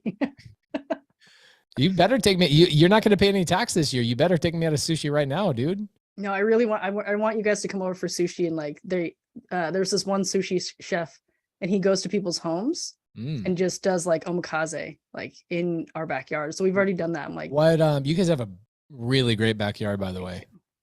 Corbin would just love it. I would love it, dude. I was like, when I see you guys' birthday parties going on over there, I'm like, damn, I need to be over there getting partied up. So your, what city are you in? San Jose-ish area. People don't know Campbell. That's why I say San Jose. Which you own. Don't you? You just bought something there. I have been negotiating on a seller finance deal in San Jose for the last 3 months. Okay. Seller, tired landlord, collects all his rents himself. I'm working on it with Vina Jetty. Actually, Vina brought the lead to me. She's like, it's weird too with creative finance because Vina, who does $100 million deals, she goes, I don't know anything about the seller finance stuff. She's like, I get these leads all the time, and do you want them? And I'm like, so Elena, your first deal. Well, I'm going to recap it. I know you and I, when we get on here, we tend to talk long, but your first deal came from a sub 2 student. You paid that sub 2 student a $10,000 assignment fee. It's a duplex. What's your all-in payment on that deal? Do you know every month? She's like, where's Kirk? Anything number related, she's like, ask Kirk. This is him. He created this. I'm like, what? I'm sorry. Can you please repeat the question? What is my payment between my my sub 2 loan and my private money lender? It's he wrote. I love this about Elena. This shows everybody. It takes a tribe. Everybody has to have their own things, right? It takes a village. Yeah, he's my numbers guy. But that doesn't make sense. I'm sorry. It's all good. Don't worry about it. So you've got a deal that you're basically cash flowing roughly $400 a month on that duplex. Yeah. How's your property management been? Has it been nice to have that property management company? Great. phenomenal. I mean, I have an amazing property manager and contractor out there. And that's, again, like, obviously, you know, like good contractors are hard to find. Good subs are hard to find. Yeah, I think I was sleeping on property management for way too long. We were in the very beginning of the mentorship, so roughly 2.5 years ago, we were still managing most of our properties in-house. Wow. And then when I started teaching nationwide, I had owned properties in Atlanta because I love Atlanta, and we had been marketing in Atlanta and Florida. So I owned properties outside the state, but I was not wanting to buy more outside of the state. And then when I started teaching in the mentorship, I was like, oh my gosh, there's all these deals everywhere. I can start buying as long as I have somebody else manage them. Right. So I started having other people manage them, and it worked out great. And I was like, what are we doing here locally? So we switched over to a company called On Q Property Management here local in Arizona, and they manage about 65 rentals for us here locally, just the rentals, not the Airbnbs. I have 2 Airbnb managers between Noah and somebody else. And then I have a property manager down in Yuma that manages like 90 of my multifamily deals down there. And it is so great because I don't have to worry about anything except for a monthly email from people. And they say, here's what's going on. Here's this, here's that. We collected all the money. Here's the numbers. And it's like, why haven't all these landlords just outsourced to a freaking property management company? It's because they're not willing to pay 10% of their income. And in a lot of ways, you got to be grateful for that, because that's where this opportunity actually came from for you. Yeah. Yeah. And you could even find sort of relatively new, but have some level of experience of property management that can charge only 8%. I mean, that's what we have for some of our properties. So. Right. Elena, so I know this is a deviation from what we were going to talk about, but the Time to Thrive Challenge is literally something I look forward to every year. It was pretty cool, right? It was amazing. And, those guys are obviously selling a product, but it's interesting. Like, the challenge that a lot of people don't realize is that everybody in here should have a secondary income, right? Even if it's like, I'm going to just start a mentorship on how to comp properties better than anybody else. That's lacking from our industry. Yeah. I'm going to start a product or an ebook or this or that teaches people how to find buyers better than anybody in our industry. And there's thousands of them, right? And somebody asked me the other day, why do you take the Time to Thrive Challenge every year? I'm like, well, because it reminds me of all the areas of expertise that I've gathered that I don't realize. Right. And like, look at you, look at Medium Wave Dave, look at all these people that have garnered like the ability to negotiate with sellers, the ability to raise private capital. Like, it's weird to think about this. I know this is not your dot that you're focusing on or your puddle that you're going to focus on. I believe you're going to focus on mindset and helping people break what's in their brain, like the cobwebs that are up there that need to be cleaned up. That's what you're going to focus on, right? Yeah. Mindset, relationships, leadership development. These are things that I've worked on for more than half of my life. And so and I love teaching. I think that's the other thing too, is you have to have some level of enjoyment of teaching, right, in order to do it. But it just solidifies more. It solidifies more what I know as I teach. Mm-hmm. And then it also gives me accountability to continue to lead and to learn more, right? So Dean says, like, teach what you know, but also continue to be a lifelong learner. Like, we are our best investment. Yeah. Even that for me, when I was just a blue collar guy in my 20s, I was like, when people are like, invest in yourself, I was like, yeah, you're so stupid. I'm just going to work harder and I'm going to go faster and I'm going to be stronger. Right. And, it's wrong. I mean, I invest in myself so heavily. Does everybody obviously in sub 2, do you guys feel like you've invested in yourself in a big way this year? Everybody's leveled up like 15 different layers. The people that get to talk to me more frequently than some of the newer ones, even think about some of the newer students, just investing in yourself and creating more friends in your local geographical area that you can now rely on. That in and of itself is an investment. Look at Daniel Morby, who's been in the mentorship for a long time, like watching him level up and do the things he's doing. And Austin Jorgensen says, yeah, you just have to stick with it and network. Yeah. I'm like, I don't know any other option. Yeah. Because people are like, well, what? I'm like, what are you going back to? Like, people, real estate's not an option for me anymore. I'm like, what are you going back to? Yeah. And anyway, why would you want to do that? Why? And what's interesting is like Tony's story is incredible, where he started at age 17. Can you imagine? Everyone's like, I don't know what to share. Living in a would car. 17-year-old. I mean, and I'm not trying to even knock Tony's story because it's powerful, but it's like a lot of people who are way older than 17 years old are saying, I don't know what to teach. I don't know what to share. Tony Robbins starts off at age 17, he joins, like a mentorship that is teaching this stuff. What is it? Jim Rohn, one of the Jim greatest Rohn? educators of all time. Jim Rohn. Yeah. But Tony didn't even have the money to invest in whatever program Jim was offering, and he syndicated it. He raised the money. So I'm not trying to hate on people that don't have the mindset. It's kind of ironic, right? To like want to teach people to have the mindset to invest in themselves, because I'm, doing a coaching program. But another powerful thing that Dean was saying was that investing in yourself just speeds up the process.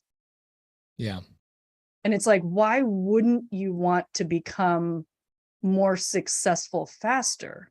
Well, because people, I know the answer to that question, because I'm one of those guys that was in that position. I was taught that if you work harder, sure, things will come to you. And it's like, no, if I thought about it as a hammer, right? So think about this as a hammer. When I was on a framing crew one summer, younger, I remember having this amazing hammer. I bought this hammer, right? And over the summer, this hammer got beat up by the sun. It was pounded so many different times that even this amazing hammer, by the end of the summer, it was like, I needed a new hammer, right? So I didn't spend the money on the hammer. I was like, this is my hammer. I'm just going to work harder. I'm going to do whatever. Next summer, we show back up. Everybody's got brand new hammers except me, right? And I'm like, this is my hammer, guys. Like, this is what I use. And I start falling behind. I can't keep my job going because my hammer is now off kilter. Like when I hit the head on the hammer, it actually pushes off to the side and pushes my nail to the left. And I'm like, okay, I need to invest in a better hammer. And I fought that for a long time. It's like, guys, the tools that make you money, you need to invest in those. It's so silly. It's the same thing. What did Abraham Lincoln said? He said, if I'm given a tree, I'm going to spend the first 4 hours or 5 hours sharpening the axe. And I'm like, yeah, but I was the guy that was literally, give me the axe. And I would just exert all my energy on just trying to take it down with a blunt axe. It's all rusted out because I just thought work harder, because that's what I was taught. We all did. We were all from a young age taught work harder, not invest in yourself, not become a different person. And then also one thing I adore about Carolyn and Myron, hi Carolyn, is like, this gives me goosebumps because I love a marriage or a very loving relationship. It's what, gets my juices flowing and gets me excited about life. My wife and me, I love your relationship with Kirk. I love watching Carolyn and Myron. And I love watching Carolyn encourage Myron to become a different person instead of saying, hey, hold on, I married this person. I married Myron. Where's Myron? Yeah. Right. And instead she's got the mindset of, she still thinks, where's Myron? But she's thinking, let's go discover Myron together and let's go figure out what that looks like. So it's sometimes new glasses, right? And some people are in relationships where, like, if you go to the gym, your significant other's like, wait, what's going on? Yeah. You're going to the gym? Oh, you're dressing differently. What's going on? And it's a weird, like, crab mentality of holding people down in a bucket. You don't want people to actually escape the bucket because it's like, well, hold on, you're leaving without me. It's a very selfish outlook on things. And so your very most loved people in your life are holding you back. And so it reminds me, like, even my wife, she shows up, what was she wearing the other day? She orders these white cowboy boots. I've never seen her wear cowboy boots in my life. I saw that. So cute. Those were cute.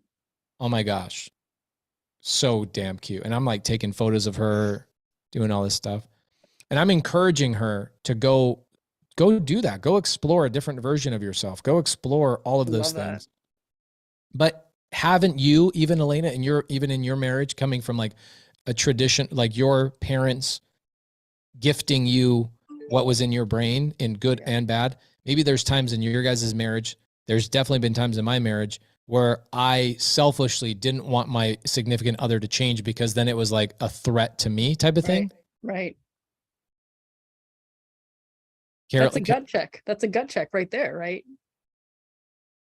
it's a gut check.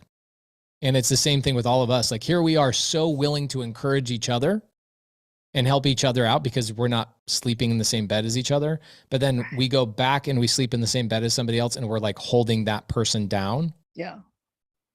People just don't understand what this is all about. But that breaks my heart though, right? It's like when someone's growing and then their partner, who you would hope would be the number one person that would say, grow and I will grow with you. It doesn't have to be the exact same way, but like I fell in love with, even before really officially connecting with Carolyn, like Myron was trying to work on some stuff. And so he wrote down stuff that he wanted to really have like breakthroughs.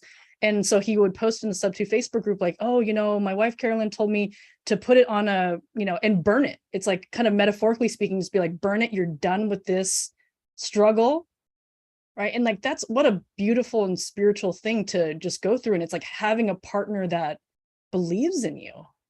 Yeah. And that's what we should strive for. Like, that's why I'm actually doing couples coaching. That's going to be one of my, services. I love that. I think that's a big deal. I said this in the mastermind. Remember we had my wife come and speak and you spoke, you did a great job. And we talked a lot about this. We had a couple of the married couples in there that were really struggling with some of that stuff, right? Both good and bad. Right. And there was a moment there where I said, like, the responsibility of everybody in this room is not for you to, live your perfect life and all that kind of stuff. Yes, that's really important. But what's really important is like understanding, are the children in your household? Actually, here's the way I said, when you grew up and you looked at your parents as like perfect beings growing up to a certain degree, and then you got older and you realize, oh my gosh, my parents have a lot of problems. Right. In fact, I don't want my life to be really anything like theirs, except, I love them and I want to visit them. Does anybody in here like think that their parents have the perfect life that you want to emulate everything in there? Anybody? I don't think we'd be in here if that was the case. Anybody? Give me a no. I mean, Carolyn said hell no. So Carolina says, I want to unemulate, right? Nope, hell no, opposite, nope, not at all, no way. I plan on being that parent. Austin Jorgensen, nope, never. Effie, okay. Deborah, nope. I learned more about what not to do. Okay, great. So now let's think about the next step. Okay, this is where people like Elena Tang and Carolyn are really helpful in this regard. Is now ask yourself this question. When my children are 30 years old and Pace is asking them in a Zoom, because that's how long Sub 2 is going to go. Yes. And Pace says, hey, do you want to be like your parents? Are your children going to say yes or hell no? They would say hell yes. My kids will say hell yes, because they're going to be the next generation that's going to be in here. Right. And your Uncle Pace, and their children will call and be like, Grandpa Pace taught me this. Great Grandpa Pace, dude. Oh my gosh. But that's an interesting thought process to ask yourself is like, I love watching, what you and Kirk are doing and all the time you spend with your kids. I love watching Carolyn and Myron and what they're doing with their kids, like taking their kids to title companies and appointments with sellers and breaking those curses of like, let us show you what this looks like to be industrious and how to go out and build a business and how to take a chance on each other and take a chance on being risky and adventurous with each other. Right. John Sump says, my 18-year-old son is doing with this with me. Oh my gosh. If my dad was teaching me when he was buying Sub 2 and seller finance and lease options back when I was in what my dad was teaching me? How to tape off baseboards and trim and cut in a perfect edge with a paintbrush. That's what my dad taught me. So he taught you hard work ethic that you transformed into smart and smarter work ethic. But it took me 10 years to figure out how to do that. Yeah.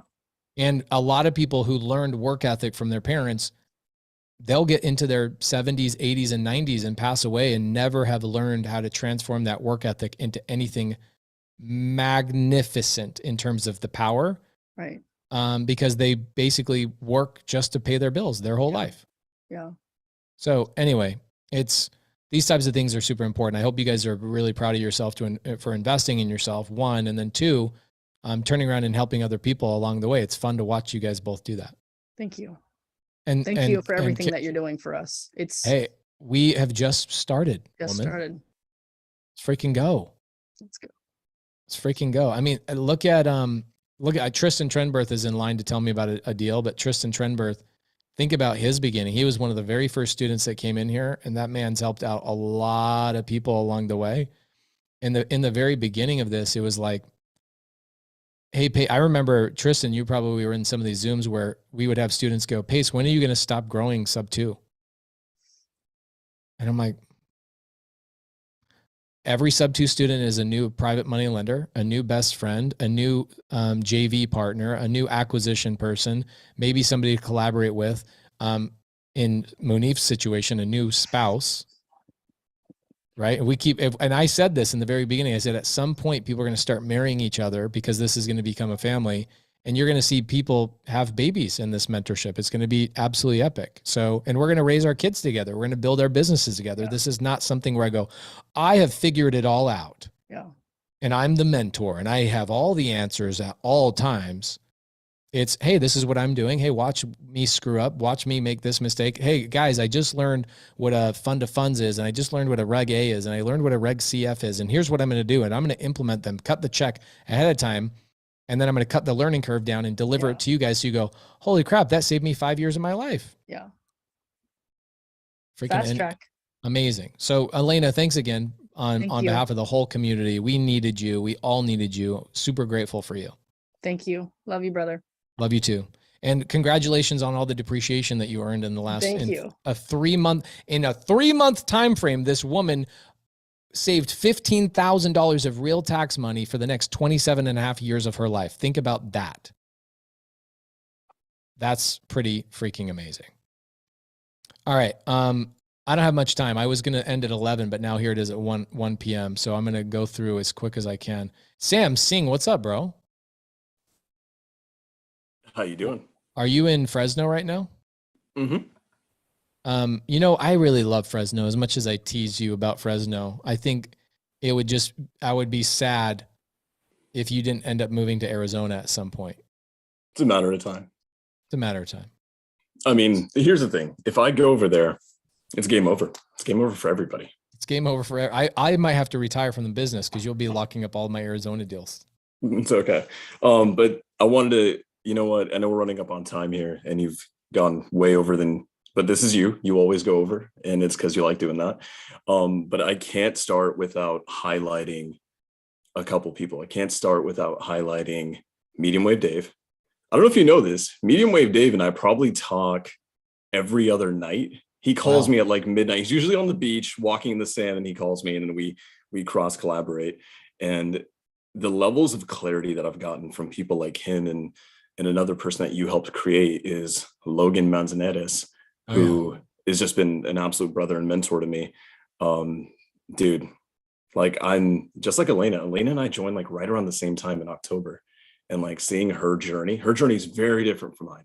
It's very different from mine. But what's really interesting is that the kind of moves that she's making are very synonymous or parallel to the ones that I'm making right now. And it's just interesting to see that we had very different lifestyles, right? She has a husband and kids. I'm a single guy. I have dogs. But it's cool. There's just so many amazing parallels there. But what's interesting about that too is that so many people think that when they get into, like, they'll listen to these stories, right? People will listen to these stories at some point, and they'll listen to a Medium Wave Dave story, and they'll listen to a Mounif story, and a Caleb story, and a this story, and a that story, and a Sam story, and an Elena story. And every time they hear these stories, they go, oh, how do I just copy what that person is doing? And it is so hard to get people to understand that it is perfectly okay to have your own specific journey.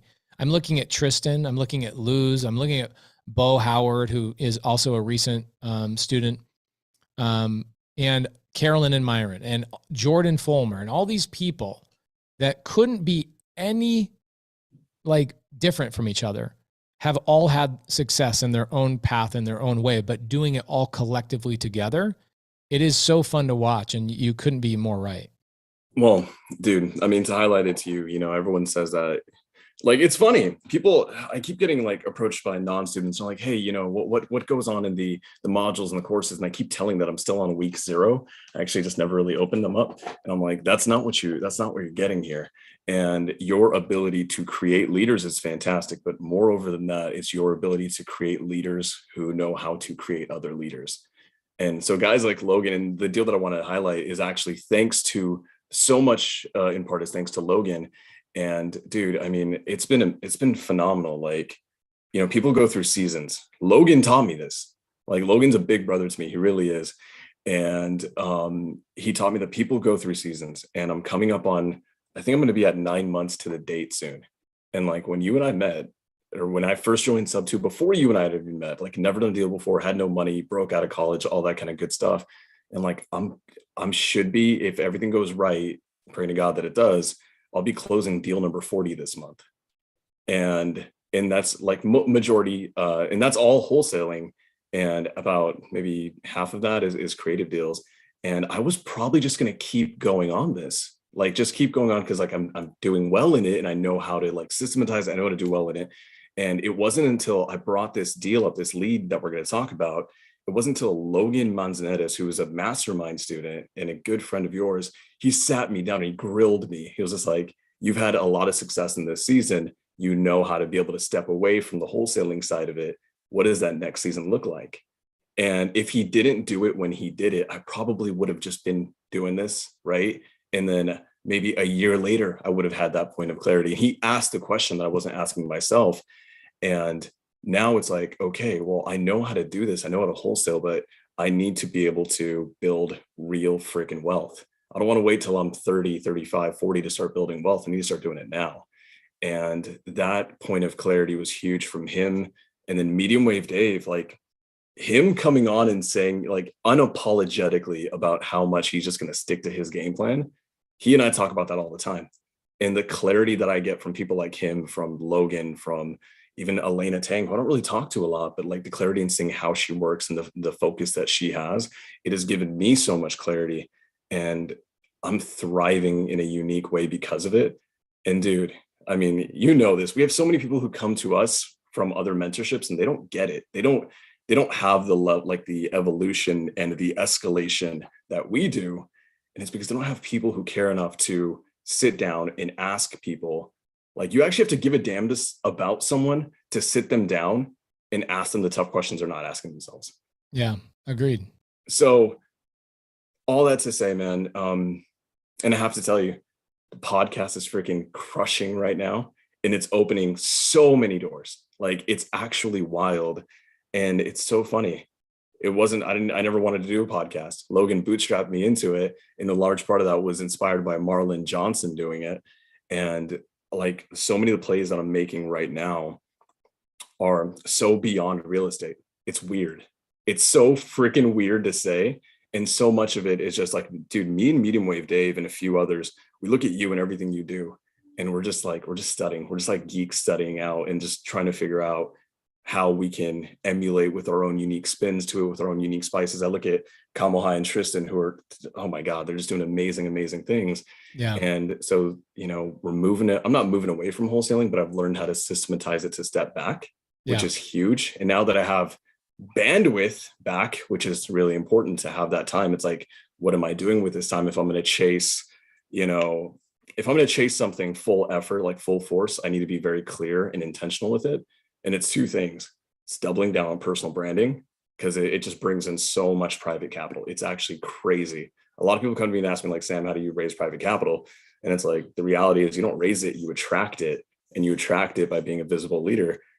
And then I'm so glad to see like Carolyn and Myron and Elena and the clarity they have, because it's helped me too. And I'm doubling down on multifamily now.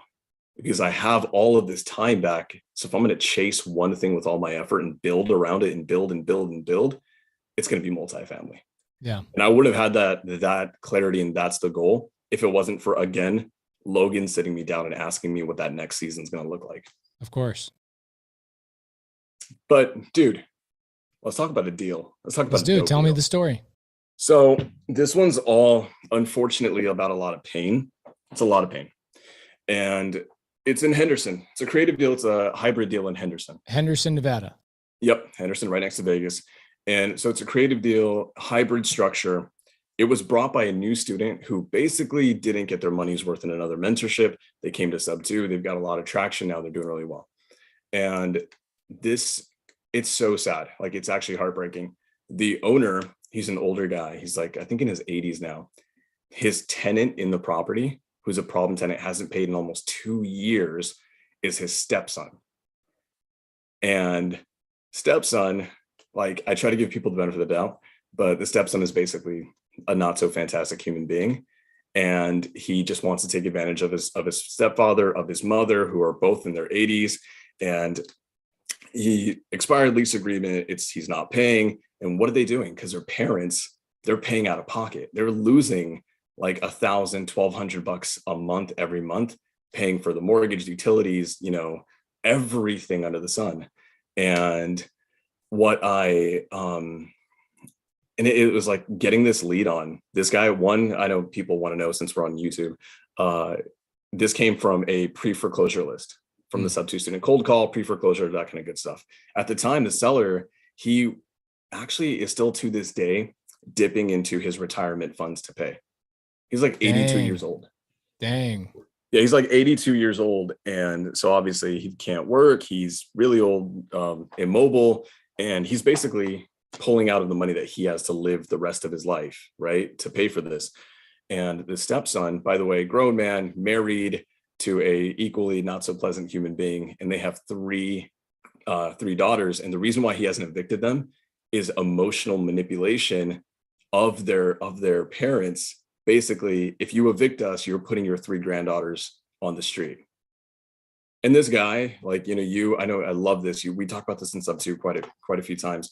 And you talk about how as men, we have to be providers.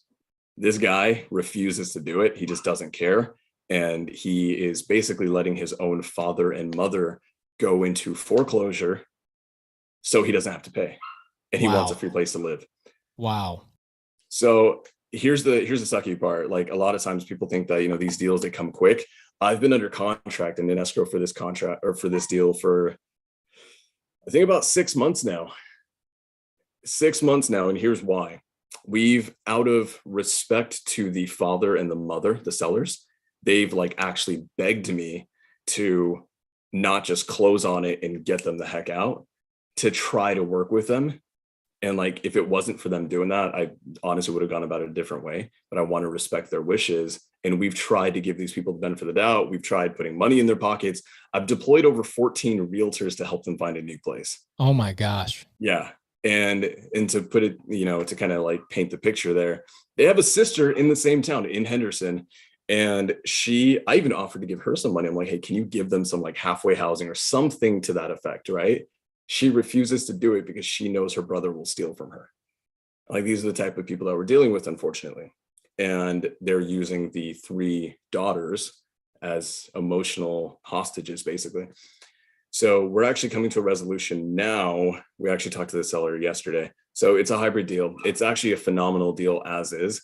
It's half sub 2. We're taking over purchase price about 305, right? 305,000 as is. It's worth like 415, 420. And we just did a real good job negotiating, right? And half of that is sub 2, half of that is the seller's equity. And obviously the Henderson market got hit pretty, not super hard, but it got hit definitely the last couple of months. And the valuation on that property from like hedge fund exits and, different type of buyers, those valuations dropped big time because everyone's being a little bit more speculatory. And so what's now happening is, oh, by the way, this seller, and this is one of those things we always talk about, creative finance. And one of the reasons why creative finance this is true. A lot of times creative finance is the only option for a specific person. They have no other option. And this guy, this tenant, he's threatened everybody. He's threatened realtors. He's threatened the homeowner. He's threatened an escrow officer. He's threatened everybody. He's just a really, really unfortunate human being. And so we actually came to a point of clarity. I had to lean on Jeremy Davis a little bit because he does a lot of deals in Nevada. And I'm like, hey, give me some guidance on here. Like, what do you think I should do with this? Because I've never had to evict anyone yet. Like, I've been around them. I've just, by the grace of God, haven't had to deal with one yet. And he's like, okay, well, based on the numbers, withholding costs, this, that, and the other, the deal's good, but I don't want to hemorrhage a lot of money during closing costs. And this guy, the way he is with the threats that he makes, he's the type of guy who is going to trash the place before he leaves it. And here's the thing. It's like, yeah, I'm going to sue the guy, but the guy can't afford $500 in rent, Right. So I'm not you're never going to win. Yeah. You'll win, but you'll never get the money. So here's the thing. It's beautiful to solve this problem for this seller. It's gotten to a point where every time I talk to the seller, it ends with him having an emotional breakdown. And it's because he's old. He knows he's within his last like 5 to 10 years of life.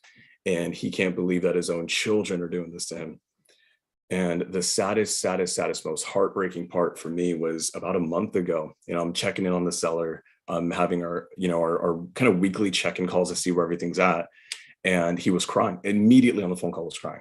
I was, what's happened? What happened? He said last night, his wife, her name is, I won't say her name, but his wife came out of the bedroom to the living room where he was at. And she looked her own husband in the eyes and she said, "Where's my husband?" Oh my gosh. And she now has Alzheimer's. And it's really tragic because in her family, apparently there's a history of it. Her mother had it. And then as soon as she showed signs of it, a year later, she was dead. Her older sister had it. A year later, she was dead. And so the tenant, who is the son of this mother, he does not seem to give a damn. And I'm like, dude, you're going to send your own mother into foreclosure. She will lose everything that she has. And she doesn't have a lot to begin with. And on top of that, she now has Alzheimer's. Why are you you're breaking their hearts completely. And his response to that, because he has this wife who's kind of like a devil on his shoulder type deal. I heard her in the background. She's like, well, we'll sell it, but we want half the money. As a tenant who hasn't paid rent in 2 years, you want half the money. Yep. So it's one of those things where this is probably dude, most of my deals are honestly, they're pretty easy, right? With cash wholesales and even creative wholesales are usually pretty easy. This one has been in the works pretty much as long as I've been in sub 2, which is crazy.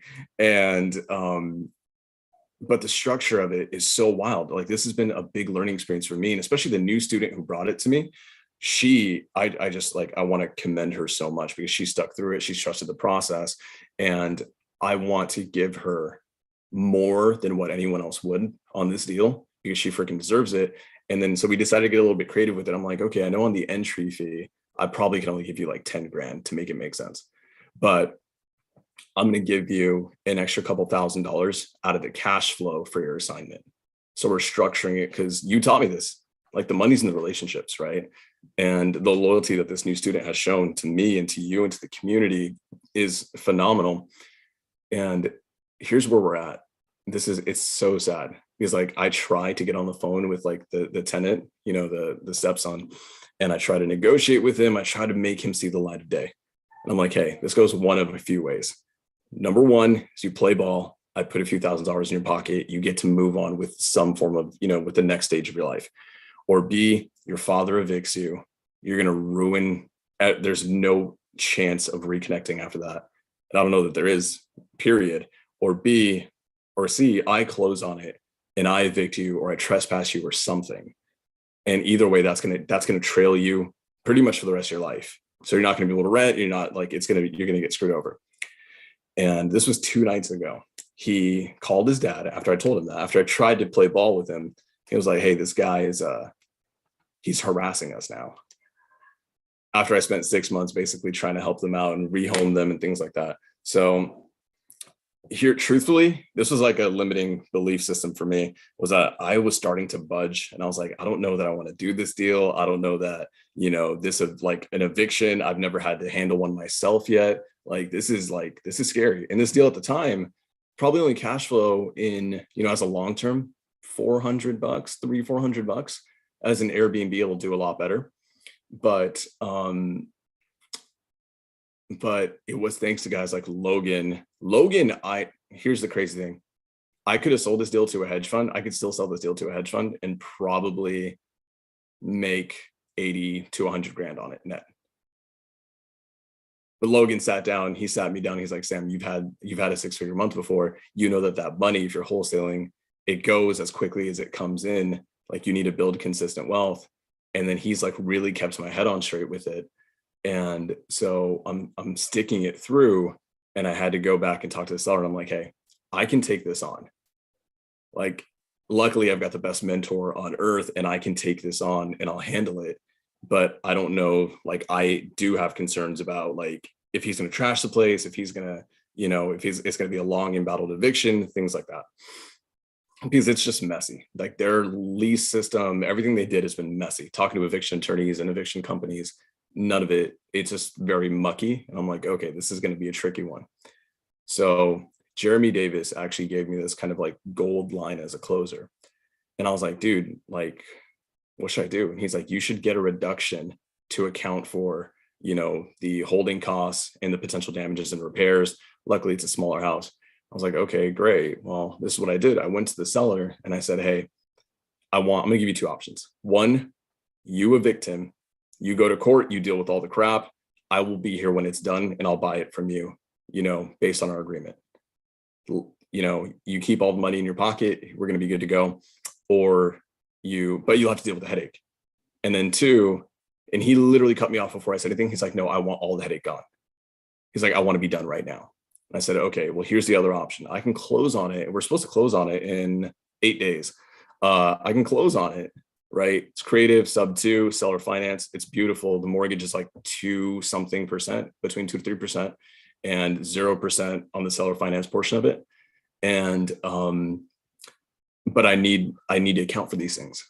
And I asked him, hey, what do you think all of this would be worth for me to like be able to take this headache off of you and I take on all the risk? And he understands that it would pretty much have to come out of his cut on the equity. And he literally instantly was like, would you be okay with me reducing? He said this to me, would you be okay with me taking $40,000 less? Wow. That's great. And I'm like, damn, I'm never going to gouge anybody.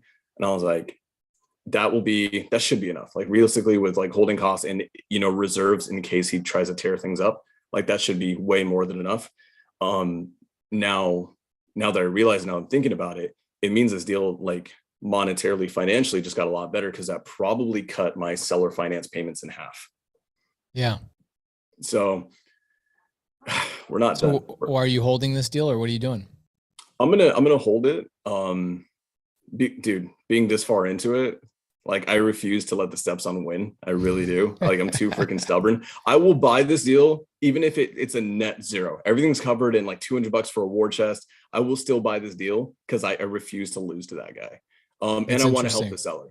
Yeah, I've got a deal right now. Mercedes. Who remembers Mercedes? Anybody remember that call with Mercedes, the tenant? Sam, you haven't been on the Zooms lately, which I understand why, you're doing your own stuff, but I have a seller who has a child living in their property for 60 years, rent free for 60 years.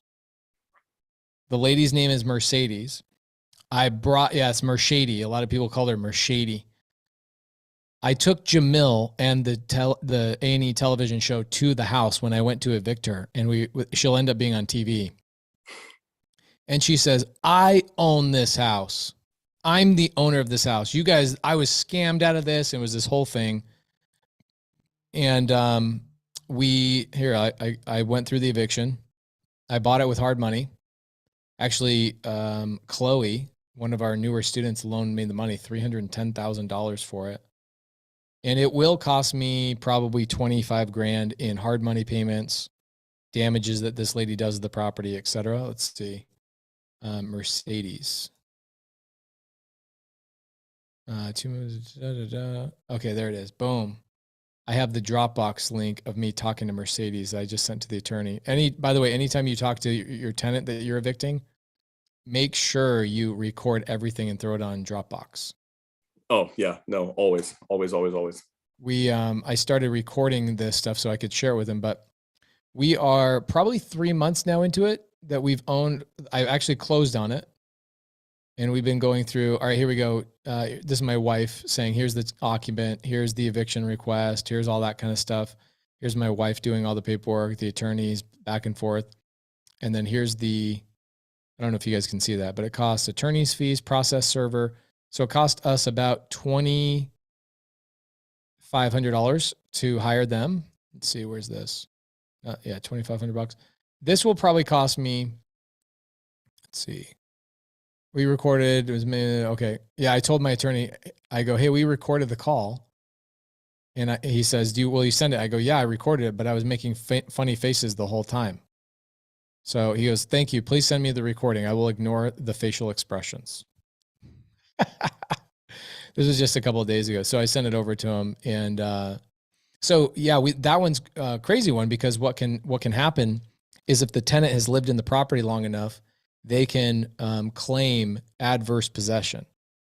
And they can say, I'm an owner of this property because I've lived here so long and I'm a family member and this was promised to me and all that kind of stuff. So a $40,000 price reduction is, in my opinion, appropriate, because it's going to take you months and months. You don't know what's going to happen with the market. You need to insulate yourself from all of that. So it's great. It's a wonderful line, great structure. You're helping the guy, right? And the problem with a wholesaler, right? And people go, well, if there's $100,000 on the table for this, I don't understand why the guy just won't evict his own son. Well, somebody asking that question is probably inexperienced in life and doesn't understand the significance of the love a parent has for their children, and how that father and that family wants to try at some point to rekindle. And so he's hoping that if he sells it to you, he lets you be the bad guy, and you are the one saying all the nasty things and evicting him, that he can avoid all of that tie-in with himself. And so you're providing a pretty amazing service to this family. And then if you keep this property in Henderson, not only do you actually have a lot of equity, hopefully you can cash flow. I imagine you will. But if you wanted to, you still could turn around and sell this thing and make over $100,000. Yeah, no, I mean, as it was before, like he said, like, hey, I'll drop it like another 40 on the equity side of things. It would have cash flowed probably as a long term, probably about $400 to $500. And then, so now I'm sure those monthly payments will probably be reduced by 1/3, if not half.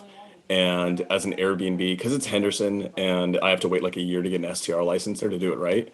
Yeah. But once I can put it up, it'll net 3 to 4, like easy. Amazing. I love it. So this one is one that, like, I know a lot of students would be like, dude, 6-7 months in, and then we're gonna close on it next week. It's amazing. It's only like 10K down to seller. Congratulations, dude. I freaking love it. Are you, I imagine the seller's not behind on his payments or anything like that. He's been making the payments. Yeah, no, he's good on it, and he'll be good up until close. It was funny. We actually had the HOA 2 days ago call for collections on some missed payments. And then like escrow officer freaks out. She's like, we're going into foreclosure. And I'm like, let me get a call. Let me see what happens. It was like $400 or $500. I called the seller, made it happen.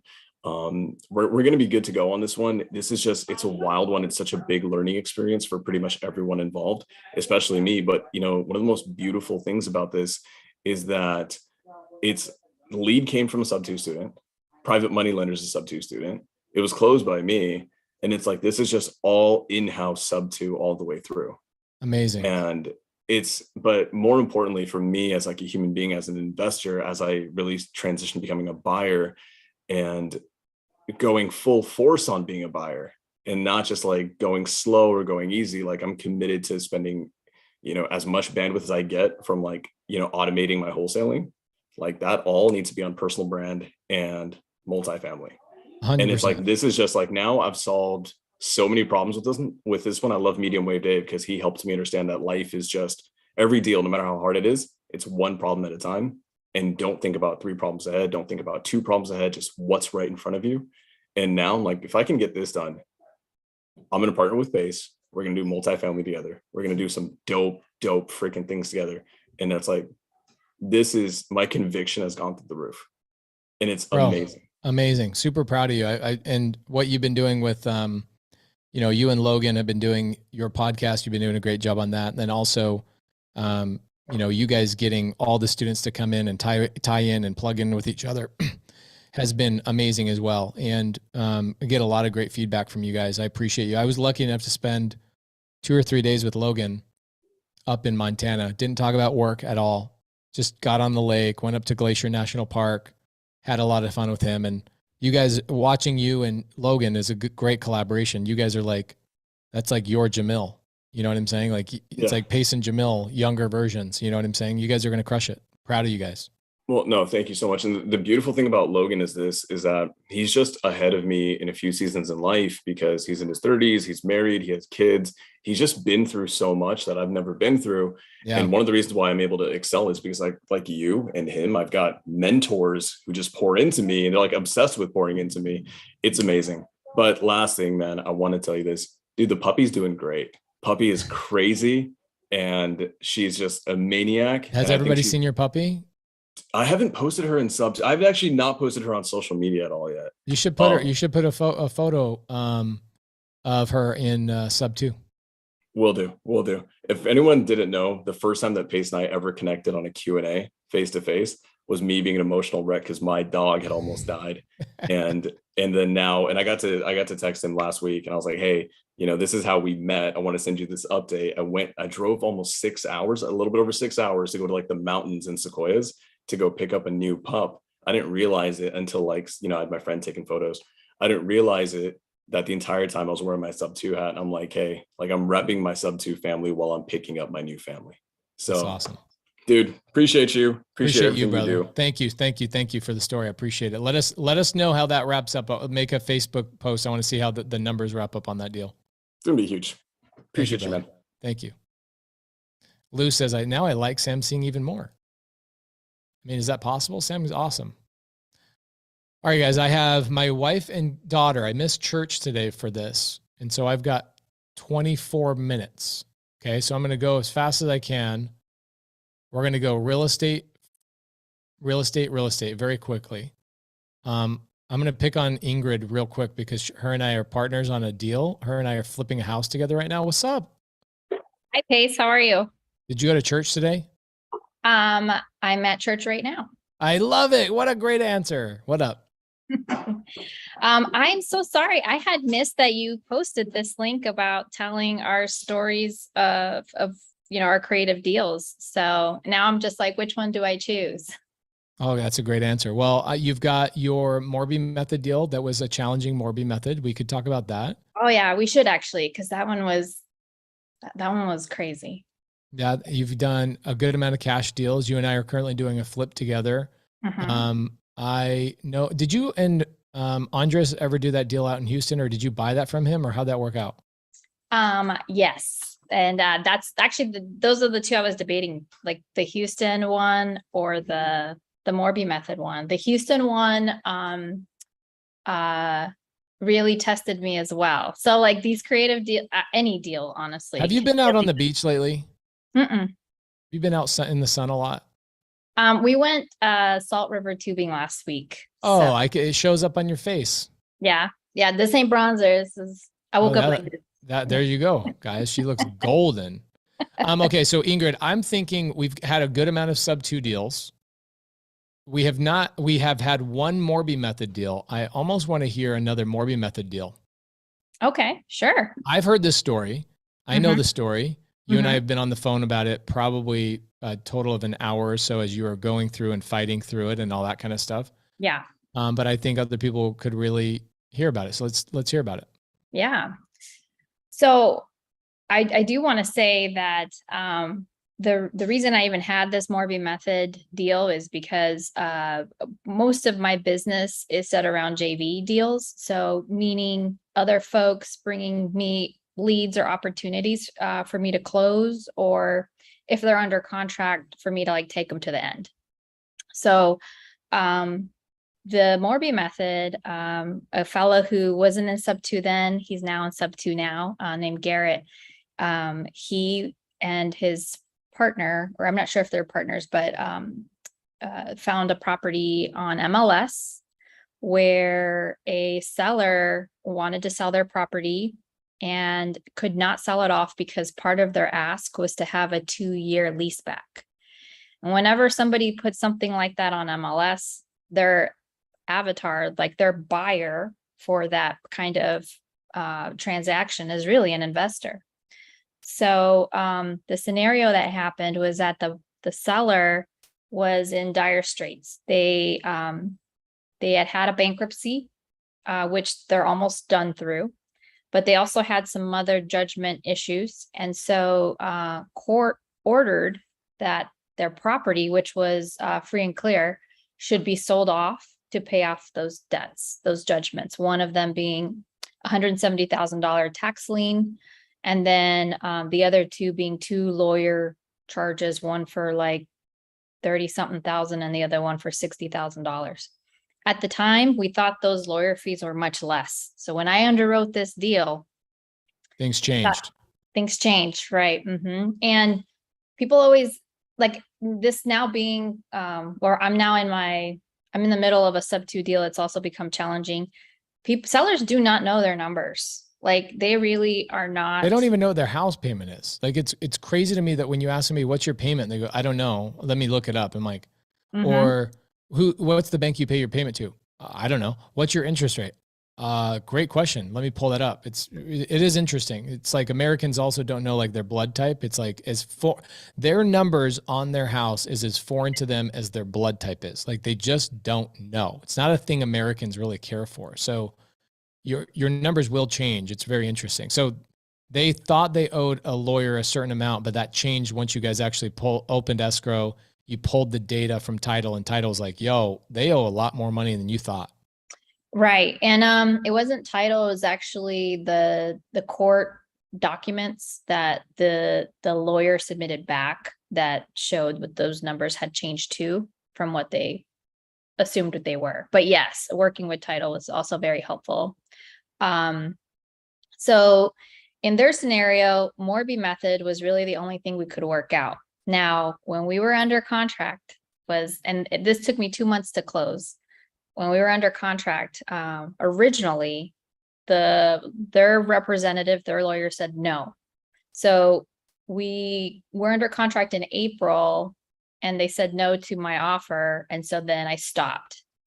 But then they realized a while ago, like afterwards, that, okay, we need to see if we can make something work with her after all, because otherwise, they're going to have to sell their home and move on. Now, this property is a 5-bedroom property in Phoenix. A comparable property at the time would have cost them at least close to $600,000. And so it was really difficult for them to say, okay, we're moving on to another property, when what they would have left with wouldn't have been enough for them to just go buy another house. Plus, they're one of those sellers that the penalty box sellers is what we call them, where they can't go get another loan because they're in bankruptcy. And so their circumstances were really limited. Now, had we gone through the process in April in my original offer, which really didn't change, and been able to close in May, the rate and their payment would have been great. Like it would have been really aligned with what we would be able to do. Unfortunately, because of that lawyer who got in the way, we changed the language on the offer to make the lawyer feel more comfortable with the offer, but it was still the same offer. And so then we weren't under contract until early May. So you lost a little over a month. And it was because an attorney wanted one little stupid thing changed in your agreement because of the wording. Not just the wording, they didn't want dual agency either. So because one of the ways that I was going to make this easier on ourselves is like, hey, we don't care about the buyer's agent fee. Go ahead and keep it, and that way we can, get through this much faster. but they wouldn't allow that. So then my husband, who's also a realtor, then represented us on it, and he kept the fee. So we ended up making $15,000 more as a result, but that was not what we set out to do. Okay, so your original offer. Okay, Mhm. so you guys, here's the seller's going through BK, going through bankruptcy. You get a wholesaler essentially that gets Yeah. interfaced with them. Mm-hmm. And the wholesaler's like, I don't know what to do with this, right? Right. So a wholesaler comes to Ingrid, who Ingrid's been with Sub2 for a year and what, 3 months, 2 months? At the time, yeah. Mm-hmm. Okay, great. So Ingrid's been with Sub2 for a long time. So, and she's also been a real estate agent for a good amount of time. So she's got the experience level and understanding how these types of things work. So Ingrid jumps into the deal. And where was this? Was this on the MLS? It was on MLS. Uh-huh. Okay, so this was listed on the MLS. I like this because this is actually the first deal of the day that people have said they found this on the MLS. Not everything is found on the MLS in our world for anybody watching in the future. But this deal was found on the MLS. Wholesaler comes to Ingrid knowing, hey, Ingrid has creative solutions to this. Ingrid, your first offer was what, 600,000? No, our first offer was 510,000. They had 510,000. Yeah, they had reduced their prices. Was it cash? No, it was a Morby method, so it was via So loan. from the very beginning, it was Morby method for the very beginning, which means you are going to bring in a percentage as a down payment, Mm-hmm. and you are going to have the seller carry the other portion of that. So what amount of the 510 were you planning on bringing down as a down payment? Well, at the time, and actually I have my timeline wrong. The original offer was in March, and then the accepted offer became April. The original offer was 20% down, but because the market started shifting, we ended up having to do 25% down. Got it. Okay, cool. So you ended up having to do 25% down. So this is your original offer is 20% down, market shifts. So you end up having to do more. Mm-hmm. In the original offer, the seller was going to carry 80% of this deal. 20%. Okay. So sorry. You said the down payment was 20%. Right. So they would, on a Morby method, they'd carry the 20%. So you meant that the down payment is 80%. I don't understand. So on a Morby method, it's just like a conventional purchase, and then the seller finances a piece of it, right? Right, for the 20%. Yeah, there you go. Okay, so I see what you're saying. So for your 80% that you were bringing to the table, mm-hmm. you had to go and bring 20% as a down payment for that 80%. Is that what you're saying? That's correct. Uh-huh. Okay, so that's where the 20% is getting confused. Okay, got it. Yeah. Mm-hmm. So what was your ultimate deal that you ended up striking with them? 510 at 25%. Okay, great. So essentially, what this is going to break into is that she bought the property for $510,000. Mm-hmm. The seller says, I will carry back 20% of that. So that means Ingrid had to go and get 80% of that in the very beginning. Right. Where did this 80% come from? A loan. Through a conventional loan through a well-known establishment, of which I do not want to refer to. Okay, got it. Okay, so basically a lender. A lender. And they're well-known, so we don't want to say their name. No, never do business with them again. Okay, got it. So this lender brought 80% of the money to the table as long as Ingrid brought a 20% down payment to them. So I'm going to throw out rough math on this. So 510, instead of getting into like the little individual numbers, 510, 80% of that is 408. So the lender says, hey, you've got to bring $408,000 to this transaction because the seller is going to carry back the other 20% of the 510. So that's 102, essentially in second position. But I'm not going to give you 408.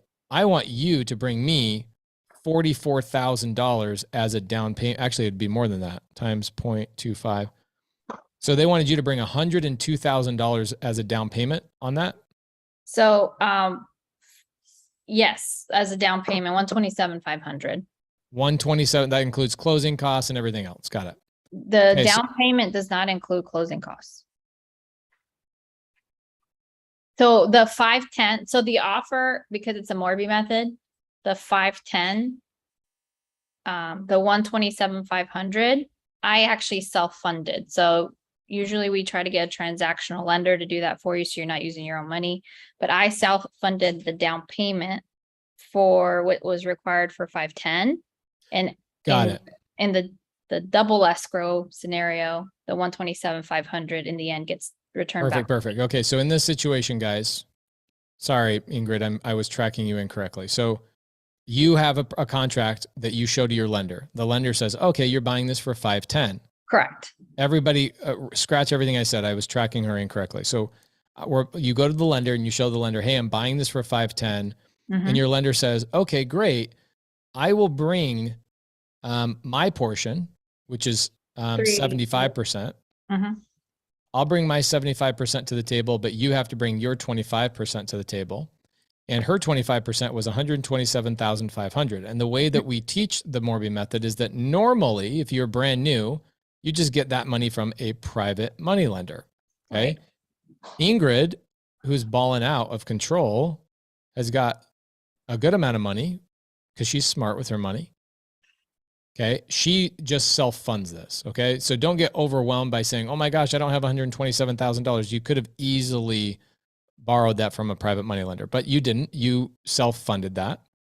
Part of the reason why I did it, and this is why I don't want to name the lender, they would not allow a private money lender. So I had to self-fund because of the lineage that they look at. So like, where did your money come from? How did you come up with the 127,500? So this must have been a really conventional lender. Yep. Got it. Okay. Because there's other lenders that don't care where the money comes from. This must be a very well-known big bank type of bank. Correct. Got it. Investor specific, but yes. Okay, cool. So $75,000, or I'm sorry, 75% came from this lender, right? Who Ingrid went out, got a loan from. She brought 25% to the table. So as far as you guys see, this is just a regular cash transaction. So a traditional lender, and she brings her down payment of 25%. Yep. The difference is now she owns the property for $510,000 plus closing costs. Okay. Plus the wholesale fee, I'm sure. Yep. Okay. So she's all into $10,000. I paid $10,000 to the wholesalers. Okay. So you're basically all into this thing, probably somewhere around 530 grand. Is that about appropriate? Yeah. Okay. And then the seller says to you, hey, Ingrid, I'm going to take a portion of the money that I received, because the seller received this 510 grand. Right. Minus their attorney, minus their underlying mortgage, minus all that kind of stuff. So the seller essentially went back to you and goes, hey, I'm going to take a portion of the cash that you gave me in the first transaction. And we're going to create a second transaction where now I give you back. How much money did they give you back? So not only did we do a Morby method, but a secondary component to this was a lease option. Okay, great. So you acquired it on Morby method. That's how you acquired it. And then you sold it on a lease option. And from what I remember from the story we talked about a couple of months ago, is that the seller became your lease option tenant as well. Correct. Perfect. So how much money between the seller finance second position and their lease option money did you get in place? So the lease option was a $15,000 cost.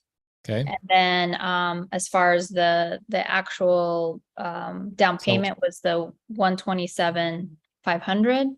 But in my language, I also got them to pay for 2% of closing costs, and I got them to pay for the wholesale fee.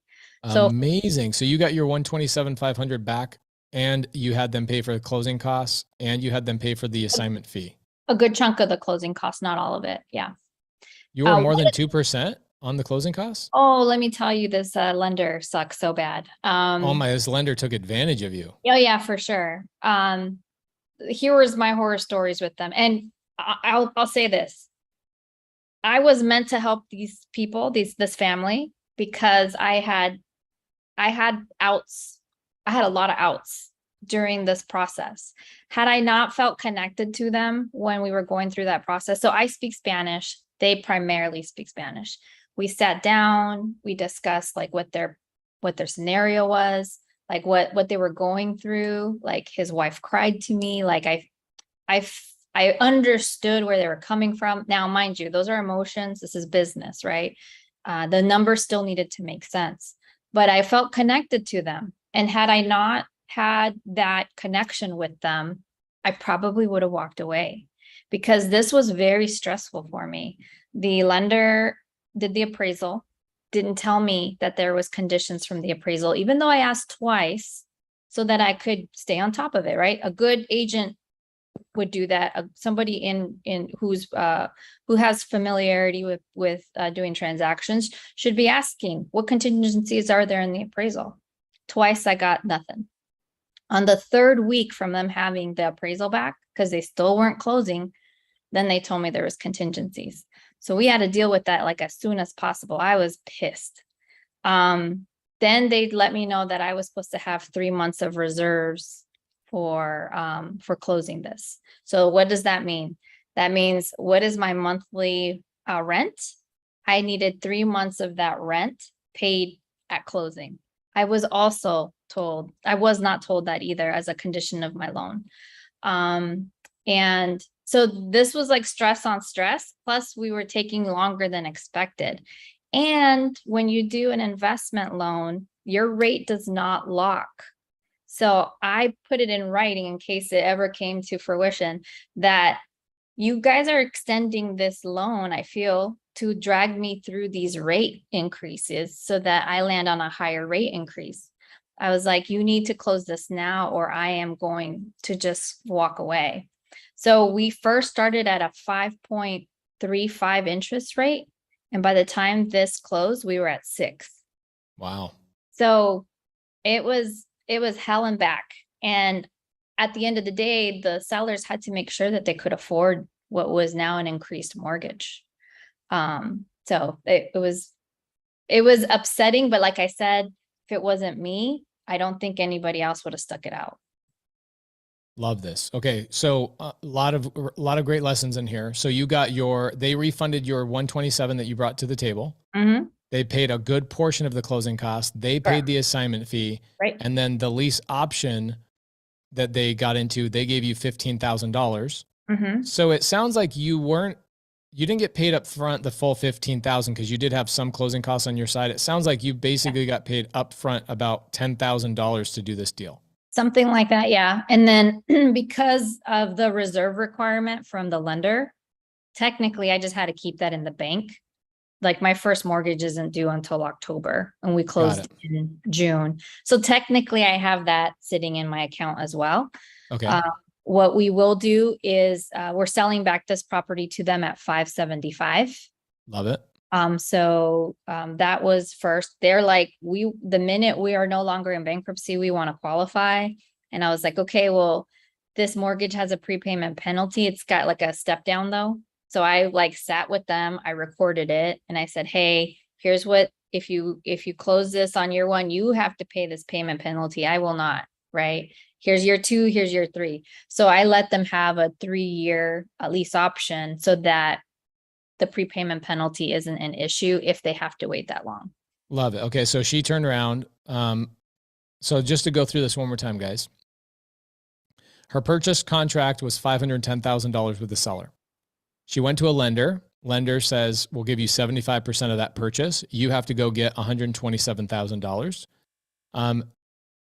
Every once in a while, you'll run into a lender that is problematic with this. I currently have the lenders that I'm currently using, unless it's a lender I've told you to go use. Is it? The first one also had a problem with it. And so then I didn't go through it with them, but they also had a higher interest rate at the time. Okay, got it. So the lender that I go through, I have 3 lenders that I use that give us DSCR loans, which is essentially what this is. Yep. None of them have a problem with me as an individual or me and my business. Maybe it's my track history. I don't know, but they let me go take money from private money lenders because she wasn't able to get a private money lender. She had to fund it herself. Got it. So you essentially, the seller received $510,000 minus their debts, right? They had debts of who knows how much the debts were. Do you know roughly? 170, 60, and 30. What are those 3? That's 270 total. Yeah. Okay, so they had, out of $510,000 that they received, 270 of that had to be paid off. So they essentially walked away with about $240,000. Okay, so the seller walks away after paying everybody off with $240,000, but they want to stay in the house. So Ingrid goes to them and says, hey, I want my $127,000 refunded back to me. And also, I don't want to pay this $10,000 assignment fee. I want you to have to pay for that. And I also don't want to pay all the closing costs. So I'm going to have you pay for $10,000 of the closing costs out of your side. So the seller, out of their 240, pays the 127, the 10, and the 10. And so that's $137,000. So that means they still have $103,000 left over. Oops, my bad. They have $103,000 left over, of which they then paid Ingrid another $15,000 for the right to repurchase the house back from her on a lease option. So out of, Ingrid's expenses, she basically got paid $10,000 up front. All of her money got refunded back to her. Now, Ingrid, here's an interesting question. So you got $10,000 up front, which is great. Mark got $15,000 as an agent. Amazing. Mark got $15,000 as the agent. Mm-hmm. Isn't that funny about the dual agency? They ended up making you more money. Yeah. I mean, it came with stress, but Of course, yeah. Trade-offs. But you also learned a lot, which is great. So you got $25,000 up front for doing this deal, which is awesome. You got all your money refunded back to you. So you're essentially into the deal, no money out of pocket. You then, what is your payment? What's your PITI on this deal? The PITI is like 25 and some change. So let's call it 2,600. And what's your rent payment back to them? Okay, don't hurt me on this one. It's gonna be skinny. I'm not cash flowing. What are you making? I'm not making anything. So it's break even basically? It's break even. Okay, so you're somewhere around the same $2,600. Yeah, I'm charging them $2,600 and I think I'm making like $40 a month, but this is like their property in my mind. Like right. this So you didn't have any renovation. You don't have any of that kind of stuff. You resold this property to them for $575. $575. Mm-hmm. So you've got roughly $65,000 tied up in this deal. Correct. Which is great. So you created money out of thin air, plus you got paid $25,000 up front to do that. Mm-hmm. Now, if they default on this deal, okay, they've got a seller finance position in second position at $127,500. Correct. So let's say they default on you, right? Mm-hmm. This is your protection right here. Do they still get that $127,500? No, they can't Right. be defaulting on me. Mm-hmm. Okay, so you're first off, these people aren't going to default. You're in a pretty powerful position. Yeah. Ingrid, I would have done this deal all day long. Yeah. Okay. I mean, you got paid $25,000 to create with no money out of pocket to create $65,000 in equity on a property. How did you lose on this? No, it was just very stressful. So there was a lot of lessons learned, Of like course. how to stay on top of your DSCR requirements and your appraisal, like underwriter. That's a tough one because lenders, I used to be a loan officer and it was interesting. Like I would lose deals as a loan officer because here's what would happen. Other loan officers don't tell their clients everything that they should know before they get a loan. Mm-hmm. And I had bought houses before I became a loan officer. So when I became a loan officer, I'm like, to hell with this. I'm going to tell everybody everything that I'm ever going to require and when it's going to be required. And you know what would happen? People wouldn't use me. Because it stressed them out. Because like, wow, this guy's asking for too much. And so what happens is lenders learn from a marketing angle. If I make them believe they're not going to need that much from me, by the time they get into the loan with me and I've pulled their credit and they've done this and they've gotten the appraisal and whatever else, I can start hitting them with the things, but I'll do it when I need to. And I've already got them in my grasp. And that what happened to you is it was like, you're not going to make a switch. No, I couldn't. Yeah. The rates were changing. I did try switching because I was like, what's happening here? And everybody else was starting to get rates above 6. And so I was like, damn, I got to stick with this because I need to shoot for that 6. That 6 is if it goes anywhere above 6, this is no deal, because they couldn't afford the mortgage beyond that. Right. Yeah. Amazing. Mm-hmm. I love it. Yeah. And they're great. They're a sweet, sweet family. Again, if you're in this business, if you're trying to do creative, I would argue creative more than anything requires heart, because you're going to have these crazy ass situations that it's going to take your like love, your kindness, your careness to want to. Like I have a sub 2 right now that I'm like, how will I make this work? This is like a soldier who, whose family is committed to doing so much for our country that like, I need to make this work. So right now I'm trying to work through, and maybe I'll call you after this piece to figure out like, how can I do this? It might require self-performing this close. And I've never done that before. And so it makes me a little nervous because have Allison help you. Your TC? Yeah, she just self-performed a deal for me 2 weeks ago. Oh, okay. Caleb's team is TCing for me. Is it possible for them to connect? So then yeah. Is it in Arizona? Yes, it's in Surprise. Is this the one that I told you to sell me? Yes. And you said I may have to sell it to you if I can't figure this out. But sell it to me. There's the solution. Well, let's talk numbers, because maybe maybe I need just some cash in the bank and maybe a little slice of the partnership. And I'm happy to do that. All right, let's talk about it. Okay, guys, I have Ingrid, did we start construction on our deal? By the way, I've been traveling. Yes. Demo's already done. Like can I go over there today? Let's go. You want to go over there sometime this afternoon? Vámonos. Okay, I'll shoot. I haven't showered today. I've been literally on here since 6 a.m. Yo tampoco. Me neither. I can take a shower in 5. You look like you just left the beauty salon. Hey, thank you. You're received welcome. your compliment. You're welcome. All right. Been working on that, ladies. I have been working on receiving compliments because I try to be funny every time somebody gives me a compliment. To receive the compliments, receive them. Okay, guys, I've got a day. I've been on here for 8 hours. I've got some amazing stories. I think what I'm going to do is I'm probably going to do this one more time next Sunday. This was fun. This was a lot of fun. Like, think about all the transactions we just talked about. Sayoban says it was so helpful. I've actually never done this before. In 2.5 years of sub 2, I have never gone through and just said, hey, let's talk for 8 hours about all the deals that people are doing and fun ones. And people are bringing the weird ones. A lot of people don't just bring the easy sub 2 deals and go, oh yeah, I did this deal and it was super easy and blah, blah, blah, blah. Okay.